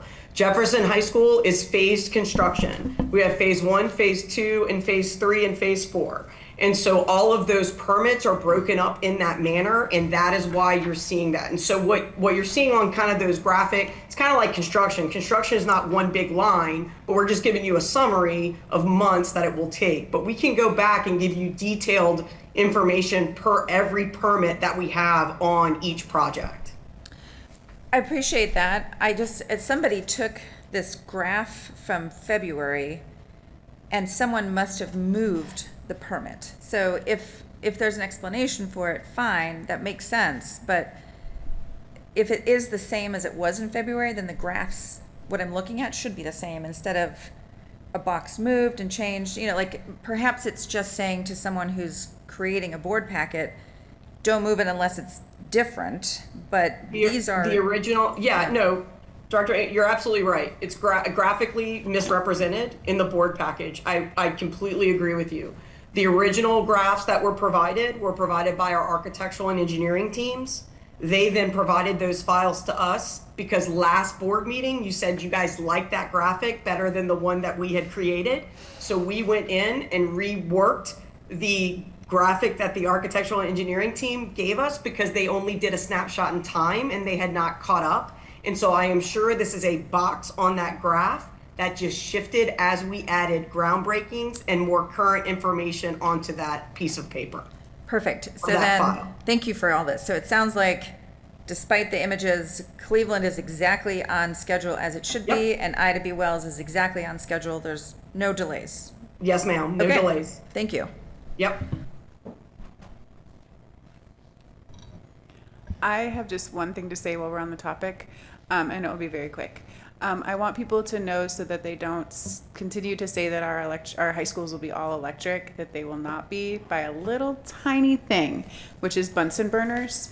So we will not have all electric high schools. We will still be running natural gas lines. So we need to come up with a better way of saying it that's accurate going forward. I'm sorry to be the bearer of bad news. And that is all. We do not need to talk about it. I just don't want people to say we are having the first all-electric high schools in the country because we're not ready for it yet. Bunsen burners. Oh, come on. They can't say that's not electric. Bunsen burners.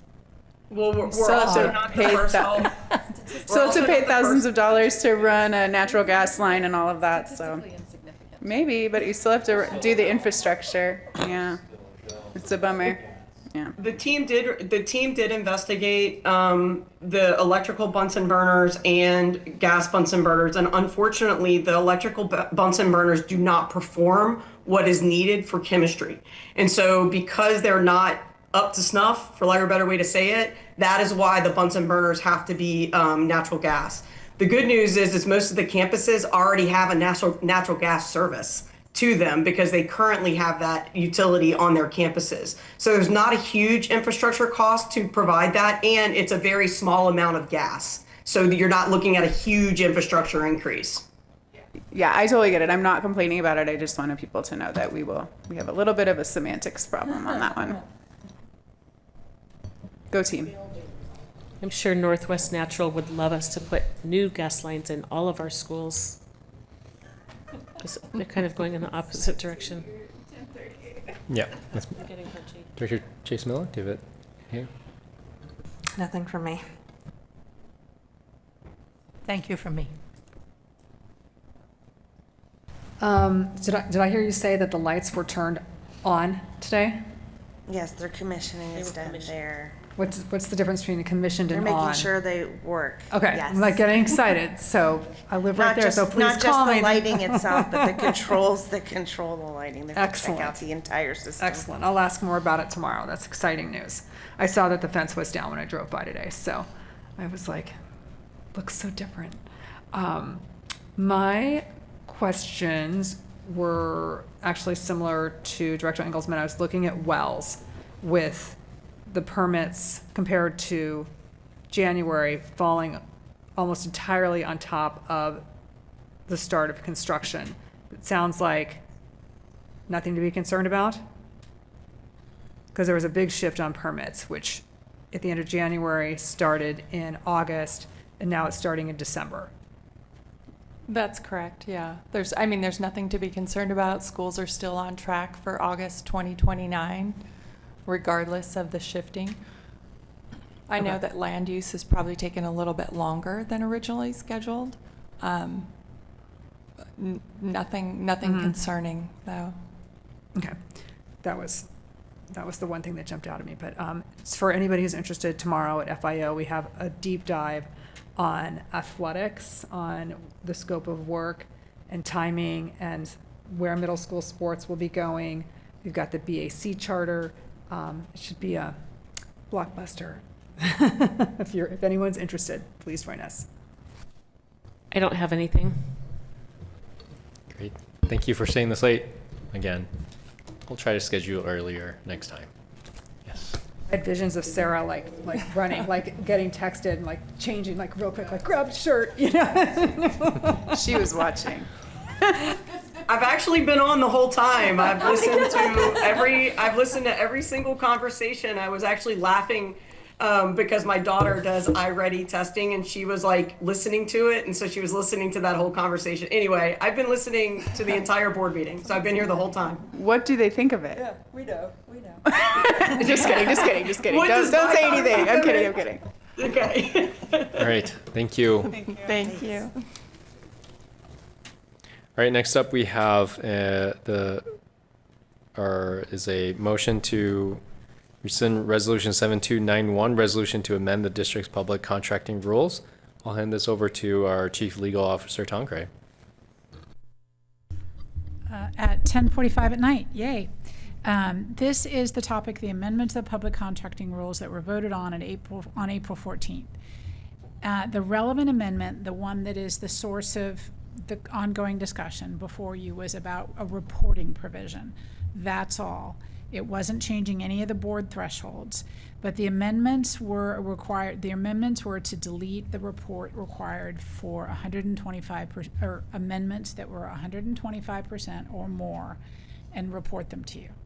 The recommendation was to stop the reporting because they come to you. They come to you anyway. All of those amendments are coming to you. You all asked me the question. I'm giving you a little background with a recommendation. You all asked me the question at the time, the 125% amendments, when they come to you 125%, you all asked me whether that was statute. And I said I believed it was because it is enforced and very strongly by PPS. I was mistaken. That was the email I sent you guys to say that was not a statutory requirement. The requirement is PPS's requirement imposed on PPS. Any amendment that is more than 125% of the original contract has to come to you. That's what happened. My answer to you all probably got you all sideways and muddied the conversation, because what you all were starting to talk about was really what is your governance level? Where is the right governance threshold? What is it that you really need as a governing body to see, and where do you want to see it? So my recommendation is that rather than rescind, which you can do, there's all kinds of motions you can do at this point, my recommendation from my chair, since I muddied the water, is to leave the current rules in place, the ones that have been amended, and I'll speak to that in a second, and send it back to the policy committee for the robust discussion that you all honestly didn't really have about what is it that you think is the right governance threshold. Is it 125% of everything? 110% of a $10 million contract? I mean, that's really the nugget of what is a governance question for you all. The reason I'm suggesting leaving the rules in place, in part because there are other things that were changed, but also there is no difference. Nothing has happened, nothing will happen with leaving the rule in place. You won't get the reports. You haven't been getting the reports. You get the amendments. And in talking with Dr. Armstrong, she's instructed the Purchasing and Contracting Department, the department to continue the current practice. That's what was in the chart I gave you on Exhibit 2, to the lengthy materials.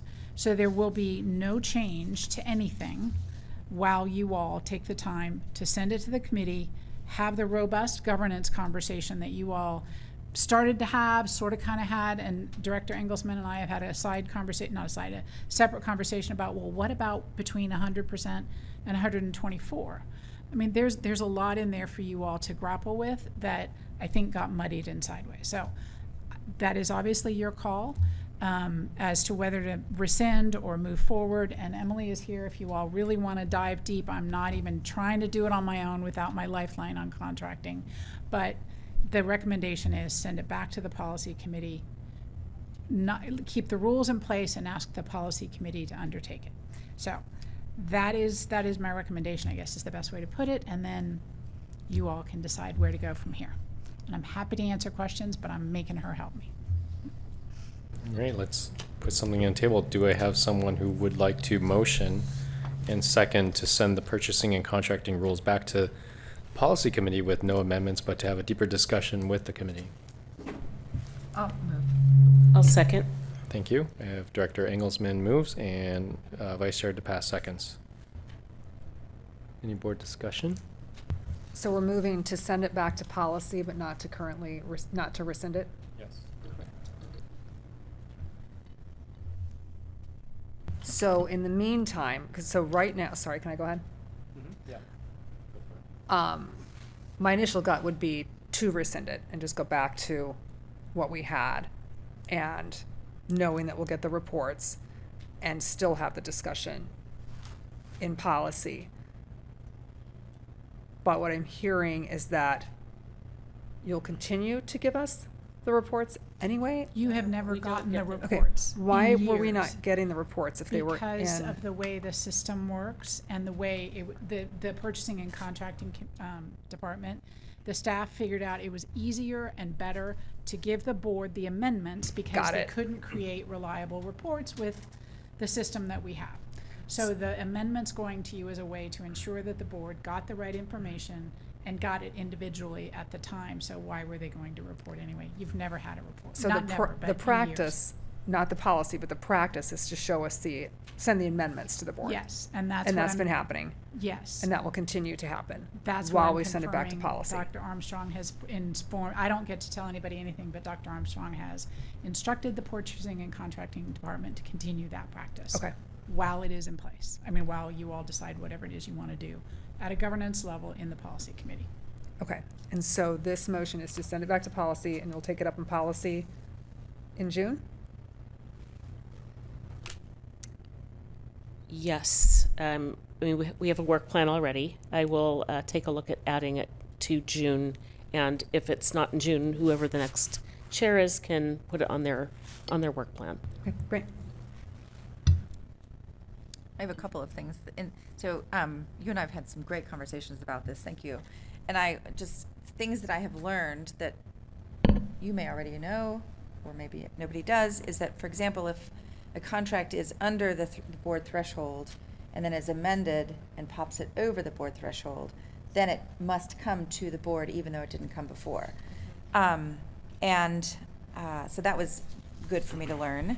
And also I saw Dr. Armstrong nodding her head to know that the practice that's been followed will continue to be followed and we'll keep seeing amendments has been reassuring to me. So I appreciate that that's been the district's already procedure. And then I really am looking forward to having a policy discussion about, because at the policy committee, and then I think even in April, I brought up my concern that this reporting requirement for 125 and above is one thought. Then there's this idea of like what happens if a contract is amended from 100.01% up to 124.99. And if it's a $151,000 contract and it's amended by 100.01%, you know, it doesn't really matter. But if it's a $10 million contract, that's where I start wondering, like, where's the oversight or the procedure or policy? So that's what I'm looking forward to having that conversation, because we didn't have it the couple of times. I've been trying to grapple with it and haven't been able to articulate it. So I'm looking forward to that in policy. So thank you for helping me understand all of this, putting me at ease. Thank you for you also putting me at ease, and I look forward to whenever this soon ends up in policy, whether it's this policy or next year. Thank you. Great. Any other discussion? All right, so the board will now vote on sending the purchasing and contracting rules back to policy committee meeting with no amendments, but to have a deeper discussion with the committee. All in favor, please indicate by saying yes. Yes. Yes. Yes. Yes. Opposed? Abstentions? Thank you. The purchasing and contracting rules are back in the policy committee. No amendments. By a vote of 7-0. Thank you. Thank you all. And I will never answer a contracting question again without Emily in the room. So that will not happen, promise. Nice. Almost last. The board will now vote on the consent agenda. Board members, if there's any items you would like to pull for a separate discussion, please indicate that now. Ms. Powell, are there any changes to the consent agenda? Thank you. Do I have a motion and a second to adopt the consent agenda? So moved. Second. Director Sullivan moves and Director LaForte seconds the adoption of the consent agenda. Is there any board discussion on the consent agenda? Public comment on the consent agenda? Thank you. The board will now vote on resolution 7309 and 7310. All in favor, please indicate by saying yes. Yes. Yes. Yes. Opposed? Abstentions? Thank you. Resolution 7309 and 7310 have been approved by a vote of 7-0. Future items, board members, if there's any items you would like to request for a follow-up or considered on a future agenda item, please indicate that now. I have a couple of things. I just Okay. have I just wanted to commend Director Sullivan for being the only person to get her board report in. I don't have one until tomorrow. Yeah, I would actually like to just say a couple of things about it. Yeah, we're not there yet. I'll do that next. Okay. I thought you skipped right by it. Yes, I'm sorry. I'll go back to it. I'm sorry. The future items. Okay, so I have a couple of things. One of them is the committee reports. Yours is in. I know some people haven't had meetings, but if we're not doing the oral, verbal reporting, I really would like to see any committee reports in and into board book before. Not, we'll do it afterwards, because I just worry we'll stop having committee reports of any kind, and that's really important. The second thing I wanted to talk about is sort of what happened with the lottery for the new public comment. And when we were talking about it at our board retreat, I don't think I did it in a good articulate way, but I was trying to say exactly what happened if we have 15 different topics and 30 people on one topic and one on all of these, I would like to see a lottery that makes sure that every topic is hit before we let lots of people talk on one topic. And I don't know how a lottery would work, but if one person wants to talk about something obscure, they should get to before 15 people talk about one topic. And maybe it has to be that if we're noticing that 4 different people on different topics didn't get to speak, then we make a decision at the moment to just add them so that one person on one topic isn't getting left out. But I do worry that somehow the lottery captured a lot of people on the same topic and then left out some important voices on different topics. And so I would like to talk about, or have you think about, amending it somehow so that if we can see in the topic line maybe they can be sorted. I don't know how to do it in a PDF or whatever. They can be sorted so that, you know, the 15 that are on access transportation are in one bucket, and then the one on Buckman, right? Like, I don't want to cut you short, but I what I'm agree trying- with you. Yes, 100%. I'm not doing a good job of saying it. Here's what I propose, because I do need to check with legal, because there's some First Amendment issues. There's also some equitable issues. Well, I So think what we're I'll doing do is a First is Amendment I'll work violation. with. I think what we're doing is a First Amendment violation. I think there's probably debate around that. Yeah, but both ways. I would, whatever you all decide is a directional approach, Yeah. we'd love to engage and find the way to do it that doesn't create First Amendment issues. Yeah. What I'll do is I'll work with legal in our next leadership meeting. We'll come up Yeah, with a couple something. proposals. Yeah. And I'll bring that up at our board meeting. So, Director Engelsman, I just want to assure you that when I run the lottery, it is purely random, and I do not do any selection based on content. Oh, I know you So, don't. okay. Yeah. But I'm trying to figure out how maybe it's after we've run the lottery, if we can see that there are one-offs who didn't really ever have a hope in getting chosen in a random lottery because they're 1 out of 30. Maybe we can figure out how to slot them in so that, I don't know. You guys Well, can I figure have that an out. idea. Yeah. I mean, that would require some type of a weighting Yeah, system. How But about- also, Maybe, I we don't used to have a rule where you couldn't testify more than once a month. So if you've already had your chance to speak in front of the board, you need to wait a month. Yeah. I don't know that would My affect it, proposal, yeah. because it's almost 11, is that if everyone has ideas, please email those ideas to Roseanne.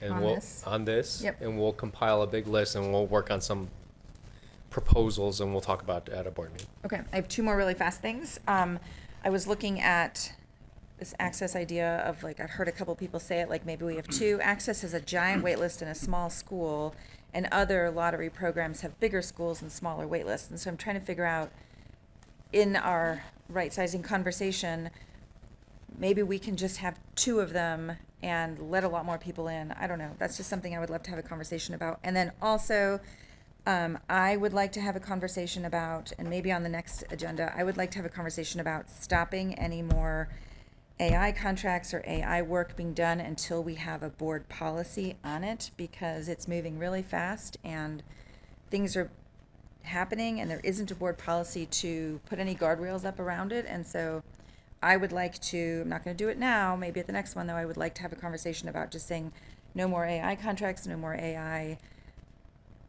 anything until we have a board policy on whether we have it at all. That's a whole can of worms, though, because we use AI in our assessment practices. So I think we have to be really clear about, like, when we say no more AI, like, exactly what that means. I Fair. I agree, meant and for- also with we student- with kids. it's not widely known, but there is a draft policy in place already that hasn't been shared yet because it's not ready to share and it's got to go through legal. But We it's discussed like, it at last policy. yes, it's not like the work isn't happening. I agree with you. We need to do something, and something is being done, and it will be shared soon, I hope.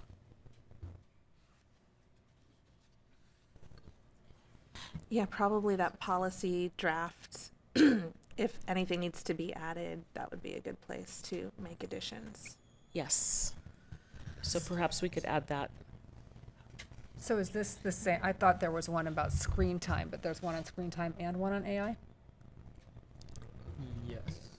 Well, it's about technology. Technology. And it use. addresses AI in it already. So I think we can look at building on that. Okay, because I definitely support. I'm picking up what you're putting down, Director Engelsman. Yeah, I think it's also just to note, because I know we had some public comment. There's only on the generative, I know that there were comments specifically on the generative AI. And we don't have any program that we're using across all of our Portland Public Schools. We had a pilot of Lumi, a pilot of Amira, but those are not across all of our schools or like widely adopted at this point. So we're not like at the forefront of AI as a system. And I think maybe some people believe that we're like doing cutting edge new things, and we're not. We don't have anything scaled up to that degree at this point. And I will mention that we have been here long enough that I am now clear that it's not December and that I'm in May, and that next month is June. So. And it's also almost Wednesday. One of my teacher friends actually uses AI to find out if kids are using AI to cheat, which is I thought was pretty clever. A teacher friend that does Oh yeah, go ahead. Patty. I have one more. I do have one ask I was going to ask the board. I was wondering if because of the as you know, I really hate unfunded mandates, so I'm always happy to stick a middle finger to, but at the same time I do appreciate the reasoning behind it. So I'm a little conflicted about the finance and college readiness requirements that are going to be in play. And I know that some students are going to be negatively impacted, especially those in our IB programs and those who are pursuing music and things like that. And I guess my question is, I was wondering if there was a way, or maybe even we can have people look into, is there any ways that the board can, I don't know if legally we can, because I know we can for some Division II items, allow exceptions for that. Yeah. So that's already a part of the conversation. I think you probably received information that we're not able to ask for a waiver the only way that we're able to ask for a waiver is if we did not have a teacher to be able to teach it, which is probably more set up for some of the smaller systems, single high schools or smaller. But we do have a whole group that is looking into alternative methods for earning credit for personal finance that could set students up. And I also just want to remind the group that we do have 8 periods a day. And I know that's a conversation that at some point we're going to get into, which is already an expensive model and different than what other high schools offer across Oregon because of how expensive it is. So I want to put that out. We're looking at alternative ways for students to earn credit, like in many other places when students are looking to satisfy a credit requirement. So. Okay. Yeah, I'll online definitely- should work, shouldn't it? Seemed like it'd be reasonable to have an online course that was. I think free. there is. Yeah, It's just there could is. could it equitably be accessed? Like if Right. it has to be paid for, it would leave out. It's the cost less- part, it's all yeah. the other things. But yes, that's essentially what I'm saying. That's what they're looking into. Are they So looking let's into not other? remove their devices first. Yeah. Before they have an online class. to Right. take. What screen time? Right. I would be interested in taking it up because I think it's outrageous and it's a real problem. Yeah, I mean, I was wondering if there's ways to explore things like, for example, IB programs. They have theory of knowledge classes required for all kids in their school, and that is somewhat of a college readiness. Or that it could be applied towards credit towards college readiness. And Yeah, I now don't- the IB program is a unique program where the number of classes that students have to complete makes it doable in an 8-period schedule, but I get that, And you could have kids taking, the entire AP Calc sequence and statistics and still have to take this personal finance class. Like it's a hot mess. yeah, but if there's, well, I guess we'll have to ask if there's legally anything that the board can do, because if there isn't, then that's kind of dead in the water. And then the other alternative is that if district staff can find alternative means, and it sounds like they're already doing that. So so I guess the thing I would have to follow up is if there's any legal pathway that the board can take, and then I'll follow up with you on that. Okay, great. That's it for me. Let's go. Anyone else have anything? Well, I was going to read a short. Okay, part yeah, of so my now we're audit back on report, but committee conference reports. Thank I you. won't do it if you promise to read it. Everybody, oh, you did it. And I just wanted to thank Director LaForte for coming, and she's been doing a lot of help following up on some bond recommendations. So really appreciate that. And it says in the report that we planned a June 18th meeting, but it's not working. And I thought maybe, Janice and I thought maybe we wouldn't even have a meeting in June. But in talking to our CFO, we sort of need one. So I'm going to send out a email to committee members, you to try to find a date. That we can even do it online. There's this one thing to discuss. So that's it. I shortened it. Look, see? It was that big. Love it. Thank you. This meeting is adjourned. Go home. Thank you.